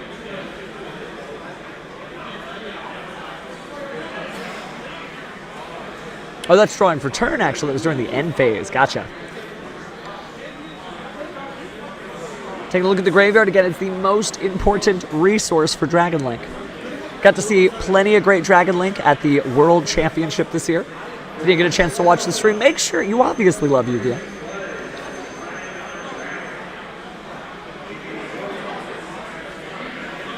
Now our judge is independently keeping time, but it looks like time was called on the round for the main event. So it might be that they got to start a little later than we thought, and perhaps they've got about a minute or two left. But for those of you watching at home, we are probably going into time rules shortly. But don't worry, we do have a Yu-Gi-Oh! Judge present in the room. Life points are at 6,400 on Reynaldo and 4,100 for William. Wholly possible to do some effect damage in the main phase if time gets called for them in the main phase. But because they have their own independent timer, we'll just have to wait to find out.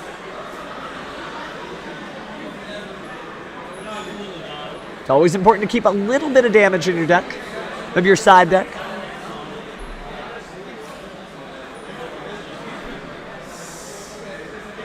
There's certainly ways to do it. Whether you're from old school dueling days and you want to do Magical Scientist plus Catapult Turtle, or new school dueling days and you want to use Ghost Sister and Spooky Dogwood to gain some life points, there's plenty of ways to stay in the game under the new rules. So the token, of course, can't be destroyed by battle once. 2,000 defense is pretty big. William's certainly going over his options, but he needs to be able to do effect damage or get to the battle phase fast enough. So he's going to go ahead and play the Black Metal Dragon. Taking a quick second to pop that card. Back and forth. Just assessing all of the cards on the field. Sending it to the graveyard for Striker Dragon, recycled again. Going to use both the effects of the Black Metal Dragon and the Striker Dragon. And there is a blast from the past. If you ever played Disaster Dragon way back in the day, you recognize the card that he just grabbed. Red Eye's Darkness Metal Dragon is historically good. So the fact that we get to play it today, hey, that is quite the treat. We're going to see Rocket Tracer hit the field. Of course, it has the ability to destroy a card, to go ahead and grab another rocket monster. Could be used with Drua's Worm, but instead, we're going to go into a level 10 Synchro Monster, right? Looking at that Bestial Dissipator. Haven't committed to it yet, but feels like it's the right move. Having a little bit of roughness there. All right, there's Bestial Dissipator.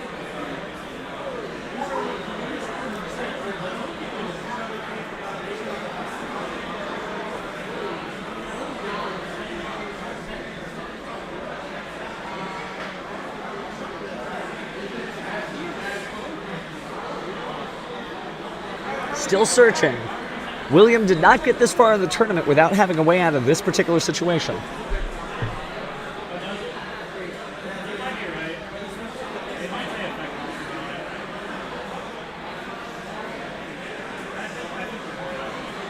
Thinking about dropping that card on the field.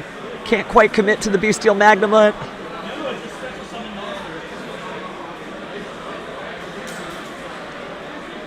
Activating the effect of the Magnemite. Do we have a target? Target appears to be Drua's Worm. Kind of lightly tapped it. We don't have player audio, so perhaps it was another monster out of the graveyard. Doesn't seem like we have any response from Ronaldo. Maybe he hasn't even declared his graveyard target yet. Looks like there it is. So the Rocket Recharger is banished, and Bestial Magnemite hits the field. We're going to go and activate the effect of Bestial Magnemite, adding a dragon during the end phase, but we may not get to the end phase at this rate. Going to use the effect of Bestial Dissipator to special summon that Rocket Recharger.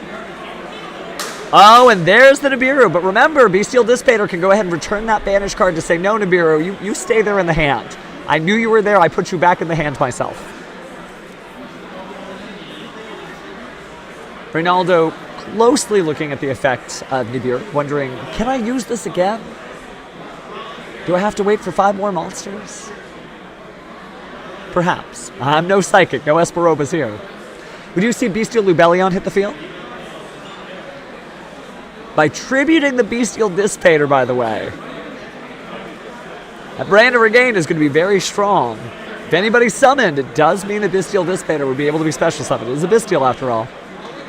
It was properly synchro summoned.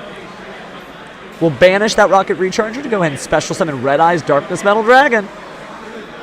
Don't know if there's any Yu-Gi-Oh! GX Atticus Road fans in the crowd. Cycling through the deck here. To grab a Bestial. Haven't quite committed to it yet, but looks like Saranir is back in action. Certainly not the weakest Bestial, right? They're all 2,500 attack, 6 stars, 2,000 defense. We are going to special summon with our favorite Disaster Dragon. There comes Rocket Tracer.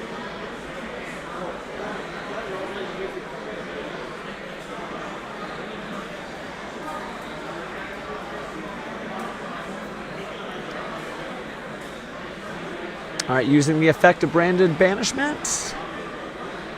Oh, destroying Branded Banishment with the Rocket Tracer to special summon our Rocket Recharger. Do you have a tuner and a non-tuner monster? We are stuck in main phase, but we did see just briefly that Scarlet Red Dragon Archfiend who can destroy monsters and do 500 damage for each it destroys. But could this setup actually work?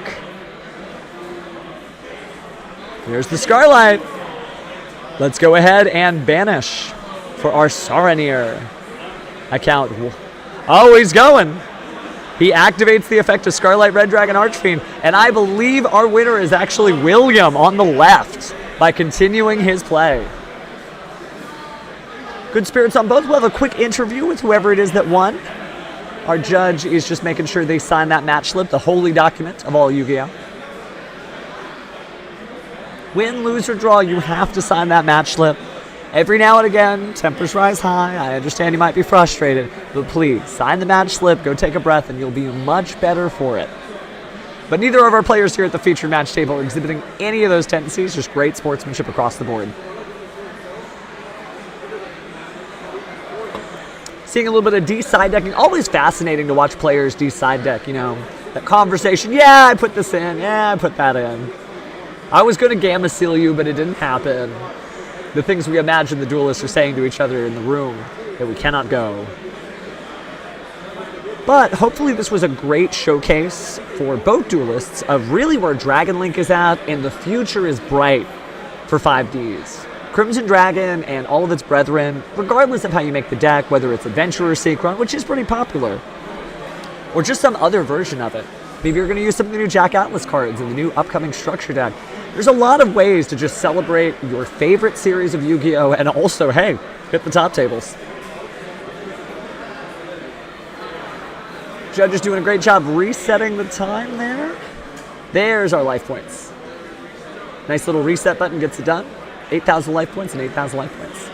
Being kind, rewind. Might be dating myself for the Blockbuster days for that one.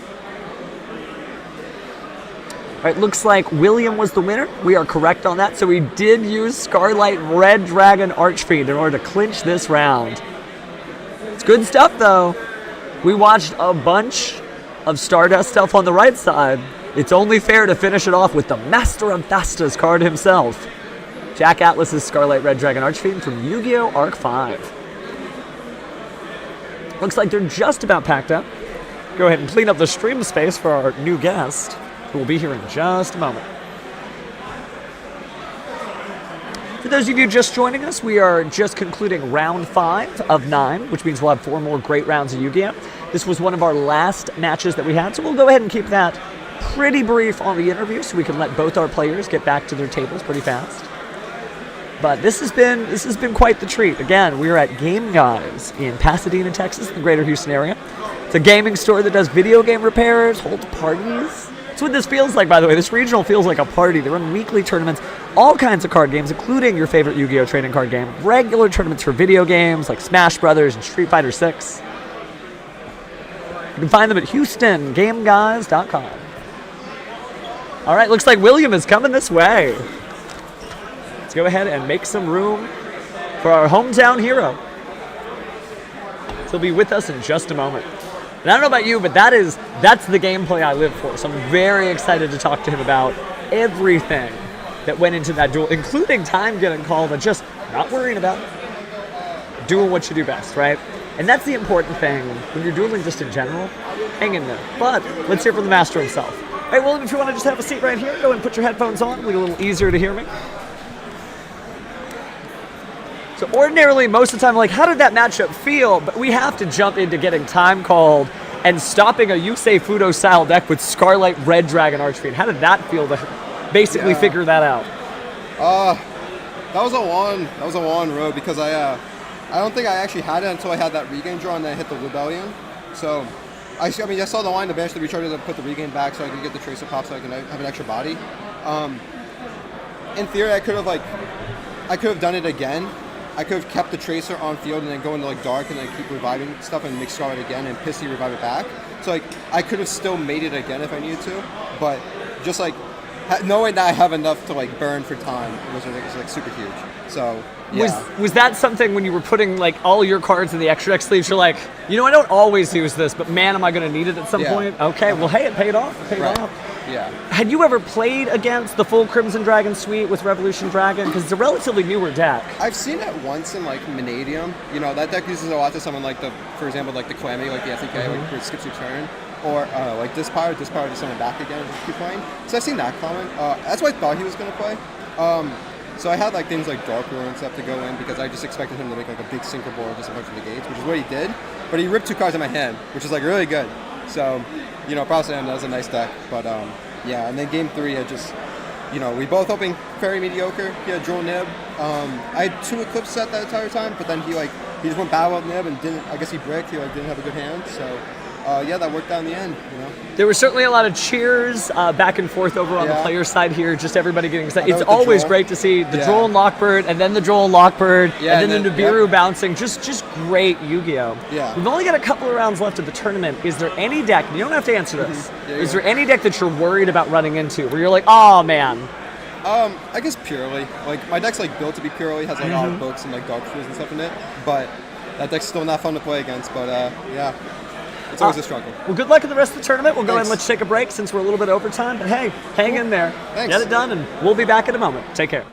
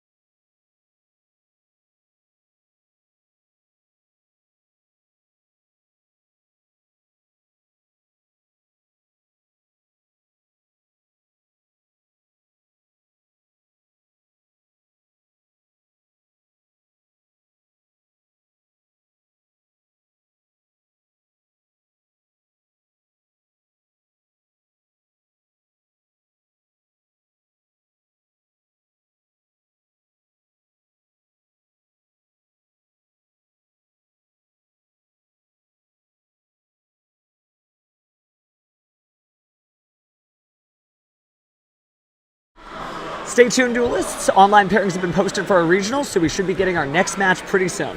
See you soon.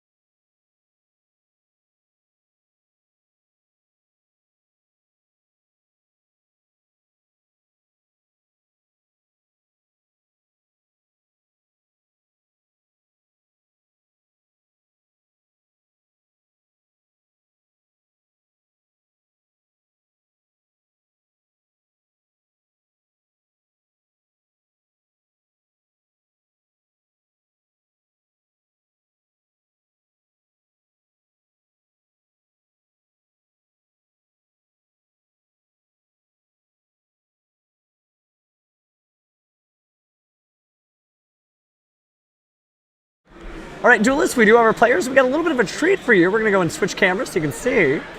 We have our youngest duelist in the event, who is currently undefeated against his opponent.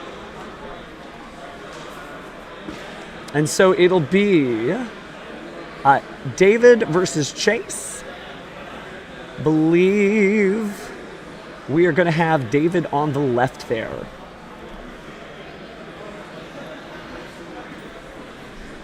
Got some great looking My Hero Academia cards and a Pokemon card as our field centers. Shows you that people who love Yu-Gi-Oh! Are more than just Yu-Gi-Oh! Cards. Beautiful standardized Fallen of Elbaz mat as well. I believe that's the one you can purchase within the wave of products for Fallen of Elbaz, including the sleeves, deck box, trade binder, and of course the mat itself.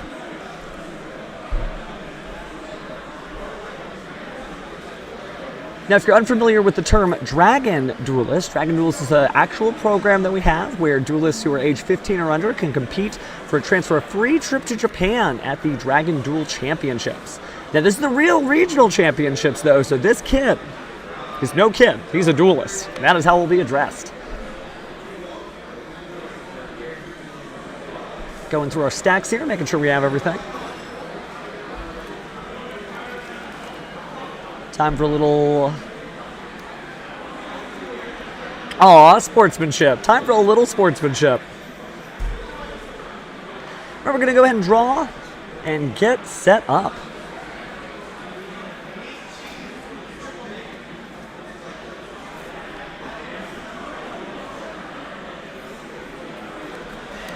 Looks like we might have gotten the wrong names based on the deck list that we have, but that is okay. You can go ahead and cheer for your favorite player. Let's go ahead and get things started by getting rid of that Star Liege and searching through the deck through our Dragon Links. Now, we already know that Dragon Link is a fantastic deck, but it is nice to feature some of our homegrown heroes. I was nowhere near this good at his age. We're going to banish that to bring out our Collapse Serpent. And of course, we use Striker Dragon's effect and Collapse Serpent's effect in Chain, right? Simultaneous effects go on Chain. So we'll be adding 2 cards. First, we'll go ahead and get the Boot Sector Launch from the Striker Dragon, and then we will get the Wyver Buster from the Collapse Serpent. Now, because there's a Dark in the graveyard, that Wyver Buster is immediately ready to be played by banishing the Black Dragon. Taking a look at the hand, figuring out what we want to do next. I think we're going to Link Summon for 2.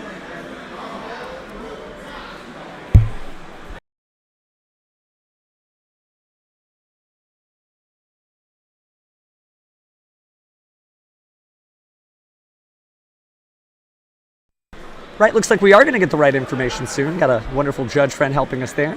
In the meantime, Dragoon Romulus went ahead and searched from the deck to the hand a single copy of Dragon Ravine. Going to go and use the effect of Dragon Ravine after activating it. Discarding Chaos Dragon Levianeer. It's true that there aren't really a lot of light or dark monsters in the graveyard right now. Cycling through that deck awfully thoroughly. Really good build, honestly. Looks like we're going to go ahead and send down the Absolute Dragon. And with Absolute Dragon's effect in the graveyard, we're going to grab that Rocket Tracer. A beautiful copy. I believe that's from Maximum Gold.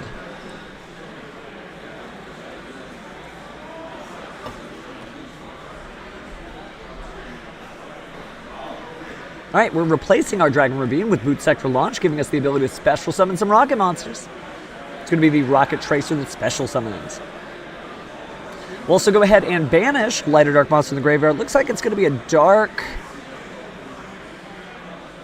We saw a lot of people favor getting rid of the Striker Dragon, but in this case, it's going to be the Absolute Dragon. That makes sense, too, because we haven't gotten to Mortal Savage Dragon. Main tournament started just now, so we're going to have a little bit of a lag on the clock, probably about 42 minutes or so on their clock. Do get to see Silver Rocket Dragon, a staple from Duel Links. And that'll be sent to the graveyard in order to bring out... Whoa, we're doing Guard Dragon Pisty. Now we've got 2 arrows pointing to the same spot, so Pisty does get to use its effect. Also got our Triple Burst Dragon. But Star Liege, Scepter's going to be back on the field. And then we're going to send all these to the graveyard. That was technically 5 Link Arrows. Oh my goodness, it is. Don't see a lot of Link 5s. Not just in the game, but on the field. Go ahead and combine our Rocket Tracer and our Beastial to go ahead and bring a Beastial Dissipator. Or Dispotter, depending on your preference.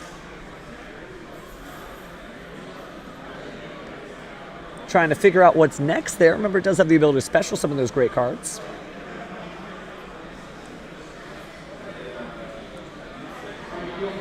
Looks like we're going to add that back to our hand. So hello, Chaos Dragon Levianeer. Extensions for days.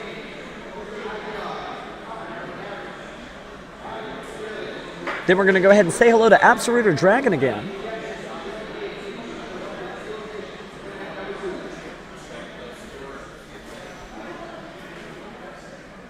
So Absoluter, trying to figure out what we're going to do with it on the field.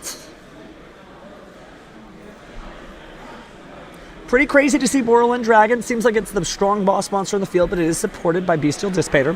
If you haven't actually ever played against Borderland Dragon, that's okay. You don't see it often, but it can't be destroyed by battle or card effects. It just neither player can target it with card effects themselves. This card could also attack all monsters your opponent controls once each, and it can target an effect monster on the field and one rocket monster in the graveyard to negate the effects of that monster in the field. And if you do, special some of the other monsters from the graveyard. And your opponent can't even activate effects in response to the effects activation. I mean, this is really going to change the tide of the duel. Now, we do see the Dimension Shifter likely just drawn this turn.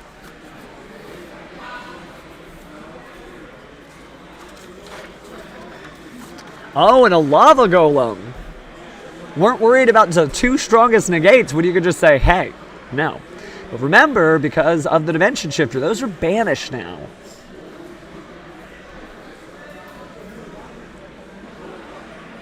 Now, of course, that branded beast only works when there are Bestials on board, and there are no Bestials on board. So we're just going to say Harpy's Feather Duster and goodbye to it. Now, it looks like we got Kashtira on the other side, but there was only that and nothing else. Lava Golem is going to torture our players here, have 1,000 damage dealt. Our names, by the way, appear, and it's going to be Dylan on the left and Ariel on the right. Oh no, excuse me, Evan. Great set of plays, really able to just reset Dylan's turn. However, no follow-up, so the board on Evan's side is empty. Talking with the judge briefly, possibly asking a question. Remember, you can ask your judge questions. Some they can't answer, but it doesn't hurt to try. We did go ahead and special summon Chaos Dragon Levianeer. Got multiple level 8s on board. That's pretty scary for a dragon player. I don't think we'll see a Hope Harbinger dragon, but hey, things happen. Counting up our battle damage here. Looks like we're just going straight into attacking. So we're going to go ahead and use our Yu-Gi-Oh! Neuron interface here. Go ahead and take some life point damage. Brings you down to 800. But Evan still stands a chance. Needs to draw a monster, though. That's not a monster, but hey, it's not bad. Could absolutely activate the effect of Lightning Storm and just clear that board. Doing a great job of answering. Now, Dimension Shifter does last on both players' turns, so we will continue to banish cards. Oh, I guess it has resolved. No, I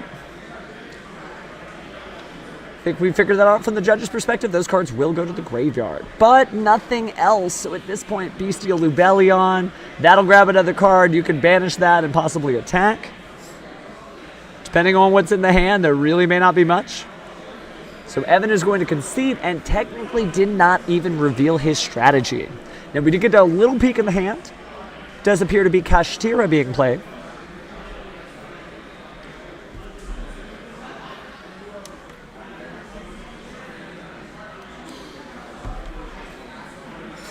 Both players shuffled through the side deck. Kashtira usually is pretty good against this deck. I think this time the only thing they need to do is just go first, right? But if you notice, just looking through the deck and the side deck, you'll see that Evan isn't holding a lot of monster cards in his hand, and that really is part of the issue of Kashtira. It is a super powerful deck, but if it doesn't get to its monsters, well, not a whole lot can happen. Our friendly judge is going to go ahead and reset those life points. Yu-Gi-Oh! Neuron being the official app that you are allowed to use. Make sure you're using an airplane mode. Don't need to be getting text messages from friends, right? Luckily, we've got a beautiful Yu-Gi-Oh! Neuron tablet for both of our duelists. Shuffling through, do you see a standard Kashtira build? We're going to take a couple of cards out. And we're going to put in some Dark Ruler No Mores. Makes sense. Interesting options there. You know, the Droll and Lockbirds could do a whole lot of good. We've seen them play powerfully in Dragon Link before, but it looks like we're going to go ahead and grab the Book of Solar Eclipses, right? Book of Eclipses is a great card. Allows you to go ahead and flip all those cards face down. And effectively activates as like a second copy of Dark Ruler No More with just a different type of drawback. If you're able to clear your opponent's cards, you never have to really worry about them, well, getting to flip those face up and draw. Let's do a little pile shuffling. Dylan's excited and rearing to go. He's already won his first duel. But now it's Evan's turn, and going first is very strong in Kashtira. Long as we get to a monster card, though.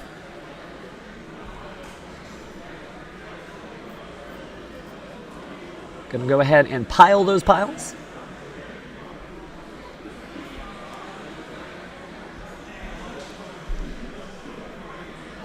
All right, looks like we're good to go.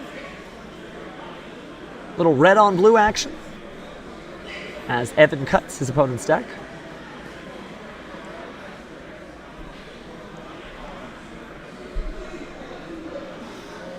All right, now that is a hand of cards. The Nibiru and the Bestial Magnamut are going to be pretty important. Looks like the Kashtira players still decided to go second. The only thing that could happen is a setting of a single copy of Called by the Grave. Just no dragons happening in that. Looks like we're going to activate the Pressured Planet Rape Salt.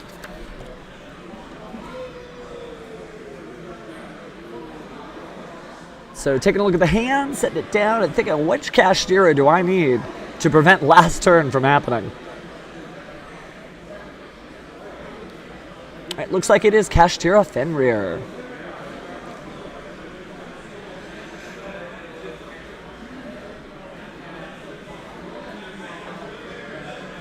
All right, we're going to go ahead and special summon the Fenrir because we do not control any cards. Also allows us to search our deck to add something new. That's going to be Kashtira Unicorn. Which is important. If it was able to get to the field, then it could go ahead and search one of those wonderful Kashtira spells. We may not have to. Oh, but we already have it. There's Kashtira Birth. Means you get to normal summon your level 7 monsters without tribute. So there goes Kashtira Unicorn, using its effect to grab another Kashtira spell. Looks like we're going to have Kashtira Theosis. Going to go and activate that, targeting the monster on the field.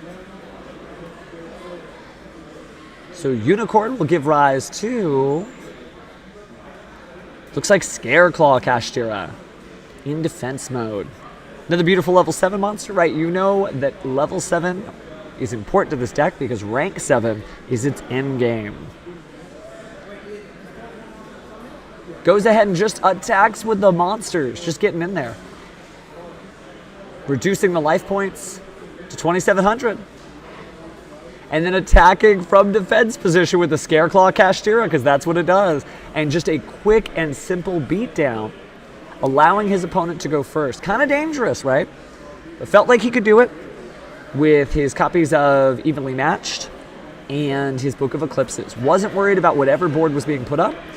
Didn't put anything in the graveyard, so the Call by the Grave didn't do anything. And that is what's great about Kashtira. If it does get to his monsters, we have seen this on the NAWCQ stage. Summon, summon, summon, attack, attack, attack. And hey, that's classic Yu-Gi-Oh! And that might be game just on itself. Shuffling through the deck here. Feeling pretty confident Evan didn't change any of the cards. I think he likes his options the way they are.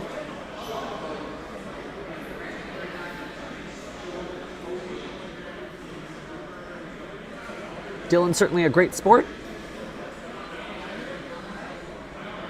Thinking about that side deck? Oh, and look at that. Some Book of Eclipses and a Gamma Seal. So certainly thinking, hey, I'm going to have to get into this duel. Perhaps is Dylan going to make Evan go first? We know that Evan obviously has a game plan when going second. But just to mix things up, you might actually have your opponent start with those Kashtira combos and just hope for the best.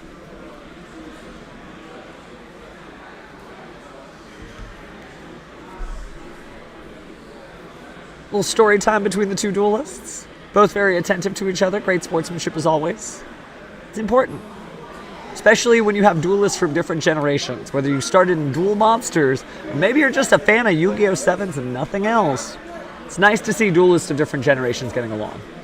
Of course, we have our judge to moderate them just in case they don't, but as you can see, it smiles all around. So we'll draw. Drawing 5. So who's it going to be? Watching those hands to see who goes first.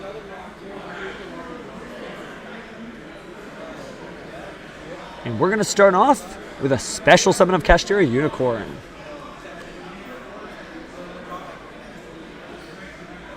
Going to try to get the spell card. Definitely trying to get the spell card.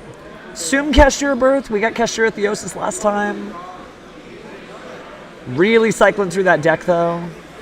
Going for the Kashtira Birth, allowing you an additional normal summon of a level 7 monster without tribute. Almost worth running in a Dark Magician deck if they didn't have crazy ways to get out DM himself. Evan thinking, tapping a little to himself. Has that Ash Blossom. It's true that you could normal summon the Ash Blossom and make Baron de Fleur. 7 plus 3 is 10. I think we're about to see it. Normal summon Ash Blossom and Joyous Spring. Alright. Send both monsters to the graveyard. And we are seeing Baron de Fleur.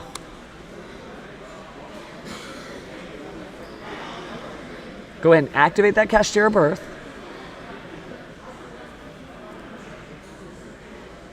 Question among the duelists, but doesn't necessarily seem to be related to what's coming next. Definitely going to special summon the Kashtira Unicorn. Special summon a Defense Heart. Defense Heart. My goodness. Kashtira Rise Heart. Banishing a beautiful copy of Kashtira Fenrir. Looks like that's the OTS Ultimate Rare. Evan passes his deck. Dylan cuts. We're going to go ahead and Xyz summon for Kashtira Shengra Ira.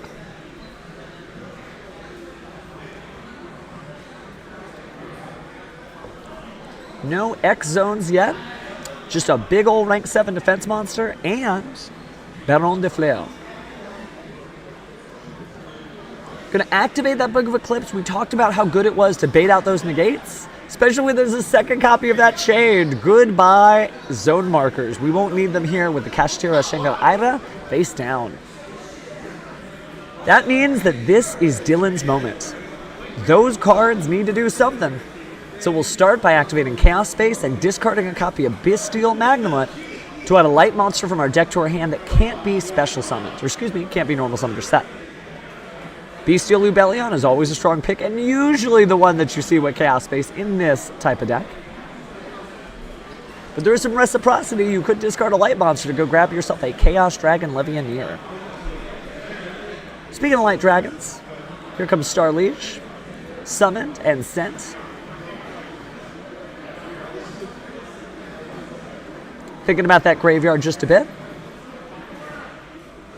Probably want to grab, there's the Wyver Buster. Going to special summon it by banishing a dark monster. So goodbye Magnemite. We miss you. Then we'll send that to the graveyard for Striker Dragon in the other extra monster zone. We will activate the effect of Striker Dragon and the Wyver Buster. So in reverse order, grabbing a Collapse Serpent from the deck. And a Boot Sector launch to boot.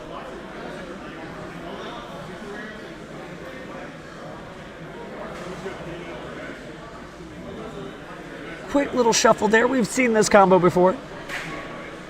But it is interesting to see how Dragonlink, a graveyard-dependent deck, deals with Kashtira. Well, maybe like everybody else does with Books of Eclipse.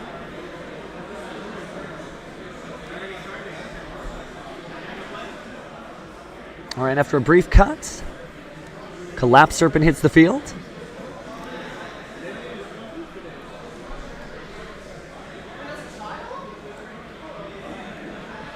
And then combine those two together. But which monster shall we link summon? We've got to do something. Now, Dragoonity Knight Romulus will definitely keep the plays going. Nothing significant has happened with that face down card. Are going to grab Parallel Exceed. But we're activating Infinite Impermanence there. That'll mean we will not grab Dragon Ravine. We will, of course, get the Wyver Buster. And we'll special summon our Parallel Exceed. Its effect will activate. Going ahead and special summoning another copy of itself and reducing their levels to 4. We just gotta find it first. There it is. Certainly a great card from the Yu-Gi-Oh! Vrains era, when each of the characters got a chance to Exceed summon a new boss monster. Are going to discard Bestial Lubellion.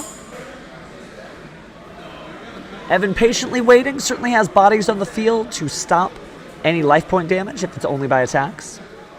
But that may not really be what's coming.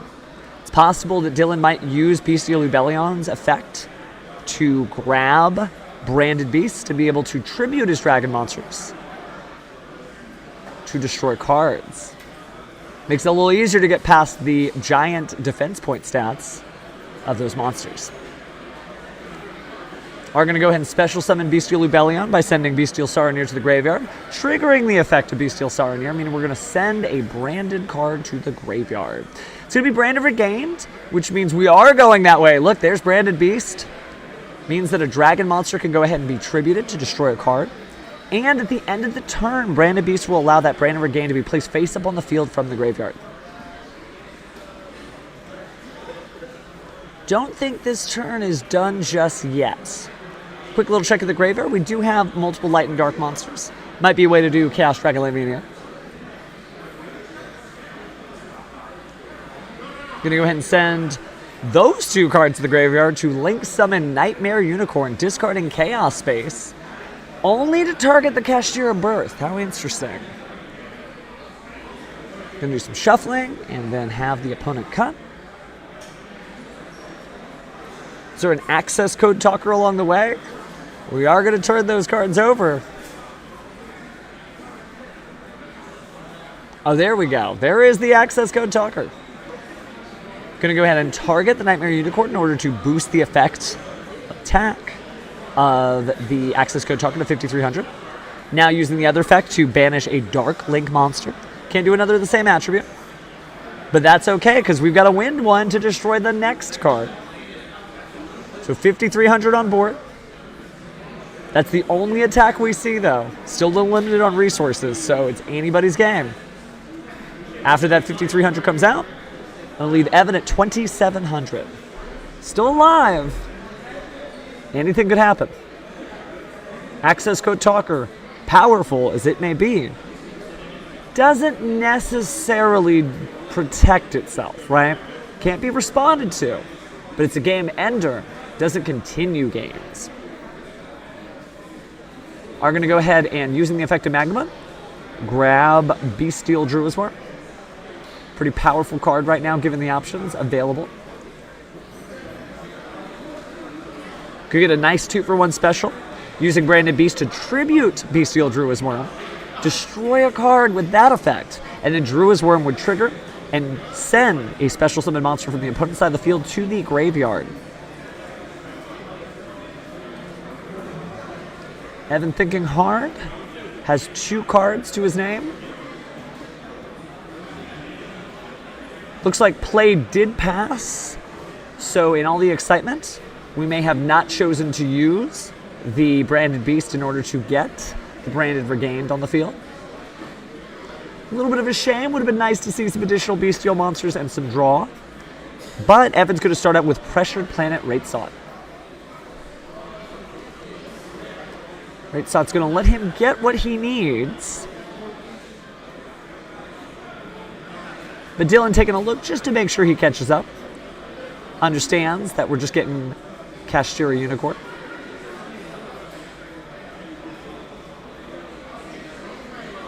It's going to be tricky, remember. That Branded Beast is still live. So while no Bestials will be hitting the field because we did not get Branded Regained back, we are going to see the Tribute Branded Beast. Would have been nice to see the Branded Regained on the field. It would have special summoned a Bestial there, and that could have been tributed instead of getting rid of Bestial Lubellion.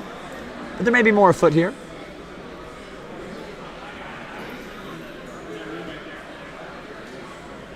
Taking a quick look at the graveyard, trying to figure out what to do next. Oh, and that's it. Locked out of the duel with only a Dark Ruler no more face down. Evan has to concede, and Dylan is pleased as punch, having successfully gotten through. Access Code Talker is not typically a monster that you leave on the field. It mostly closes out games. But hey, if your opponent doesn't have anything else, a 5,300 body is just good enough. I'm going to go ahead and run the slip to our duelist, and then we'll see if we might end up interviewing little Dylan about his adventure.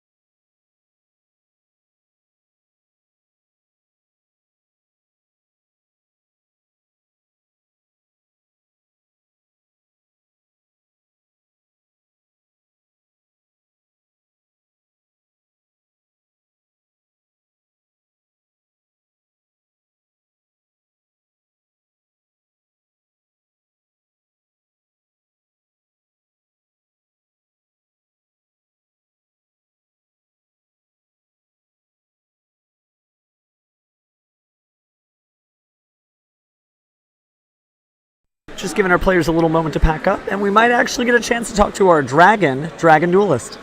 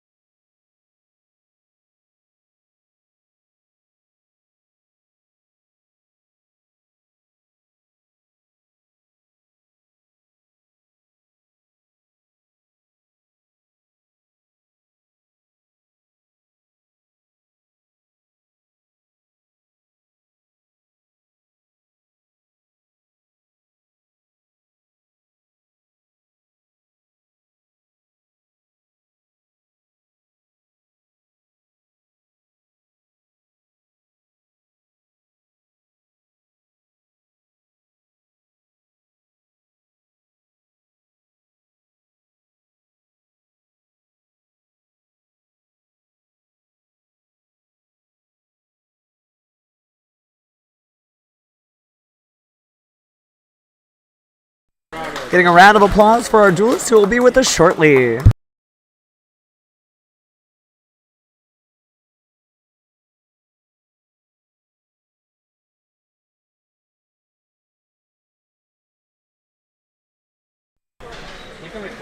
And we are here with our Dragon duelist, right, Dylan? Yep. How did it feel to be in that room separated from everybody else? Was it fancy?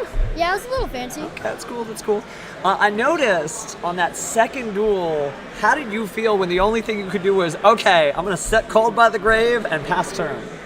It was kind of awkward because I had something else I could do, but knowing he was going second deck, it would have been better to capitalize off of Nibiru. Adjust the camera down just a little bit so we can see. Oh no, that's all it's going to stay. When you're playing as a Dragon Link duelist, obviously you really need your graveyard. Was it kind of worrisome to be facing Kashtira? No, not really. I've already beaten it twice before that. Okay, so feeling good.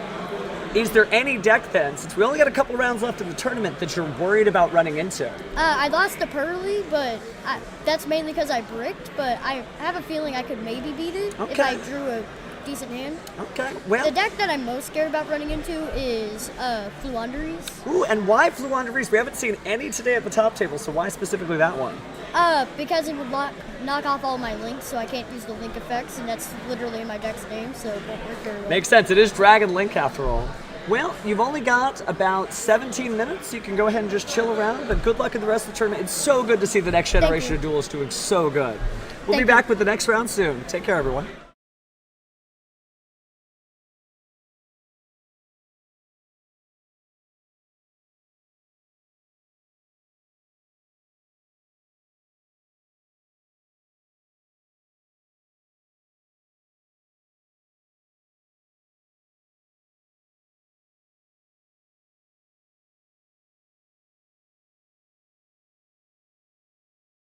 Just as an update for our viewers, we will be back in about 17 minutes. We're just waiting for this round to conclude and to go into the next one. It's a great time to grab a snack, but remember, tune in soon because we still have 3 great rounds of Yu-Gi-Oh! Left.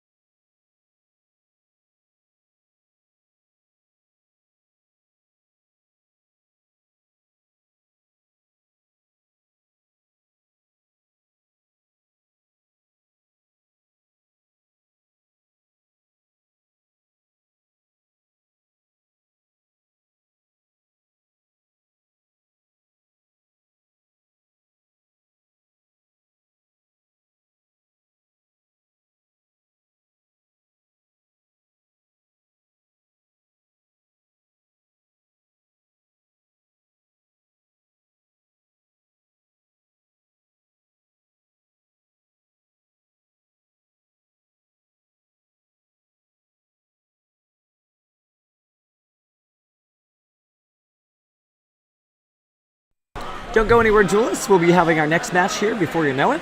And looks like we are just coming to round 7, so there should be 3 more to go.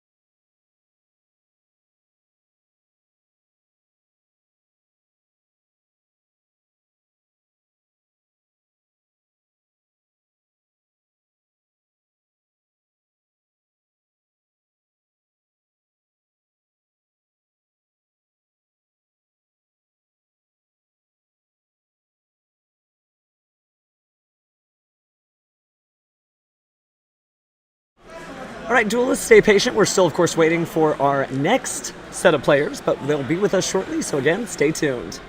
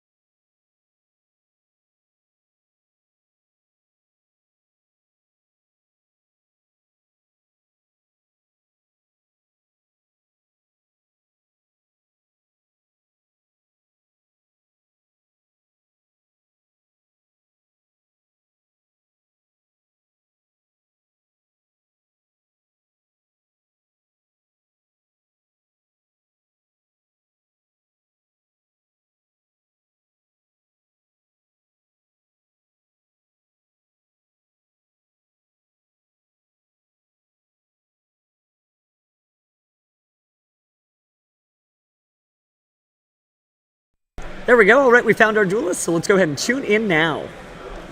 Players are just getting seated and set it up.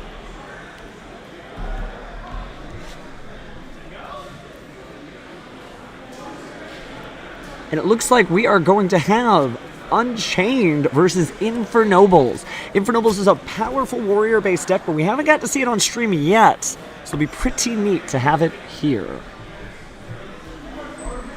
All right, so let's give our players just a moment to get set up. Looks like they're just going to go for the standard 5Ds playmat. It is gorgeous. Let's throw down that Red Eyes Field Center. We haven't used it for a couple of rounds. Players are Maverick and Martin.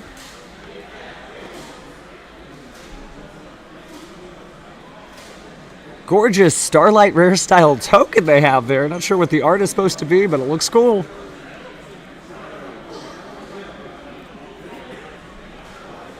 All right, just a standard pile shuffle. Don't worry if you're watching here from the venue. Again, our duelists have a separate timer, so they're not burning down the clock.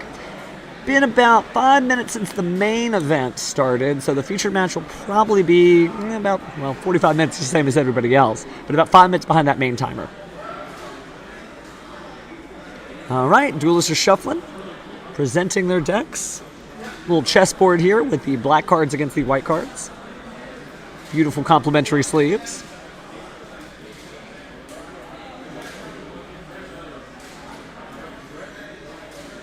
Although I guess that means that our player on the right has a little hometown advantage with the Red Eyes Black Dragon on the field. Gonna go and roll the dice. It is a 6. Other side, it's a 5. So who will draw 5 and who will draw 6? All right, looks like it's time to duel.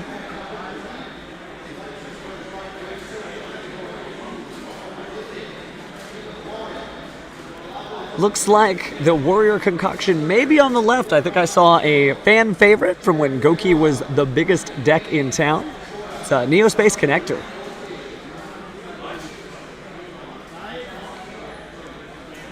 Gonna go ahead and reveal our Unchained.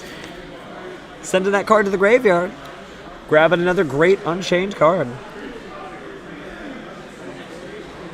It's nice to be seeing that all these Duelist Nexus themed decks that have gotten a boost because of the new cards in Duelist Nexus are really doing what they're supposed to be doing. They're up at the top tables, having a good time. Did get to see Unchained earlier, so it looks like our surprises will be on the left side of this duel. Of course, that means it's Martin on the right, currently playing in the black sleeves, and Maverick on the left.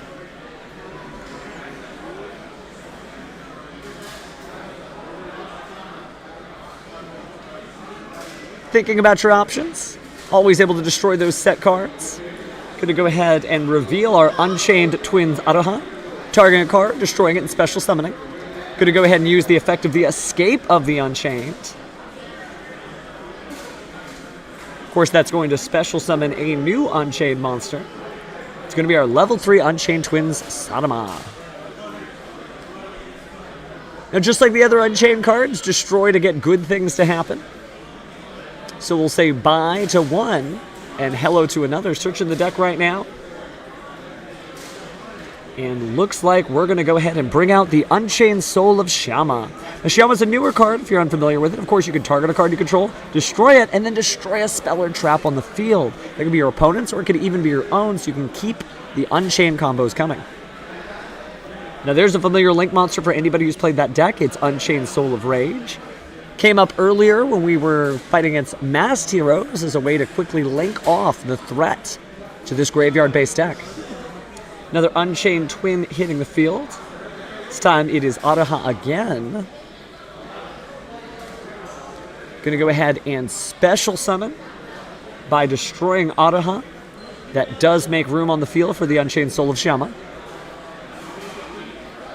Now we've got 4 link materials on the field worth of monsters, but we may just be fine doing what we're doing. Of course, we are special summoning another copy of Rakea. And then finally, Unchained Souls of Sharvara appears on the field. We're going to Xyz summon the 2 level 6s. and go ahead and bring out that Wave King High Kaiser. Certainly a cool card, and something we've consistently seen across all the Unchained decks. Again, it's going to be 2 level 6 Fiend monsters, and that's this whole deck basically. But again, when a spell trap or monster effect that includes a special summon is activated, attach a material and negate the activation, then destroy the card. Make another DD monster you control if you had one. Gain 1800 attack. Pretty good. And on brand for these Fiends. But we're going over to Infernoble Town. If you're unfamiliar with the Infernoble cards, they see a lot of combo style play, but they don't always get used. Trying to make his decision here with the other 5 cards in hand. That Ash Blossom kind of cut things short.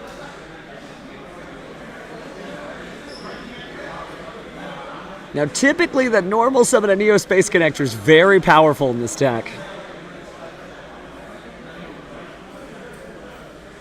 Take a quick little read of this 4-star Fire Friend.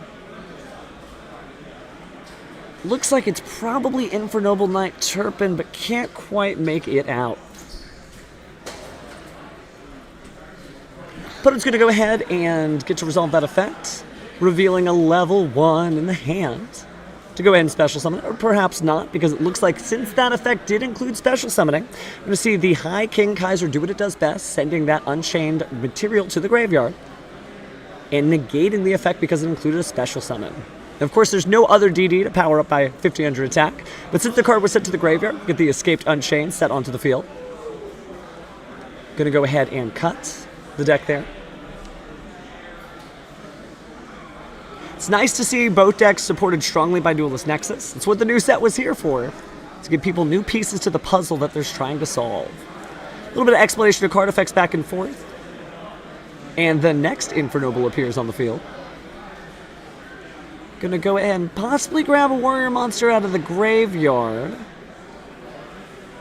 Not gonna do anything with the Wave King High Kaiser.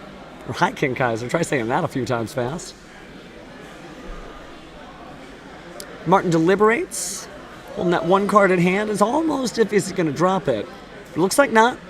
Probably a synchro summon here. Might have revealed a little bit of the backup plan there with Boguska hitting the board. We've got our level 5 synchro. Here it looks like Angelica, Princess of Noble Arms. Of course, if it's special summon, you can just add a Horn of Oliphant or a card that mentions Infernoble Knight Emperor Charles from your deck to your hand. The one that they seem to be adding went a little fast there. So many good cards, but looks like we're going to the museum. It's going to be Infernoble Joyeuse. Oh no, that's right. Joyeuse is the fields, or excuse me, looks like this will be the Noble Arms Museum.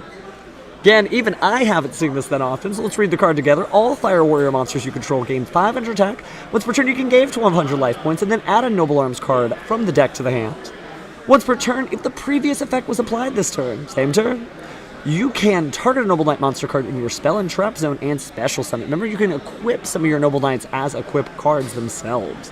Of course, if you activated this effect while you did not control Infernoble Knight Emperor Charles, you can't special summon any monsters for the rest of the turn, except warrior monsters. But this deck, clearly every card we've seen is a warrior monster, so not a big deal. But remember, what is a big deal, at any point, that Unchained Link monster in the extra monster zone could link it off for a Dark Fiend Link monster. And probably just the next step in the Unchained chain.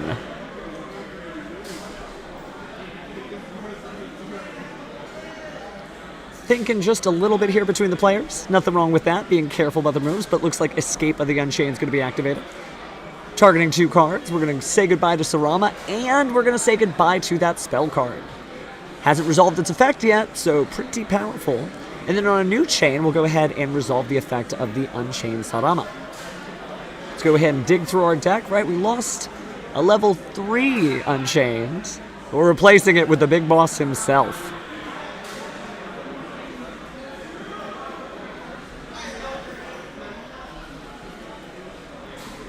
Gonna go ahead and cut the deck just a little bit, but we do get to destroy another card. So say goodbye to your princess. She is in another castle for now.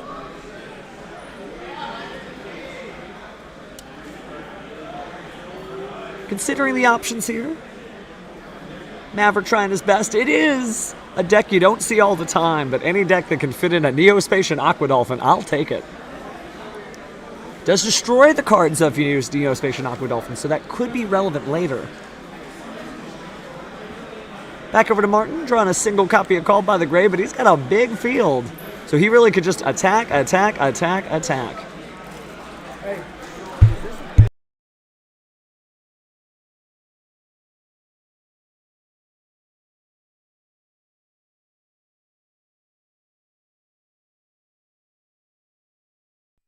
All right, jumping back in.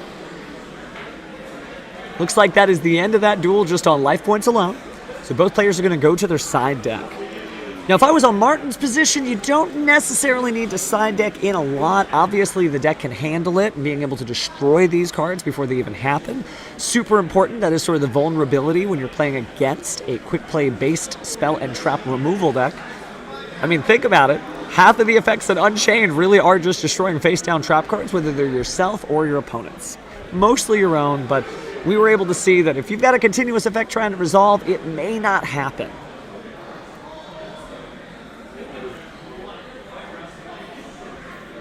Flipping a card face down, starting to pick out, the usual side deck shuffle there. People don't smoke screen as much as they used to. That's the act of taking your entire 15-card side deck, shuffling it into your main deck, and then peeling out the 15 cards.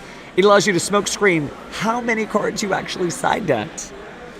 As long as you're counting out a 15-card side deck, it is fair. But it is a difficult way to do it. It's a little memory test and kind of difficult with that 3-minute side deck limit under the official tournament policy guidelines.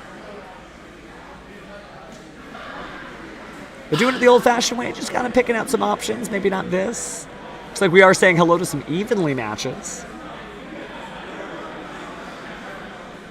Counting out that side deck, that'd be saying goodbye to those evenly matches.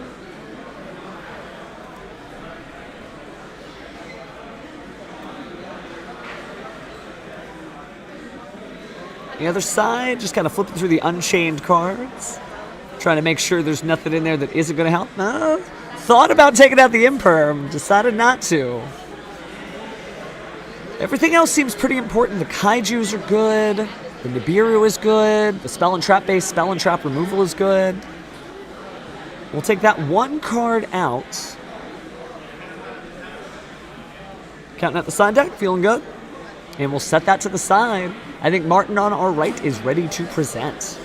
Meanwhile, Maverick, kind of getting through. Just shuffle up here.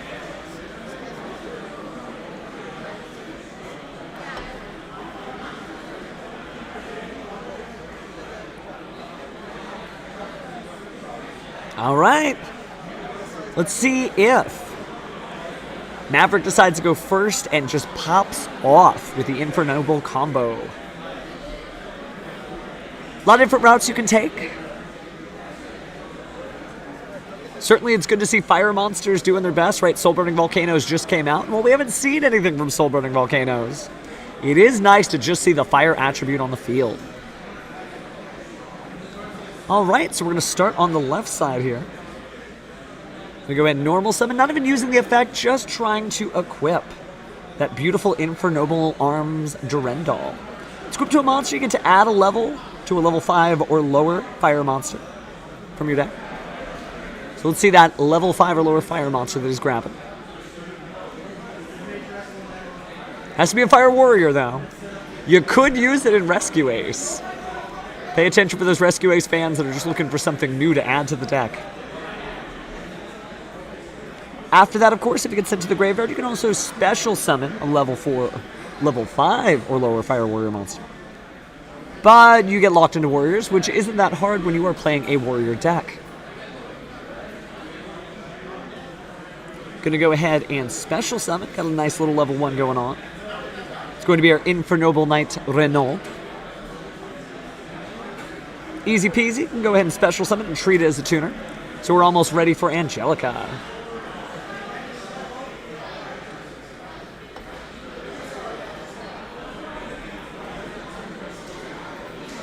And there she is. Princess is back in power. Special summon, of course, you can add that Horn of Oliphant or another card that mentions Emperor Charles. Doesn't seem like we grabbed the Horn of Oliphant, but we got some great cards to use and really good setup, right? Maybe the full combo doesn't go off, but we are going back to the museum.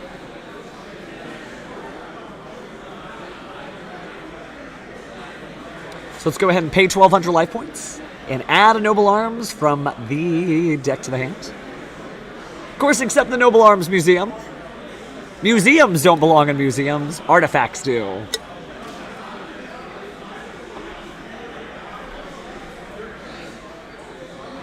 And are we playing that artifact? Hey, we're not talking real artifacts, just old cards. Infernoble Arms Durendal is being activated. Going to go ahead and banish the card from the graveyard. If you're unfamiliar with Angelica's banish effect, this allows you to send a warrior-type fire monster to the graveyard. And if you do, banish this card until the end phase, so it is going to come back. Then you can special summon a Roland monster from the deck or extra deck. Martin, clutching his hand closely, thinking, what can I do against this? Well, the Feather Duster seems pretty strong, but I hope that he takes a look at any of those equipped spells that might be on the field. Don't want to accidentally trigger their effects in the graveyard. We are seeing Infernoble Knight, Olzier, or Ogier, depending on how you're pronouncing it. While it's an equipped card, the equipped monster can't be destroyed by card effects, but of course you can go in and special summon it. Looks like we're going to send a Noble Arms card or fire monster to the graveyard.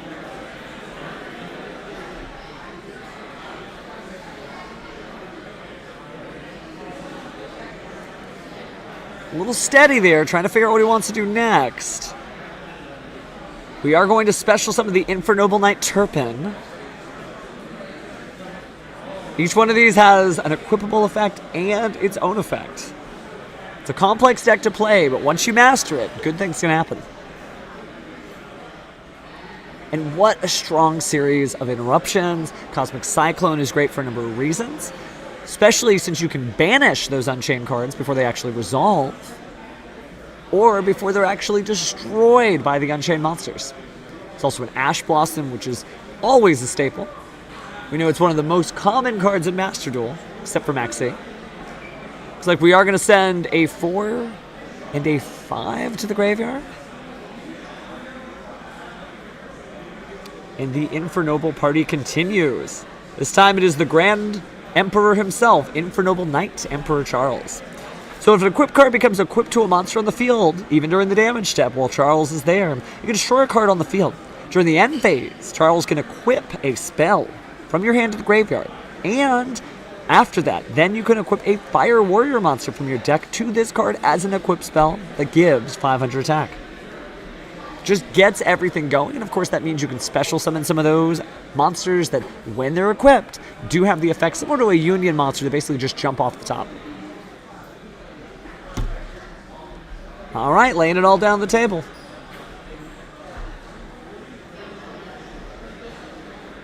Talking through the effect, just explain to his opponent what's going on. It is a little different to go ahead and equip a monster to a monster. But Captain Roland is here.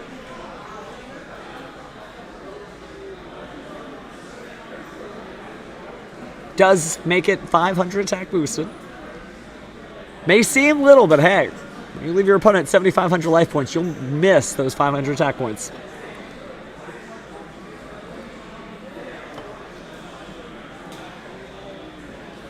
Thinking, quietly pointing to himself, figuring out which next Infernoble card is going to hit the field. May possibly be passing. Seems a little premature. Pensively looking at that card, but going to go ahead and send it to the graveyard to special summon Link 1. If you're unfamiliar, that's going to be Emperor Charles the Great. It's one level 9 Infernoble Emperor Charles card equipped with an equip card. What are those materials, right? But if it's Link summoned, you do get to target the Emperor Charles in your graveyard, and this Link monster becomes that card. It's also got 3,000 attack, which is insane, but it can equip cards and give it an additional 500 attack. So Emperor Charles the Great, well, he might as well be his understudy. He's still our favorite Emperor Charles. Now, once per turn, when a spell or trap card is activated, you can send an equipped spell as equip a quick effect from your hand or face up on the field to the graveyard to negate the activation if you do and destroy the card. Notice that I did not say you can only use this effect once per turn. So it means if you're lucky enough to get multiple Emperor Charles the Great, it's a long shot, but you can use the effect multiple times.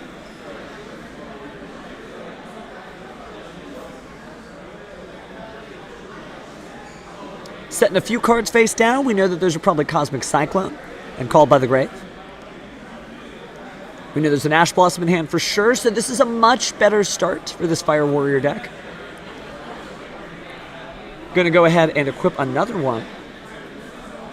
This time it's in for Noble Knight Malgus. Now if Malgus is sent to the graveyard, you can shuffle it back in the deck with 3 of your other Fire Warrior monsters and or other Noble Arms. Basically a Rescue Ace style effect to get that from the banished or the graveyard into the deck and then draw 1 card. Interesting that is kind of a fire effect now that I think about it, you know? The Royal Firestorm Guards, same idea. Normal summon them, send 4 fire monsters from the graveyard back to the deck to draw a new card. Same thing as Rescue Ace HQ and same thing as our Infernoble friends. Just interesting, the parallels of Yu-Gi-Oh! Gonna go ahead and shuffle and cut. Draw 1 card, and wow, what a card. If you didn't catch that, it is Book of Eclipse. And Book of Eclipse could be a double-edged sword, so it seems like we are not setting it to the field, not trying to get locked in like that. However, sorry, Emperor Charles, you've been replaced. There's a new king in town, and it's a kaiju monster. Gonna go ahead and activate Lightning Storm to destroy all those face-up attack position monsters. Charles is gone, so we cannot negate the spell of Trap.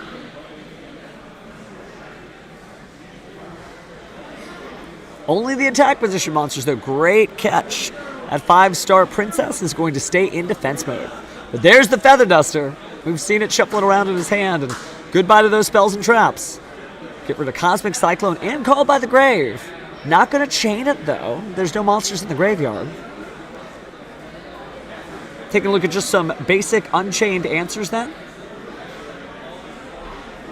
Going to possibly set a card.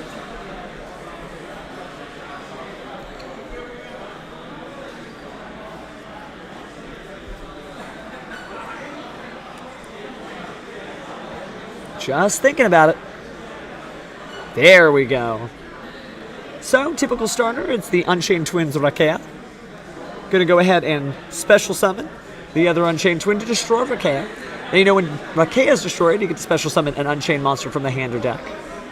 And you also know that from Aroha, when you're destroying that card, you get to special summon this card from the hand. So one special summon begets another. Then up next is going to be Unchained Soul of Shadvara. It's the level 6.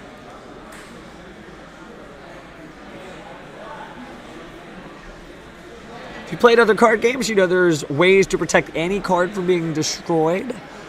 Might be time to do that here too, right? Protect your opponent's cards so they don't destroy themselves. Now these two are going to link off into the very powerful Link monster that really just stares your opponent down. Oh no, we're not doing that one. Instead we're doing Unchained Soul Lord of Yama. So we're going to add an Unchained monster from our deck to our hand, or graveyard. It looks like we're just checking the graveyard to make sure that we grab the right card. If an opponent's card is destroyed by battle, or excuse me, just if a card in general is destroyed by battle or card effect, while this card's in the graveyard, you get to banish it to special summon a Fiend monster from your hand or graveyard. And then you can destroy a card you control, which means you can special summon one of those Fiends that likes to be destroyed and destroy it. Great choice of the Kaiju, by the way, too. That is going to be a Dark Fiend monster. Fits in perfectly with the deck, doesn't clash. Means if you get locked into Fiends, that's fine. You've got Fiends for days. Taking a quick look at the graveyard. Beautiful cascade of attributes. Water, fire, dark. Just good to see multi-attribute Yu-Gi-Oh! Thinking pensively, holding that level 3 close to the hand. Maybe wants to add Unchained Twin Sarama. Keeps tugging at it.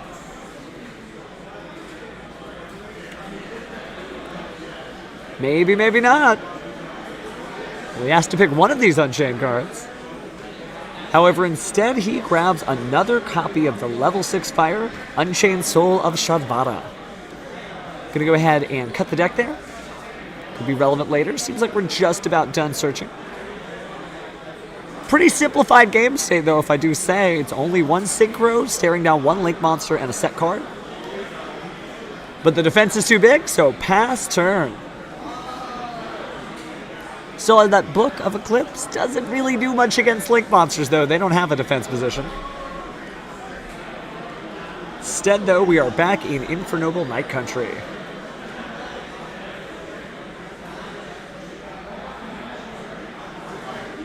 So,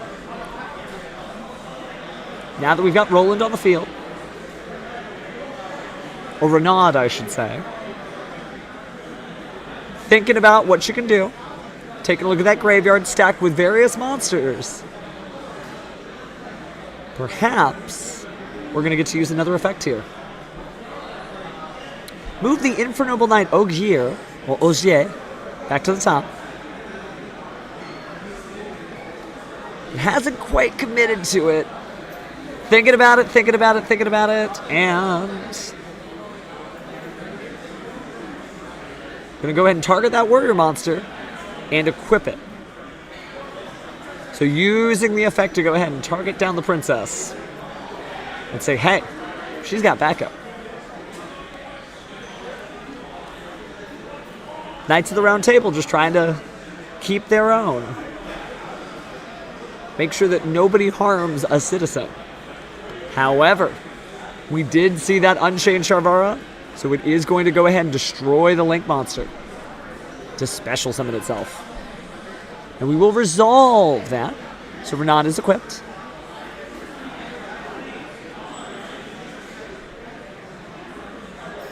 Thinking a little bit about the graveyard. Never know what weird Infernoble trick might come up next. It's a great deck. It's good to see real Duelist Nexus stuff at the top tables. Taking a closer look at that Unchained. Trying to make sure there's nothing new that's going to happen. Martin, handless. Arms crossed on the table. Just one face down and one Unchained monster. Staring down a warrior combo deck. It could be pretty big. Thinking about the next play on Maverick's side. Probably have about 20 minutes left on the clock. So plenty of time for both duelists to get in the third game.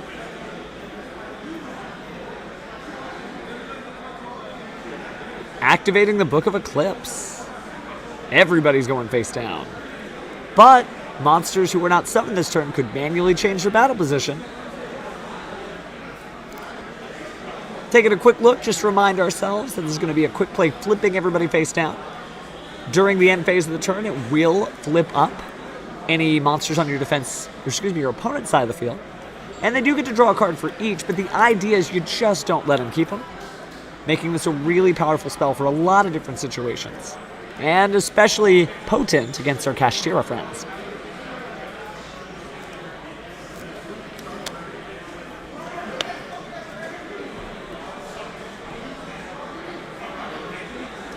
Thinking about it. Just going over the effects. Not sure if he wants it to resolve yet. Oh, but we might do it. Might be Unchained time. All right, we are going to flip it. So let's say hello to Escape of the Unchained. Get to target an Unchained monster you control and one card on the field. Destroy both. So only one monster is going to flip face down. And that's Princess Angelica. So of course there's no target for that equip card, so let's go ahead and send it to the graveyard.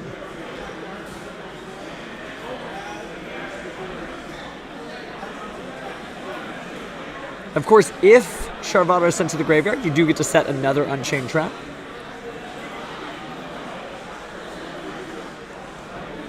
Totally independent of its ability to special summon a card. We do have the Rakayan defense mode.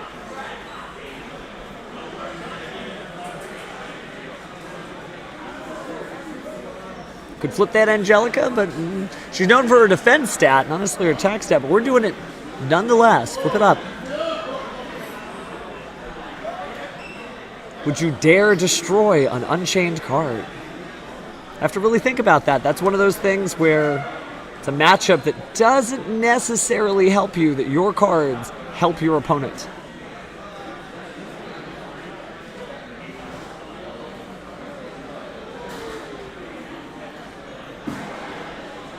Certainly trying to think of what he's going to do next. 2 monsters on board is good. Nothing too crazy going on. Take a look at the graveyard, thinking about all the fallen friends.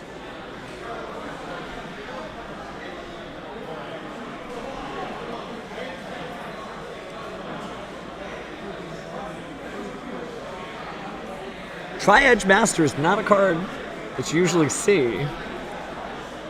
No, that's not Tri-Edge Master. That's my eyes playing tricks on me. That's the Immortal Phoenix Gearfried. All right, but more importantly, we're going to go ahead and start using our equip effects.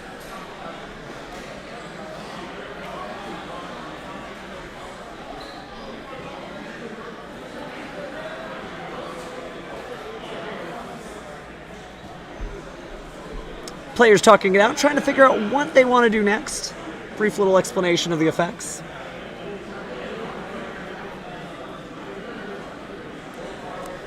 Oh, we're packing it up. That is Murder, She Wrote.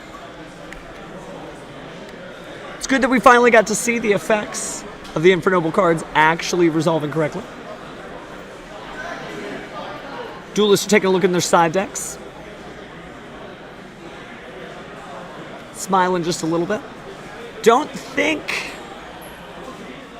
it's over. I believe we're going into game 3. Cycling through those options. Got to think to yourself at home, man, would I use the dimensional barriers? I'm a Link guy. He's a Synchro guy. I might be able to stop him. But what to take out? Meanwhile, on Maverick's side, thinking, going through the deck. Took out just some of the basic stuff. Gonna add in some Kaijus and Dark Ruler no more. Gives a strong indication that Maverick won the first game and Martin is likely to go first. Could turn it on its head, could pass on the chance to go first. Be very interesting to see that.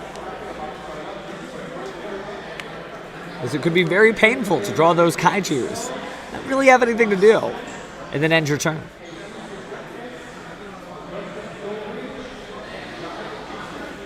Still looking at those dimensional barriers. Can't fit the third one in. I mean, to be pretty good. But to each duelist their own. Seems to be saying goodbye to the go second cards.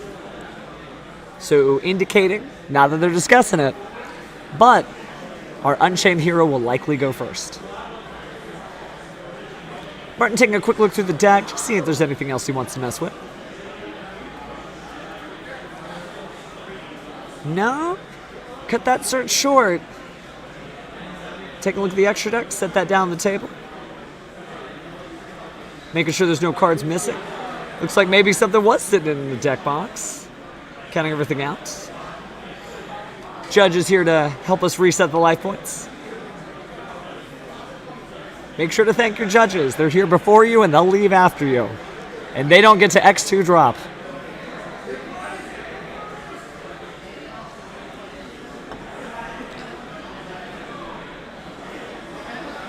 Still inside deck town on Maverick's side, taking out Called by the Grave. Called by the Grave is good though. Obviously there's not a lot of hand traps, but Unchained are cards that get their effects in the graveyard. You may not want to let them do that. Seems like we got rid of the Called by the Grave and one copy of Book of Eclipse to add. Didn't get to see, but it definitely seemed like a trap card. At least the first one. Ooh, put right into the deck. Well, could be a dimensional barrier, but it wouldn't be as strong. Also could be an evenly match. A lot of different trap cards that you could run as an Infernoble player. But this is a weird matchup. You can destroy, they want to be destroyed. You have effects that resolve, they don't want to let you get that chance. So it is a little bit of an uphill battle for Maverick, just based on what the cards do. But it's not a hypothetical duel. It's two great duelists clashing once more. So let's see who decided to go first. Looks like we ended up having Martin go first. Gonna go destroy that face down with the Unchained Twins Araha.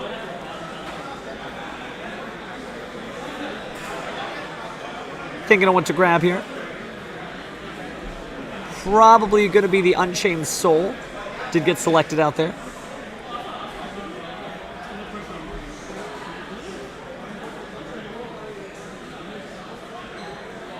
Still looking through the deck as we've link summoned.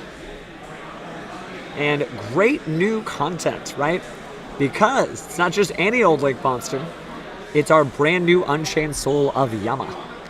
Again, if it's special something, you get to add an Unchained monster from the deck to the hand. Also good, take something out of the graveyard, but it hasn't been something that we've seen Martin do very often. Looks like he's going to grab the Escape of the Unchained. Or it actually might have been the Abominable Chamber of the Unchained. Couldn't quite see it from the lighting. Martin taking his time, figuring out what he wants to do. Maverick just taking a quick peek in the graveyard, reminding himself of what monsters are down there. Gonna go ahead and commit that to the board. Always good to see another Unchained Twin. But what does Sarama want to do? Well, it's gonna go ahead and set a spell or trap and then destroy the other one. So that was the escape, and it was the Unchained Chamber. This way I haven't really seen the Abominable Chamber of the Unchained, but you do, once it's destroyed, get to special summon an Unchained monster from your deck. So we're going to go ahead and get to see the new water monster from Duelist Nexus. It's going to be Unchained Soul of Shama. Of course, Unchained Soul of Shama is going to target a card, destroy it. Oh no, looks like that was a Link summon. Special summoned itself. Destroyed the Unchained Twins of Selengama. Going to go ahead and go through the deck again. And special summon. Looks like this time, get to stare down the Abominable Unchained Soul. Don't get to see it all the time. But again, if a card you control is destroyed by battle or card effect, you get to special summon from your hand. But if it's special summon, just discard a card and destroy a card on the field. We're also seeing those two level 6 fiends combined into the Triple D, Wave High King Kaiser. If you got something that special summons, well, watch out. I can banish a material or detach a material to go ahead and do a Solemn Warning-like effect, negating the activation of the card that included a summon and destroying it. Then if you have another DDD, which we don't have, does get a cool 1800 attack. Looks pretty good, though, with the Dark Ruler no more. Seems like what we're going to open on. But before we can, looks like we've got Epidemic Eradicator Virus, tributing a Dark Monster. But before that resolves, Chain Cosmic Cyclone, pay 1,000 life points, we'll banish the face down over there. Looks like we're already going to go ahead and resolve. Nothing further. So we're going to do the Epidemic Eradicator Virus. Make sure you're paying that life points. Good catch, Yu-Gi-Oh! Judge. 7,000. But there's the madness. All the spells and the Dark Ruler No Mores, everything you needed to do. And he just picks his cards up there and he is done. So it was good to get a little tour through the Museum of Infernobles. But their effects just weren't properly aligned with the Unchained. And hey, we hadn't seen the Abominable, but we know why. It is a dark monster with 2,500 or more attack. So easy peasy, let's tribute that and say goodbye to your spells. Gonna give our duelist a moment, and then we may get a chance to talk with Martin about his victory and how he feels about Epidemic Eradicator Virus.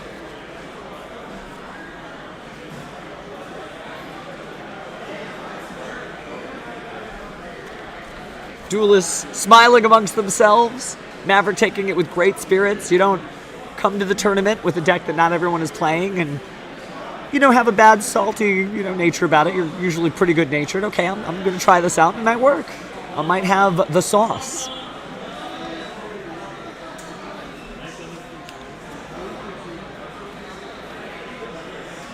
Do not have a match slip on hand. Hopefully it got to the players over there.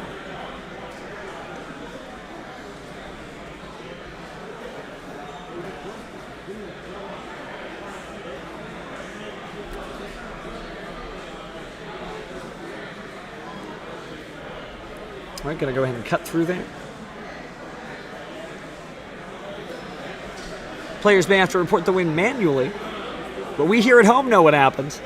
Is we got to see that beautiful Epidemic Eradicator virus, and it is such a good pick. When you're going up against a deck that prides itself on spells, needs those spells, well, maybe not.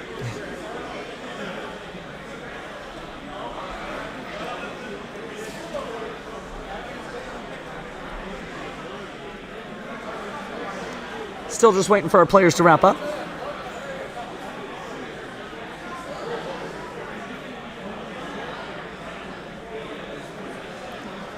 Hopefully we'll get a chance to talk to Martin.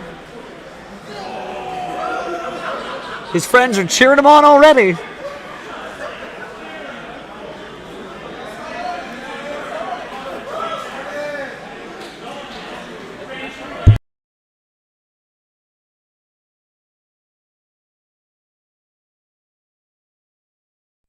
So we are very fortunate. We do have Martin here.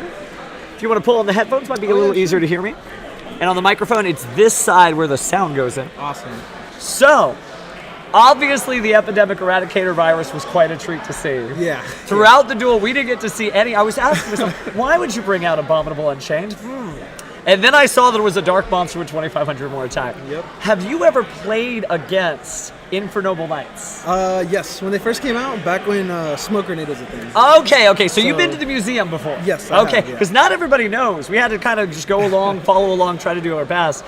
Is there anything that's particularly weird about the Unchained matchup with Infernoble Knights? To be honest, their back row being able to protect themselves, it is a problem. Not being able to target their monsters or destruction, because that's basically what the whole Unchained deck does. That is the whole Unchained deck. Most of the time when we see Unchained players play, they like to set up the Link 2 and just kind of wait and be like, okay, I'm going to grab that problematic monster. Yeah. But that's not really something you can do in that matchup. No. When you were side decking, were you just hoping, okay, I've got to get the EEV, I got to get the EEV? Yes, I only run one. Okay. But I also do run anti-spell. I know they're relying on equip spells and all that, so either I was going to see the anti-spell or, the one Eradicator. So I was hoping I'd see one or the other. Unfortunately, I saw the Eradicator. You're doing good so far. It's so great to see real Duelist Nexus decks because, again, both Infernoble Knights and Unchained are new stuff. Were you already playing Unchained and you were just like, cool, this is going to go in? I was already playing Unchained before the new stuff came out. I was very excited when the new stuff came out. Before it was just Dimension Shifter Pass. That's the name of the game for a lot of different Duelists these days. Yeah. Well, good luck at the tournament. What's your record so far? I'm X2 right now. Okay, so you're X2. Hey, X2 can make it. We got top 48 because of how many people are here. Okay. So good luck. Thank you. Hang in there, and we'll be back as soon as we can with the next round. Take care.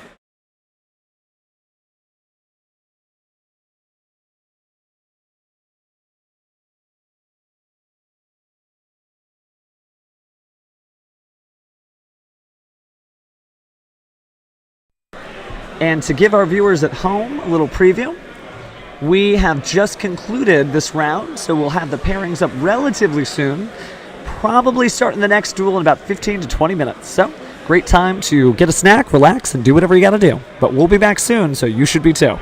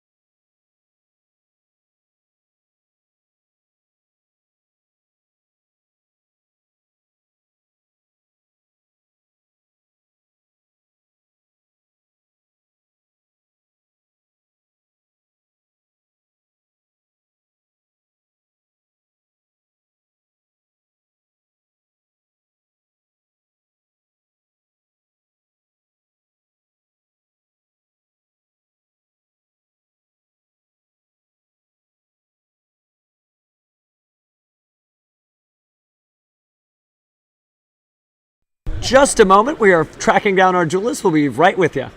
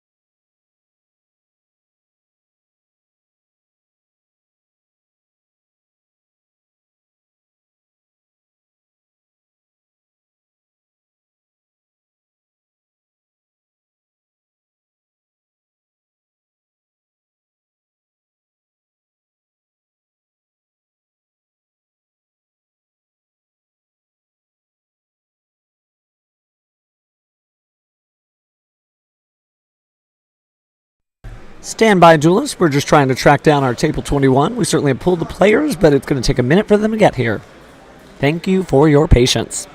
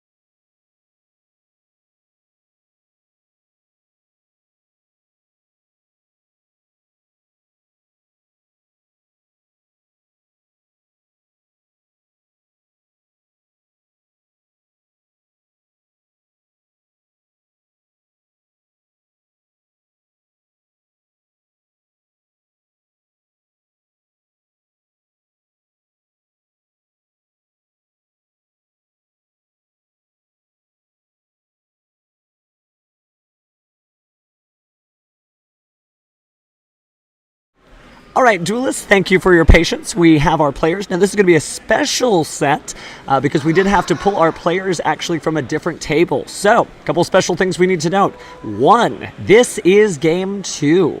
And 2, we're going to have a 40-minute timer because they were just starting to side. But they seem pretty pleased as punch that they got a free featured match. So let's give them just a moment to go ahead and shuffle up their decks and get going. Now, this is a top table match. This is literally from table 5. And for our finals, we will be doing table 1. Beautiful sleeves, by the way, from both sides. You've got the Yu-Gi-Oh! Official card game sleeves on the bottom left near that main phase map. And then on the right side, you have, I can't tell if that's the TCG or the OCG version, but it is the Kaiba Corporation collector sleeves. Interesting side deck choices we're seeing here. But it doesn't really tell us too much of the story of the decks that we are facing. So we're going to have to find this out on the fly. Although I am seeing Kashtira, so that'll be pretty standard for those of you at home who got to see our earlier Kashtira duel.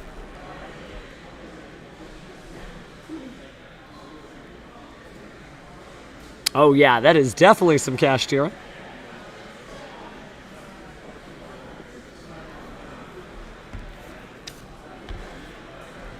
And then on the other side, it looks like we're going to be seeing some Menadium. However, it's not Kashtira. It's actually a Kashtira Purrely mix. Of course, you see Kashtira Fenrir in a lot of different decks, so you can't quite call it Kashtira just because it has that. But it's a strong card in the same vein as that Pankratops we're seeing, right? Easy level 7, getting some stuff done. Did get to see both of these decks at some point through the tournament. We're going to see sort of a unique spin.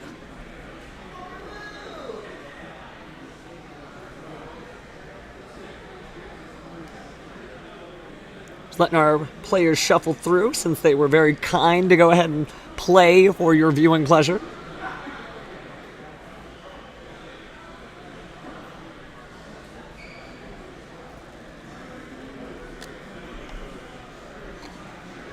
All right. Looks like we're just about ready to go. We could probably figure out who won the first one just by seeing who it is that ends up going first. Although interesting, we see Ash Blossom and Div Incarnate, but the Purrely player seems to be going first, so that might be the person who did not win the first game. We're going to go ahead and activate that Sleepy Memory.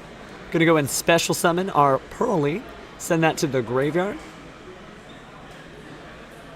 Good old Purrely, just sitting in defense mode there, deciding what she wants to do. But now that she's in special summon, my friend Purrely is going to appear. It's a great card, and really all the cards in this deck, it's just one of those great decks that everything goes together. Deck building pack decks are usually like that, so think about Sky Strikers, Eldritch, Rescue Ace. It's a lot of great things that you can do with all of these. Gonna go ahead and activate that field spell. And then we're gonna go ahead and attach the Sleepy Memory. 2 great cards combined to form. Sorting through that upside down extra deck. But there we go. What a beautiful Purrely Noir there. Don't see that every day. All right, we're going to go and activate that My Friend Purrely. Looks like we're going to go make sure that we get those life points boosted up. So it'll be 500 there. Going to go ahead and grab the Purrely Sleepy Memory, as well as the Purrely Delicious Memory, and another Purrely Sleepy Memory. So possible to get the Delicious Memory, but more likely 66% chance to see the sleep. All right, let's see what we get. Gonna roll that, 1, 2, 3, 4, 5, 6. So it'll be that last card. Oh no, that appears to be a 5. Okay, that's fair. So I'll go to the hand. Looks like it was a Sleepy Memory. Put the other ones back in the deck, and then shuffling.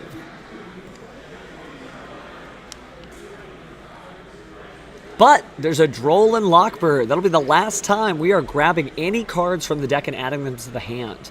Great quick effect that works against a lot of decks right now. We're going to see the Purrely Sleepy Memory, but before we even get to sleep, Ash Blossom says, "Wake up, I'm here." Up next is going to be the Purrely Pretty Memory.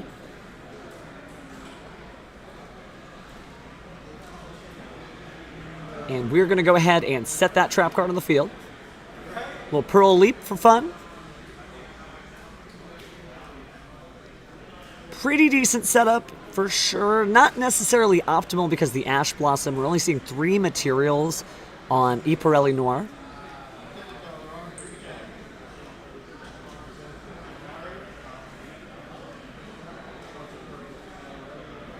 thinking about it, and that delicious memory is going to end up there anyway. So soup's on, Purrely's. Time to eat. Gonna go and shuffle the deck. Probably a good idea since we may be drawing some cards. Gonna go and pass turn. Draw for turn. Still in the draw phase. Doesn't appear we're doing anything. Oh, we are gonna try to do it in the standby phase, so let's go ahead and draw. One of the great things is you do use a lot of your resources for Purrely, but this kind of gets it going. However, the Pearl Leap is going to have that very scary X Purrely Noir. Remember, it does have 5 materials, so it is unaffected by the activated effects of your opponent's monsters.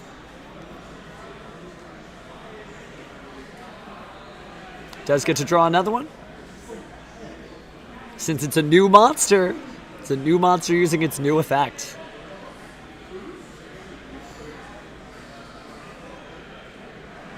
So we haven't gotten to see the Menadium plays yet, but we have a strong sense that Aldulio on the left is the one that won against Chase. Chase going first, that indicates that he probably lost and decided to go first. Going to go ahead and activate Triple Tactics Thrust. However, it's Ash Blossomed. We did see a call by the grave there, and it is going to come down now. Attempting to banish the Ash Blossom and negate the effects of that card. Hold on, Judge. We're still waiting to see if it resolves. Thinking about it, looking at his hand. Is going to let that resolve, banishing the Ash Blossom. Which means that Triple Tactics Thrust does get to grab a card. Still kind of thinking about what we'll do. But it looks like we're going to grab that Menadium Ascension. Certainly a powerful spell. I mean, this deck, I don't want to say it's been slept on, but it's just so cool to actually see it in action. Didn't have a whole lot of them make the top cut at the NAWCQ, but people are still true believers. Menadium Abscission. Apologies on the mispronunciation there. But Abscission is going to allow you to target a monster you control and destroy, and if you do, add a Peaceful Planet Calarium from your deck to your hand. Or if you already have that Peaceful Planet, just add a Menadium Spell Trap instead, of course, except Menadium Abscission. Now, since the effect was activated, here comes Kodakara Div Incarnate. It's going to go ahead and tribute that monster. However, my friend Purrely is going to add all 3 of those quick plays back to the hand. There's no way out. And here comes the straight Purrely Street as well. Grabbing that Purrely back on the field. So all you've done is move your opponent's cards. You haven't necessarily taken any numbers away from them. Let's go ahead and reveal, because we summoned Purrely. So we get to grab one of those Purrely cards, put the other 2 down at the bottom of the deck. Are going to go ahead and summon another Menadium card. Let's go ahead and grab what we need out of the deck. That's going to be Menadium Meek.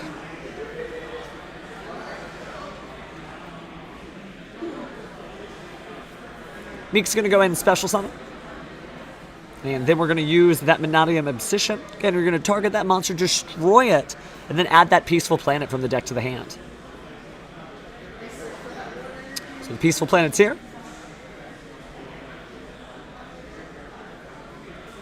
Then go ahead and use Meek's effect as well. And special summon another Meek. Of course, Meek is a tuner monster, so we are getting closer to those synchros. Its level is 4. Don't think it'll be a Stardust Dragon, but hey, anything works. Grab Visa Starfrost by activating that Peaceful Planet. And a gorgeous copy, by the way. Looks like it's going to be the Starlight Rare Legacy reprint from Cyberstorm Access. Going to go ahead and send those to the graveyard. And it is a Link summon, right? 4+6 class, it is 10. Baron de Fleur means you probably aren't worried too much about an Nibiru, although that wasn't really a common pick. Banish those cards for Vicious Astrolabe. Remember, that's not a hard once per turn. You can just keep going. Are going to go ahead and send Vicious Astrolabe and another Meek to the graveyard. And here comes the Crimson Dragon. Crimson Dragon's effect is going to activate. Or maybe we're going into Bestial Despater. How we got there, who knows, but we do have the materials for a great Draco Knight E-Quest if that Super Polymerization comes down, if either of the players are running it. Cycling through the extra deck here. Go ahead and turn Visa Starfrost into our Scareclaw Lightheart. and then continue the combos. Let's go ahead and search through the deck there and grab our next planet. This one's going to be the permanent planet, Reichphobia. It's going to go ahead and grab that Scareclaw, special summon it to the field, add Scareclaw arrival, and just extending for days, right? Gotta say, Visa Starfrost was my multiverse of madness. We're going to send those cards to the graveyard to perform a new Synchro Summon, and your eyes don't deceive you, even though neither of those were tuner monsters. Do get to have fun whenever Chaos Angel is at work.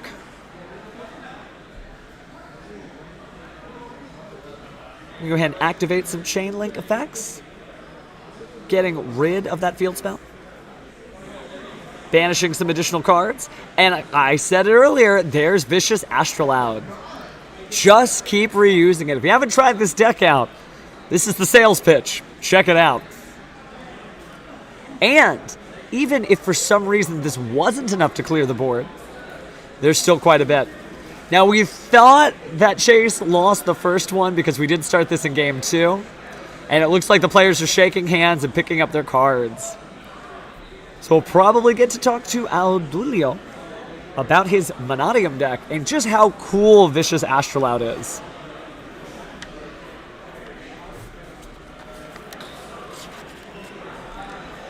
Players doing that typical discourse, right? Talking to one another, thinking to themselves, but neither of these players are in bad sorts. Remember, these were plucked from Table 5. Regardless of what happens next round, both of these guys are probably going to make the top 48 and get their invite to next year's North American World Championship qualifiers. Next round, our final round, we will be hitting up Table 1 so we can find out who the most undefeated duelist is for the Game Guys Regional Championship. Again, if you are tuning in at home, remember that we are broadcasting directly from beautiful Pasadena, Texas, in the greater Houston area. It's a Game Guys gaming store. They do video game repairs. They hold parties, which is what this felt like. Weekly tournaments. All types of card games, including the Yu-Gi-Oh! Trading card game. And regular tournaments for video games like Smash Brothers Ultimate, Street Fighter 6. I know that's where I'm at. You can check them out at HoustonGameGuys.com. Or, if you're here, you can check them out by looking around you. Players showing a great sense of respect to one another. I think they both know they're still going to make it. They'll see each other again on the field of battle.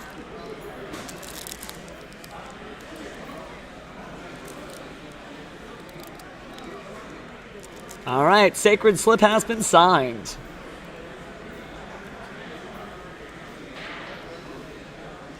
Gorgeous set of mats, by the way, too. Just goes to show you the new stuff works. Oh, what a beautiful discard.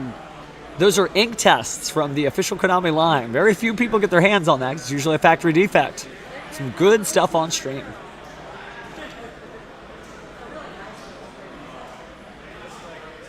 All right, players are packing up. Hopefully we get to be joined by Aldulia.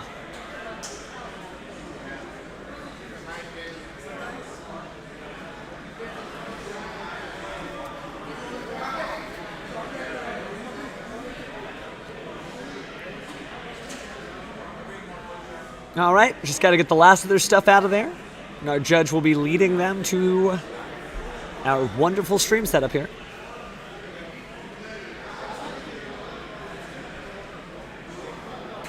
Players still kind of deciding. Having smiles, laughs, that's what dueling's all about. We all love Yu-Gi-Oh! Or else we wouldn't be here all day.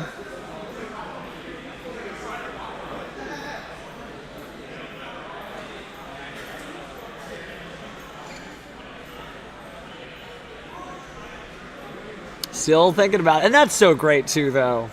That's a duel to remember.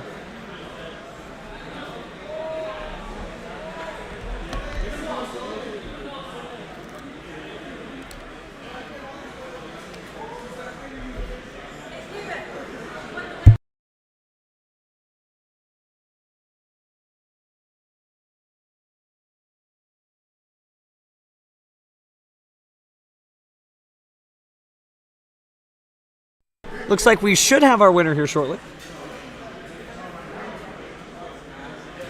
Although he's very excited to talk to his friends, he may not get a chance. Oh, he's coming. All right, let's make some room here. Go ahead, and if you'll put those headphones on, All right. people might be able to hear us.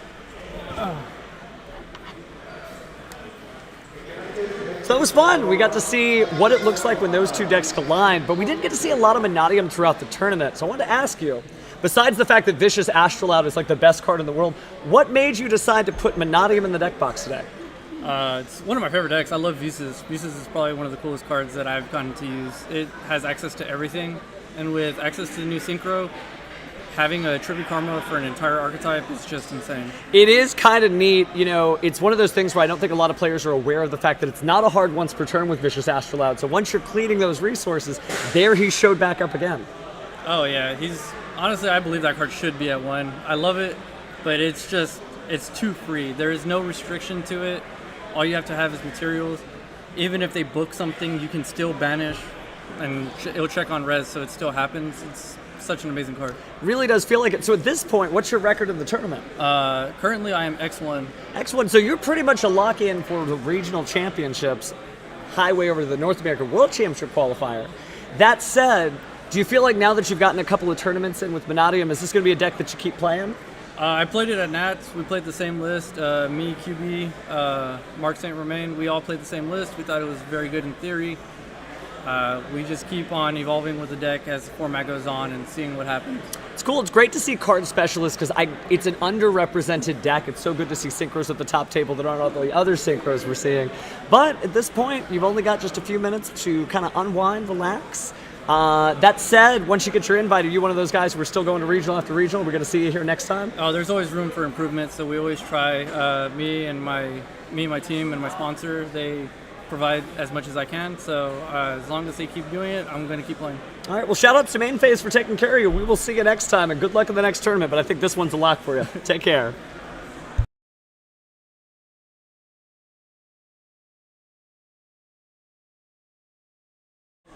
And for those of you at home, we've got about 20 minutes left on the main event. At that time, our round 9 will absolutely be whoever's in the top spot. So get ready for the best duelists in this room.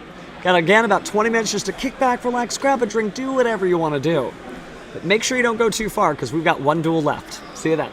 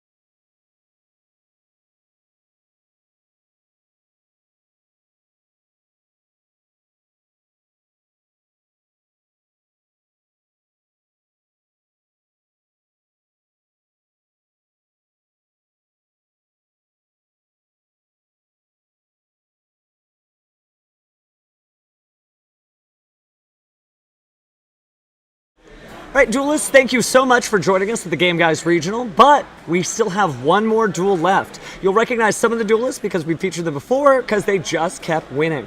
This last one is going to be a hype match between Purrely versus Menadium. So stay tuned, this is going to be a fun one. Let's go ahead and tune in now. Our duelists are just getting ready.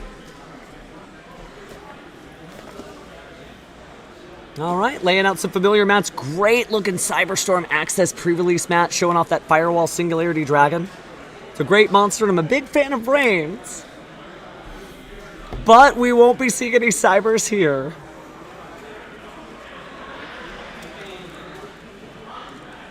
All right, we're gonna go ahead and get set up here.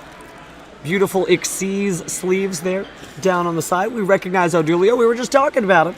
Talking with him. Which means we get to see him play a full 2 out of 3 sets since we only got to watch him play game 2 last time. But he did 2-0 his opponent, so he is quite the person to beat. Not to say that James on our right side is going to be doing too badly. He is playing Purrely, and that is a heck of a deck. We've gotten to see it multiple chances over the course of the tournament. Still good. Could put that memory to 1, but people remember how to play this deck to the best of their ability.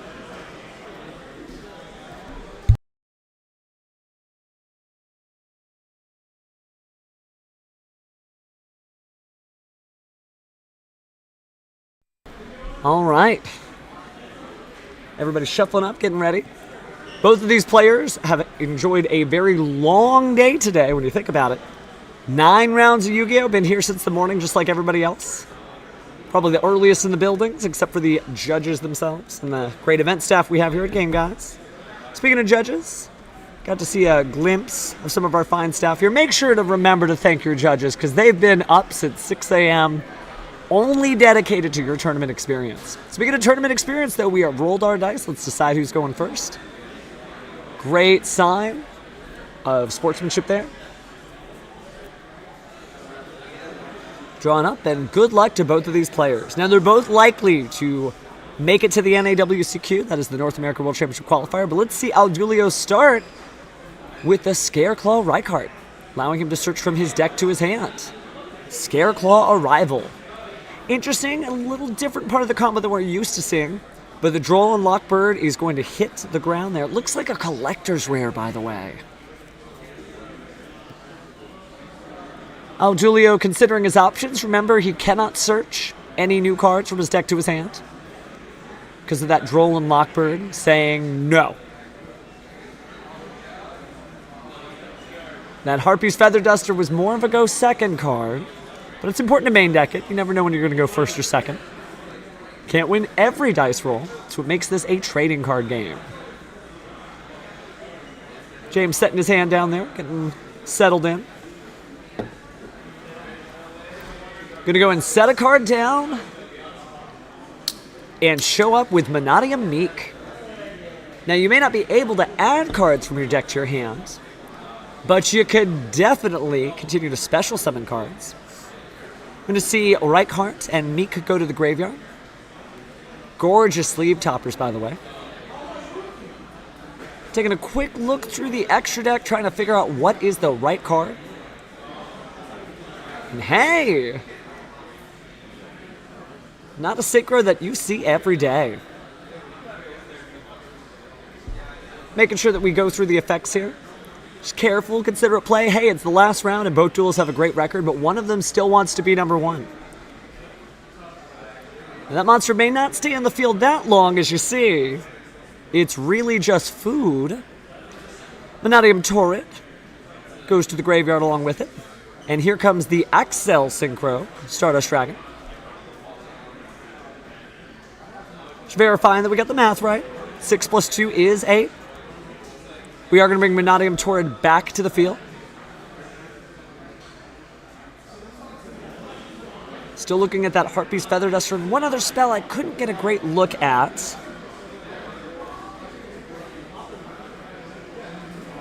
But it doesn't seem relevant as this time, because pass turn.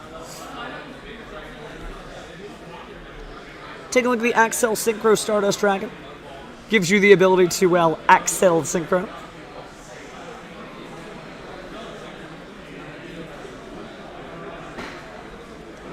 Kind of an exciting card from Maze of Memories. Of course, a tuner and a non-tuner monster. If it's Synchro Summon, you do get to special summon that level 2 tuner. We saw that from the graveyard. But during the main phase, and that's either player's main phase, you could tribute it and just special summon Stardust Dragon from your extra deck. Then, immediately after this effect resolves, you get to Synchro Summon monsters. So, that monster, by the way, is unaffected by your opponent's activated effects. Could be great for a Bestial Dissipator, perhaps a Baron de Fleur. But let's start slowly here. We're going to drift off into a slumber with Purrely Sleepy Memory. Going to go ahead and use its effect to discard Purrely. And say hello to Purrely. Of course, when Purrely is summoned, going to try to use its activated effect. However, wait. We're going to go ahead and use Infinite Impermanence. Not going to see any more there. That limits the cards, and the Imperm column is active, so be careful where you place your spells and traps. Deck crosses the field. Just going to do a nice little cut here. Now, Pot of Prosperity is interesting. I hope you packed some extra Purrelys. Although most duelists know exactly the cards they want to banish. Going to go ahead and do 3. Yeah, just 3, so we're just going to reveal 3. Revealing 3 off the top of the deck is something that deck does well. Going to go ahead and chain the Exile Synchro Stardust Dragon. Tributing it for Stardust Dragon. Then when that card resolves, we just talked about it. Synchro Summon. So, 2 plus 8 equals 10. And now we're looking forward to a couple of different monsters. Could be Baron de Fleur, could be Bestial Dissipator. Remember, it's unaffected by activated effects this turn. We remember that. Hopefully, James does as well.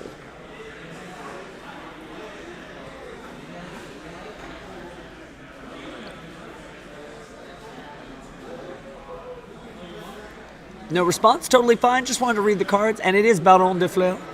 Can't quite make out the rarity there. It looks gorgeous nonetheless. Now it's time for this effect to resolve. Remember, this is Pot of Prosperity. You could just grab that Book of Eclipse and try harder.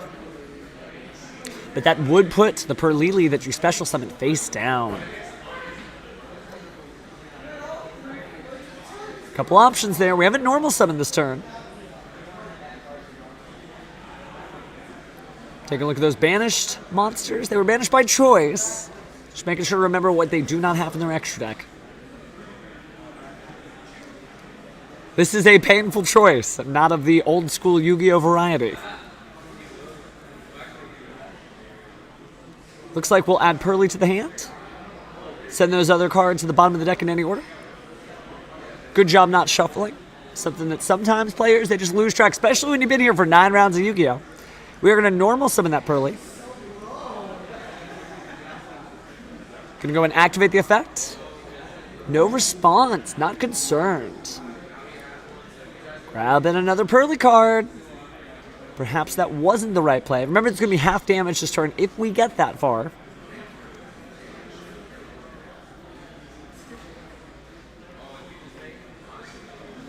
Went ahead and revealed again what card he added from his deck to his hand. Take a look at the extra deck. Good card placement from Aldulio. Technically, those level 1 Purrely monsters could be turned into a relinquished Anima, trying to suck up the monster. Looks like we're going to send these 2 monsters to the graveyard to make Sky Striker Ace Azalea. Now remember, we talked about this. That Baron de Fleur is unaffected by the activated effects of opponent's cards.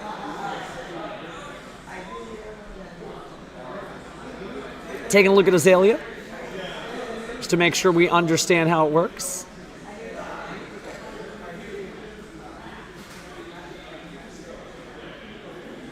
Maybe a little confusion amongst the players. They're discussing something. Listening intently to the judge. Got great YCS level talent here, so don't worry. They're here to help. Of course, Azalea's effects are not the type of effects that would get through the protection. Because if it's special summon, you can target a card on the field and then destroy it. But it's unaffected by those activated effects. We are going to bring out a Purrely. with the effect of that memory. Shuffle and cut. Poor Baron de Fleur didn't even have to use its negate. Just said, you know what? I've eaten my patented Stardust formula today. Nothing's going to get by me.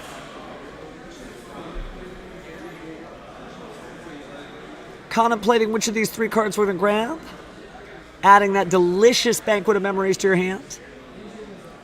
Having to put aside those other cards. Always painful when you have to excavate cards because you think about the path not taken.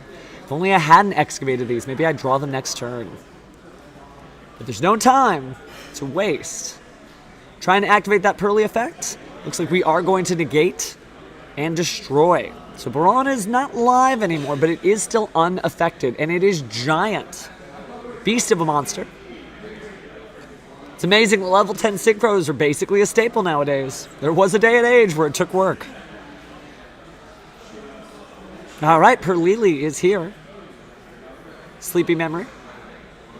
Doing what it does best. Gonna go and present to cut the deck there. Targeting that Purrely. We know the negate's gone. No response from Audulia. So finally, we get our first Purrely Xyz monster on the board. And yum yum, it is Purrely Plump. Take a look at the cards in the graveyard. Both sides there. Gonna go and use the effects. Sleepy Memory and Sleepy Memory. Delicious. Talk about a dream eater. Now we are in the draw phase. It's going to be an interesting standby phase, considering that both players have abilities they can activate in the standby phase. Most people don't think about it, but you can go ahead and say goodbye to your Baron de Fleur. Place it with another card. It's level 9 or lower from your graveyard. Looks like we're going to draw first. Taking another look at the graveyard, just talking through the cards. Oh, no, we're not going to draw. Purrely Plump's going to add more cards under it. It's a 5 material Purrely Plump. If only we had a Purrely. But we don't. We are going to activate Scareclaw Arrival. We did see the Scareclaw Reichart in the graveyard. Go ahead and special summon that to the field, attack mode.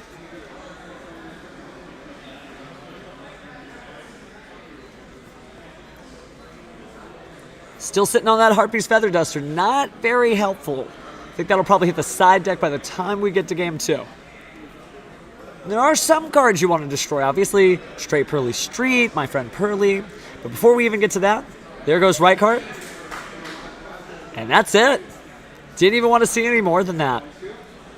So it looks like that's going to be a scoop on game 1. So on our left side, Audulio does seem to take it.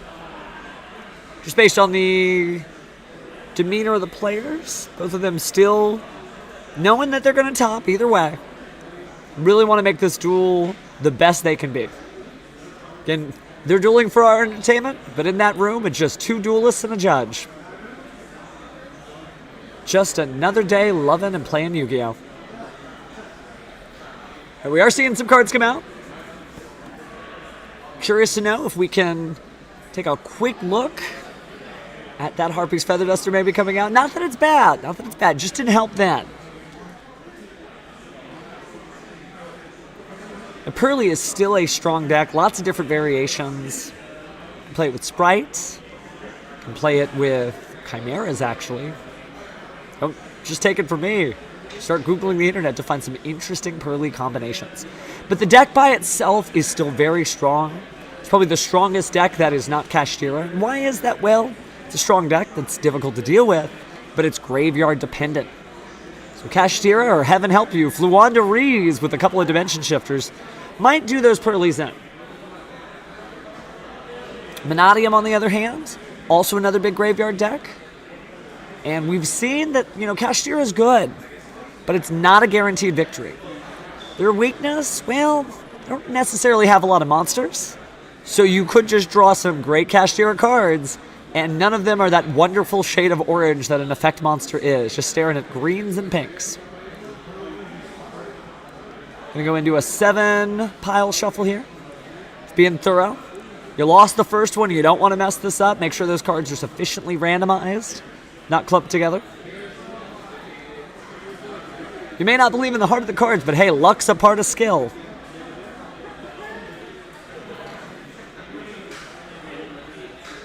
All right. Gonna go ahead and draw 4, 5. There we go. Even making sure to count those cards before adding them to their hand. Very studious Yu-Gi-Oh play. No penalties here. Now, I believe that's a summon limit. Interesting. Well, first we're going to activate my friend Purrely. Let's go ahead and take some life points. 500 life points down.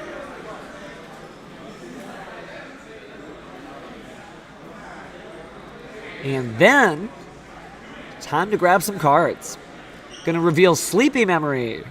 And Sleepy Memory. And likely, oh no, going for the Sleepy Memories. To me, that telegraphs that the Delicious Memory is in the hand. Why? Because every other time we've seen Purrely Duelists do it, they'll try to reveal that Delicious Memory. We are going to see Purrely Sleepy Memory activated. Discarding a card. So we are going to special summon. Smiles abound. But here's Purrely back in action. Going to grab its effect. Seems like we're pretty low on hand traps or forms of interaction on the first turn from Aldulio's perspective. Switch that to attack mode, mainly because it just makes the Xyz materials look a little bit more even. Got our Purrely Noir there. It's time for another memory. This time a happy one. Now we're going to use the effects of my friend Purrely. Going to go ahead and set that trap card.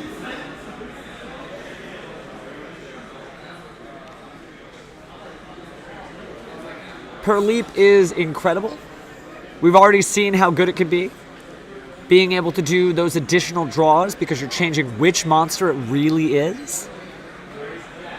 4 materials already means if we Purrely, we are leaping into a 5 material Purrely Noir.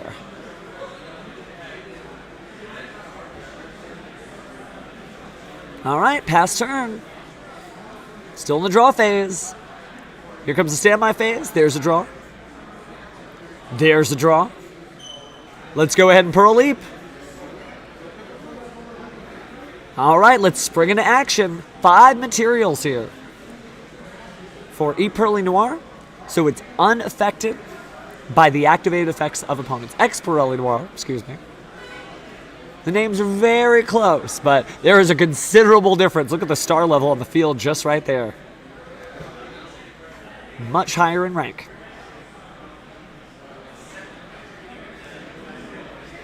Finally going to start our turn over here. Looks like it's the primitive planet Reichphobia. Going to Scareclaw City. Might be grabbing the Lightheart to go ahead and get Scareclaw Arrival. Searching through the deck. Thinking about that Visa Starfrost. That's who we're going to grab. And look at the commitment on that copy. Gorgeous Starlight Rare. I believe that's from Cyberstorm Access. Wonder if he pulled it from a pack or had to make an expensive trade.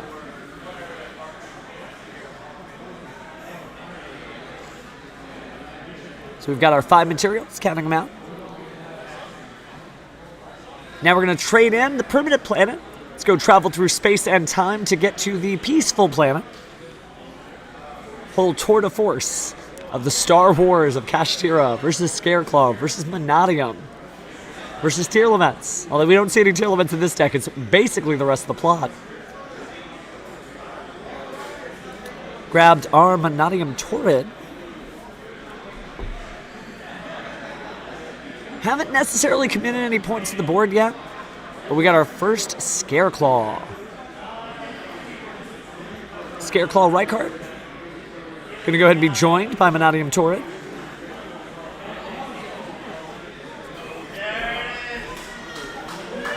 Got that summon limit. For those of you at home, summon limit locks things down. Once you've summoned those 2 monsters, that's all you're gonna get. So unless that Feather Duster jumps back into the hand, that very well may be the end of this turn with no ability to get through that Purrely Noir, who can just send those cards at the bottom of the deck whenever it feels like it, and, well, spring into action from there. Aldulio considering his options. Demeanor seems like he's certainly thinking about this. This is a real problem. A lot of cards can get through summon limit, but that's it. That's the end of that game.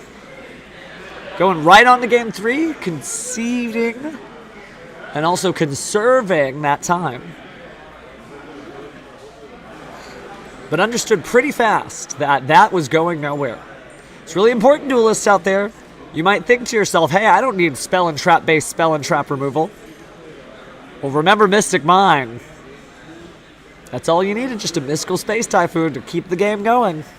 The duelists don't usually run those anymore, so this is what happens. But it is true, too. Most of those Mystical Space Typhoons may not necessarily help you in a duel. But just like those Books of Moon and Book of Eclipses that you are running to prevent problems, spells and traps are problems, so consider that for your next tournament. Taking 3 cards off the top. Aldulio has his side deck memorized, staring intently at what appeared to be anti-spell fragrance, thinking softly to himself, is this what I need? Could I manage to slow down my opponent to where this just never happened? 3 cards in the deck. Mathematical chance is pretty high to possibly draw that in the opening hand. A little higher if you were on the side of James on the right. Running Pot of Prosperity gets you even further into your deck. Aldulio looks about ready to present. No major side deck options there. James figuring himself out. Swapping things in and scrolling through the deck here just to make sure.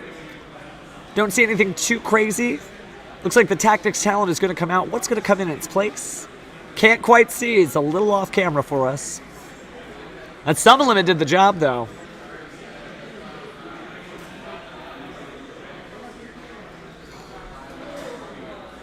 All right, past the deck.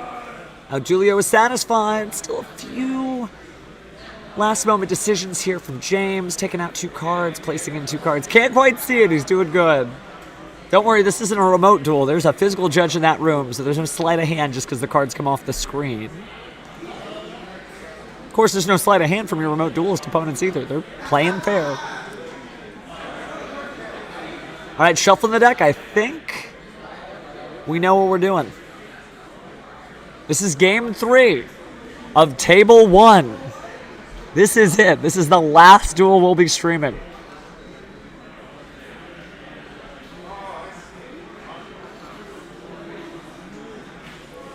And let's hope it's a good one. Could just be summon limit pass. We'll see.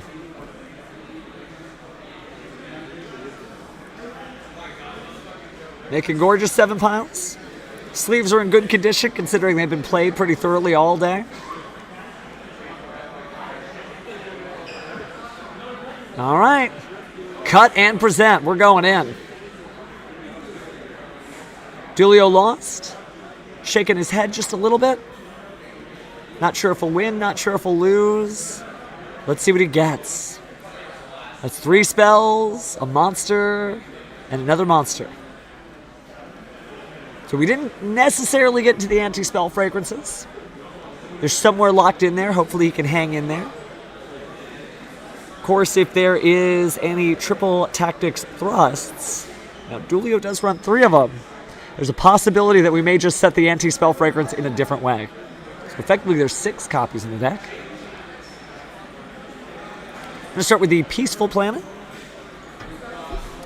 Paging all Menadium to Planet Calarium. No Ash Blossom here. That felt like when you might. Although every Menadium player is different, so maybe it isn't. Looks like we are grabbing our Menadium Reamheart. Add that to the hand. No summon limit now, since there's no face downs on the field.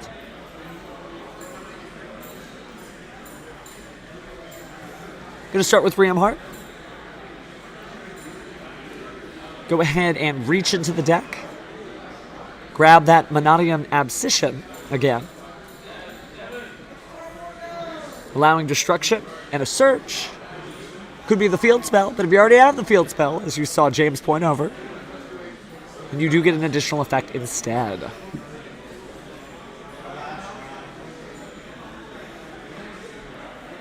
Technically could be saving the Ash Blossom for that piece of the combo, but first we're going to see Menadium Meek, special summon in defense mode.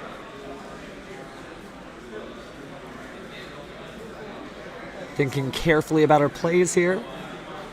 Both of these duelists are doing great, but both of these duelists want to walk away the number one duelist of this event. We will see the Menadium Obsession.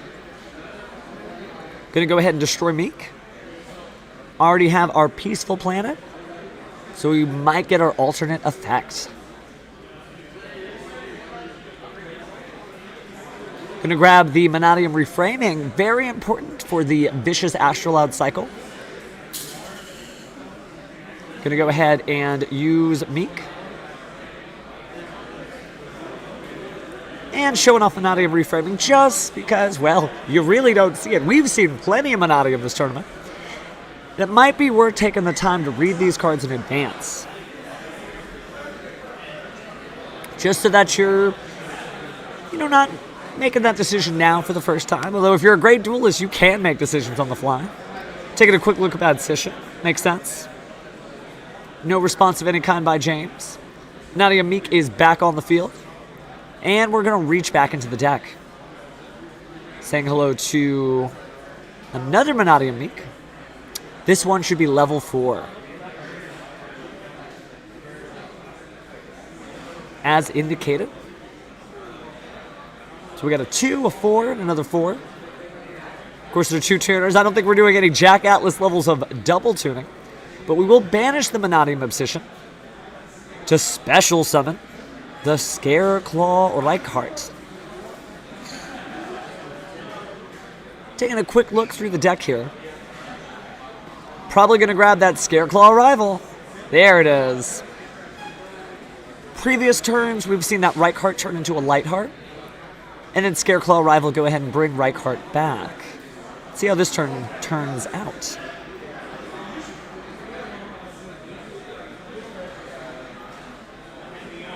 Cutting the deck, making sure everything's on the up and up. Both players exhibiting great sportsmanship. Drawing a single card. What did that change? We are going to go ahead and see the Primitive Planet Reichphobia. Let's reach deep into the deck. And there's Visa Starfrost. Here and ready to save the day, the universe, maybe all universes. We are going to use Visa Starfrost. Going to target Meek to destroy it, to bring out Visa Starfrost. And so the quest continues. We're going back into the deck again. Thought about that Starfrost for a second, but just put another Meek out. Just an incredible deck, by the way, as you see. More tuners, more bodies. You can make a Firewall Dark Fluid Dragon at this point. Or whatever Link 5 material you want. Alright. Going to send these two to the graveyard. Looks like a light and a dark, so it might be Chaos Angel. But no, okay. It's going to be our favorite Baron de Fleur. Don't think we were going to see Nibiru. We probably would have saw it revealed a little sooner. But this could be fine. Maybe this is a Dark Ruler no more and get out of our way. Are going to play the Scareclaw Arrival, targeting Visa Starfrost this time. Starfrost will go ahead and go to the graveyard with Scareclaw Reichheart. And looks like this one's going to be the Chaos Angel. Great effect, by the way. Those of you who are historical duelists know how powerful a light and dark monster could be. Pretty cool when they can break the rules and pretend to be a tuner. Now, no one's really breaking the rules. That's how Chaos Angel works. That's just what's probably being verified right now by James. He sighs a little pensively and decides, okay, that is how it's going to be. Quick look at his hand. We did see a Book of Moon. Various ways to get through. And there's that Vicious Astrolabe. It's not a hard once per turn. So we'll send Vicious Astrolabe and Meek to the graveyard to bring out the Crimson Dragon. All right, going fast makes us feel alive. It's time to rev it up. Now, remember, we do have a warrior-type monster and a dragon-type synchro on the field. Been talking about that Draco Knight E-Quest this entire tournament. Maybe now is the time. I'd be hyped for a super polymerization. We're taking a second to read through the Crimson Dragon. Brand new card from Duelist Nexus, so it's great to see decks really taking advantage of the new set. Gonna grab Bestial Dissipator, allowing us from negation and some additional special summons. This is the final duel, so Aldulio is pulling out all the stops. Gonna get that Menadium reframing back. Everything's good. There's Visa Starfrost back in action again. Looks like we'll be looking at a level 8 Synchro monster. Oh no, it's a Link monster for Cross Sheep. Cross Sheep gets various beneficial effects depending on what type of monster is special summoned to its Link Arrow zones. So we're going to bring out another Vicious Astrolabe, and it was brought to the spot where Cross Sheep was, so you do get to special summon something from the graveyard. So it's time to Synchro Summon again. Level 8 plus level 2 equals level 10. Just the craziness. It's time for 8 Ice Chains.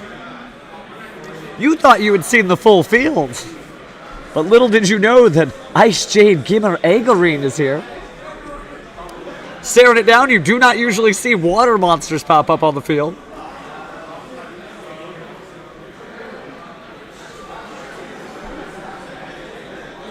For those of you who do not know what Ice Jade Gimmer Agarine does, it's got a quick effect. You can activate it. Face-up monsters you control cannot be destroyed or banished by your opponent's card effects this turn. What a great way to protect yourself without actually having to use your negates from Bestial Dissipator and Buron de Flail. And then, if you activate this effect in response to your opponent's card or effect activation, you can banish the cards that were used. And if this card's banished by an opponent's card effect, it's crazy. While it's in your graveyard, if you lose one of your cards, you can just special summon it back.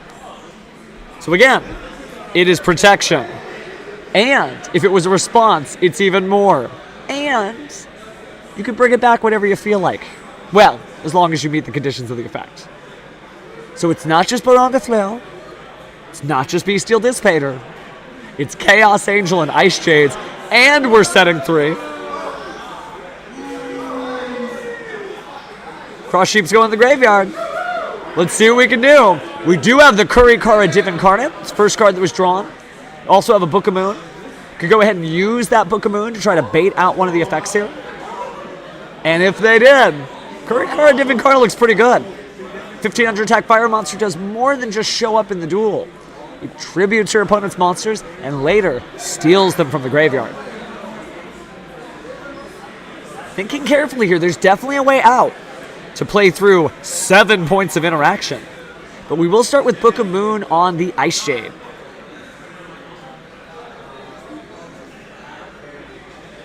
Can still chain that Ice Jade Gimmer Agarine. Start that protection is a quick effect. James feeling strong, confident, knows exactly what he's trying to do.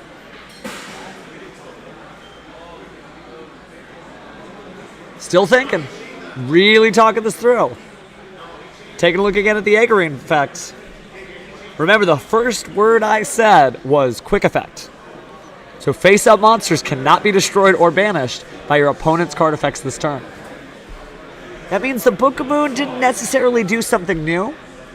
And, unfortunately, it did give the opportunity for Aldulio to activate the effect in response. So, technically speaking, you might see a banished Book of Moon. Banished. And it does go face down. Got it started, but doesn't quite feel as good as you'd want it to. But now we're going to have to start playing cards. So Purrely hits the field. Summon seems like it's good. Just checking the face down cards. Got to be very careful. Interestingly enough, Kurikara Div Incarnate can't quite tribute that face down monster. Maybe soon. Let's see what we got. Gonna go ahead and return Book of Moon face down with the Bestial Dissipator to negate the effect of Purrely.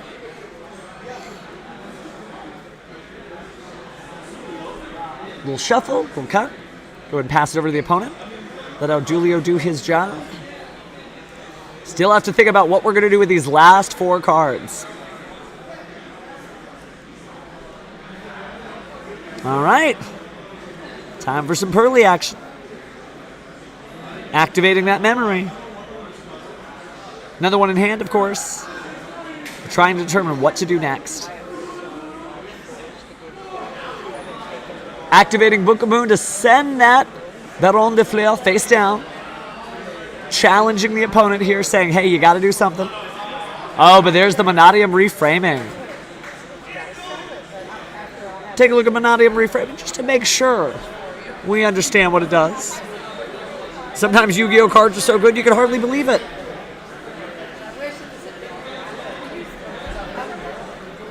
Remember, you could banish that card from the graveyard. But more importantly, that's a counter trap. And you're negating the activation and then destroying the negated card.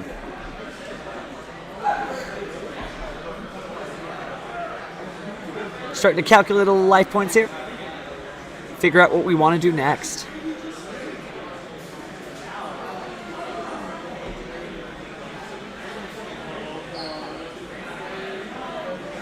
All right, did get to go through the deck.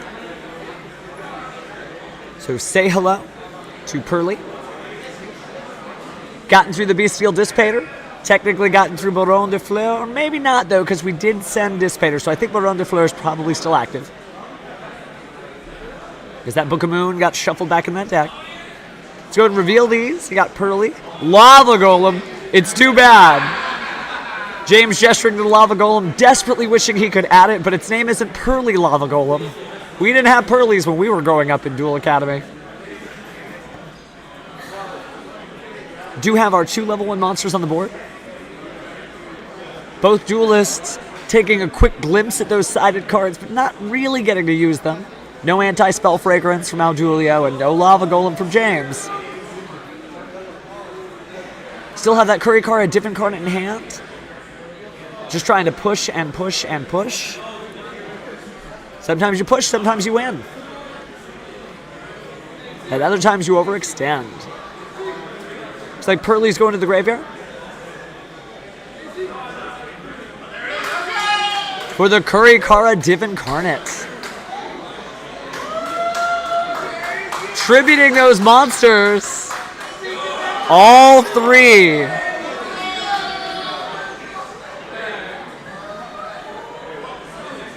Would be the face down is a monster that activates its effect. However, when it's flipped face down, it's no longer the same monster. So it shouldn't be going to the graveyard. Hey, but you still get 2. And the 2 big ones for sure. And it's a gorgeous Kurikara Div Incarnate. It's one of those things when you show up with a Starlight Rare like that, you mean it. You are here to literally summon that monster. Taking a quick look at Chaos Angel. Making sure that it's no threat. Of course, the face down Agarine's defense. Definitely allowed to look. It's still the same turn, so it's still public knowledge. It's not until the next turn that it becomes private knowledge.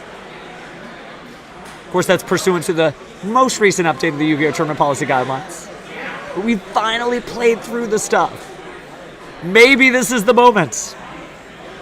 We have our Purrely Happiness. Happiness not necessarily the go-to for these. Usually we see Plump or Noir. Gonna go in and attack.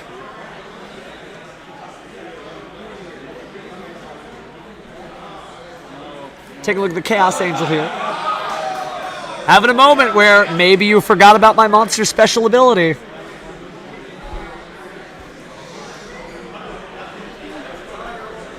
Confirming what we've got. Chaos Angel is such an incredible card. Great set, worthy playmat. For those of you at home, remember, this card gains these effects based on the original attributes. Synchro monsters you control are just unaffected by monster effects activated by your opponent. If there was a light, And if there was a dark, monsters you control cannot be destroyed by battle. We believe there was a light because, as you can see, the Menadium Reinhardt is there. And that is an activated effect. So Purrely happiness, well, may not be as happy as we expected. Talking through the effect, making sure that we understand what it is we're up against. It's a very big board.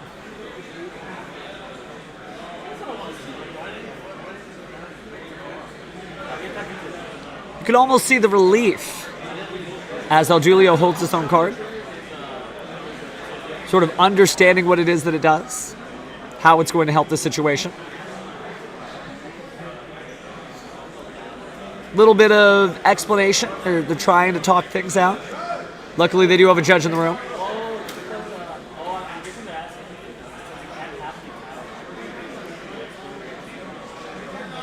Trying to make sure we understand.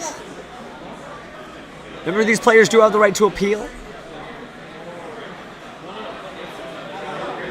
But it looks like we're just trying to figure out what's going on. Take a look at the Purrely happiness. Make sure we're reading the card too.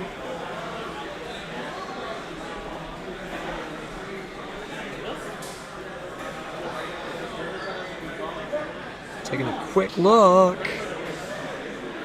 Cycling through the deck. Now remember, Purrely happiness is an activated effect.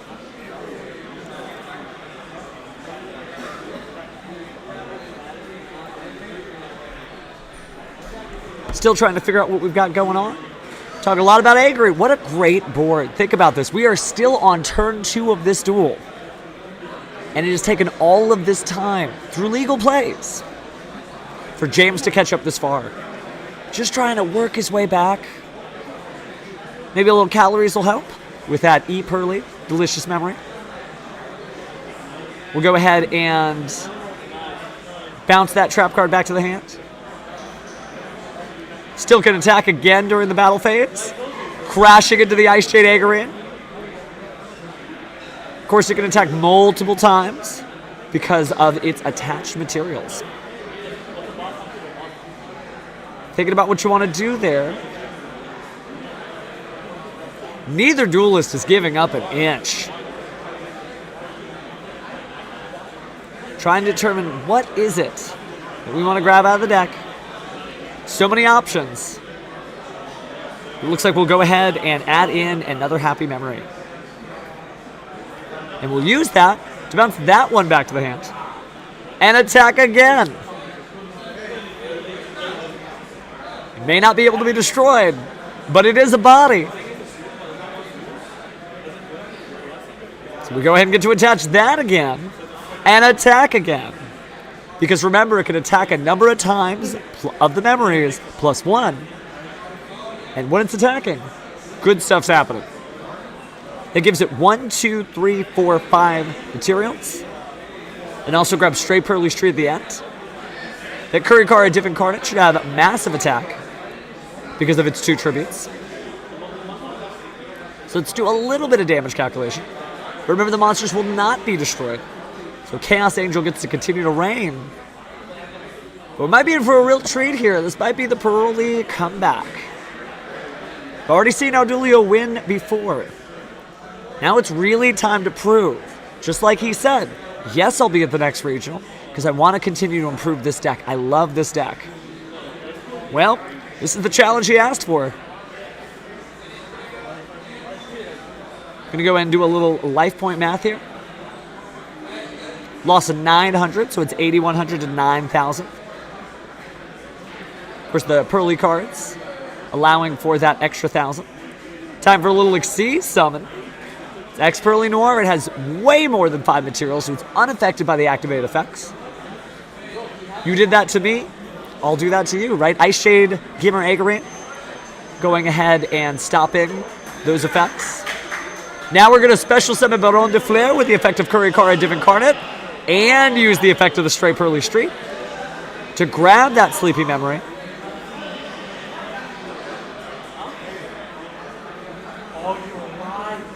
Might be time to take a nap. And remember, each of those 2 materials can send a card to the bottom of the deck ad nauseum. There is no once per turn on that. We're going to draw. Standby phase is going to be very interesting. Standby phase. Going to draw a card. But it's just that one memory. We're only going to draw one. Doing pretty good with the Baron de Fleur. James feeling like those monsters answer to me now. Turning Chaos Angel to defense mode. Using the effect of Primitive Planet Reichphobia. Gesturing over to Kurikara and Div Incarnate. Is going to get sent to the graveyard. Kurikara is good, but it definitely served its purpose. Getting out that free Baron de Fleur, man, is that sweet. Agarine's going to go to attack mode. We did have a monster effect used this turn, so triple tactics thrust. Gonna have some fun.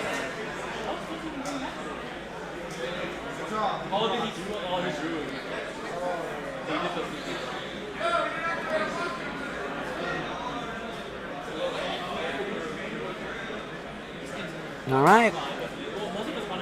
Looks like we've got 1, 2, 3, 4, 5, 6. Plenty of materials.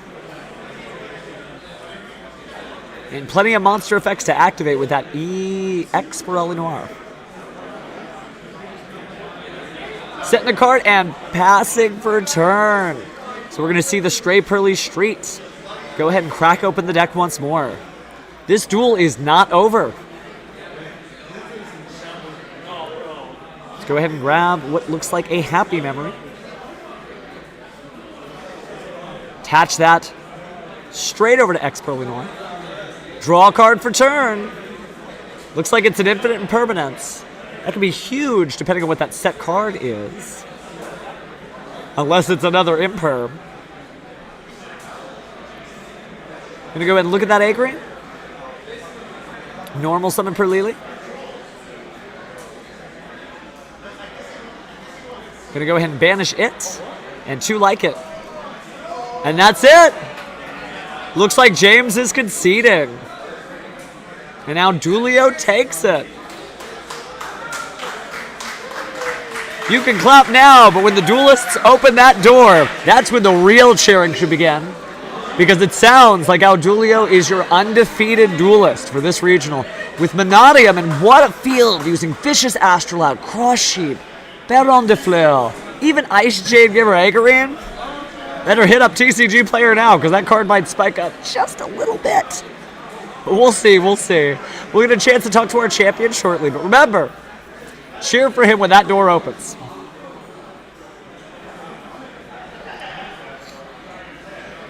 All right, cross out designators, by the way. Interesting.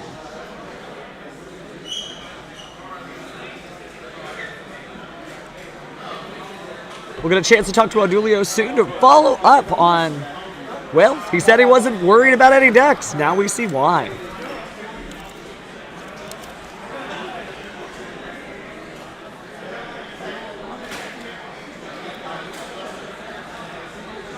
Gonna go ahead and make sure the match slips over to our players. Thank you to our wonderful staff here.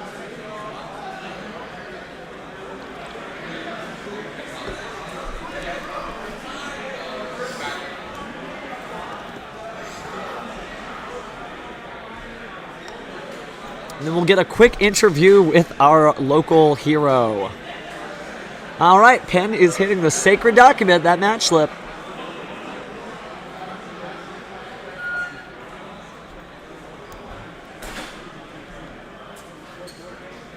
Great showcase that all those new cards really get something done.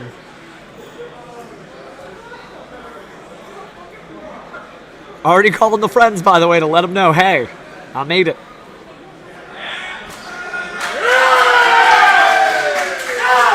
And here he comes. Let's go, guys.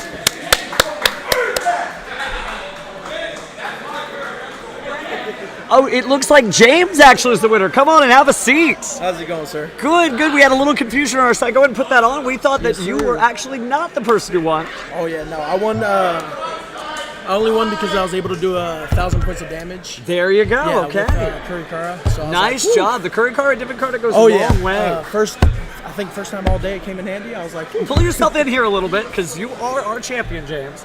So, that duel was crazy. Yes. Having to deal with things like Chaos Angel, Baron de Fleur, Ice Jades, everything. What were you feeling like when you were staring at that Div Incarnate the whole time and just trying to get a gun? I barely even know what that deck does. So I was like, that was my biggest issue. I was like, ooh. It is true that we haven't really seen a lot of Menadium decks played. Obviously, we've seen a lot of Purrely, so you know what your deck does. Yes. But how do you, as a Purrely duelist, sort of like exist in your ecosystem without really knowing what's out there? There's no wrong answers, though. It's not a trick question. I mean, honestly, it's, how can I explain this? The way I would play it, say, like since I mostly don't know what that deck does, I try and anticipate what I can do just in case of what they will have. I know that might sound stupid or something, but that's the best way I can do it because, what can I do to prevent myself from dying? Because I know Synchro's a lot. Like that level 8 dragon, he brought out Synchroed. I was like, well, I didn't fully read it, and it cost me that game. I was like, ooh, It is one of those things we were all cheering about the Ice Jade because we just don't see it. But at the same time, it doesn't mean that your opponent automatically wins. You kept your cool, you read your cards, you took the time. How was it, just say, when you attempted to book a moon the Ice Jade, and we saw the quick effect go ahead and kick in, was that a little bit of a throw a wrench in the gears? No, or were you able to just kind of keep going? I was trying to bait out effects because I drew the Curry card from a 6 card, so I wanted to bait out as many effects as I could and get rid of his counter trap. And if I did that, I knew I would have been semi-okay. If he had D-Barrier, I was straight done. That's any deck that uses just one extra deck type. Yeah. That said, there's a lot of Purrely duelists out there. Not all of them are as lucky as you. Yeah. Do you have any advice out there? Any tips? Any tricks? If you got a Purrely deck in your hands, what should you be placing in it? What's the sauce? Honestly, it all depends on your playstyle. Okay. Not everyone has the same playstyle. Some people like cross out. I can't stand that card.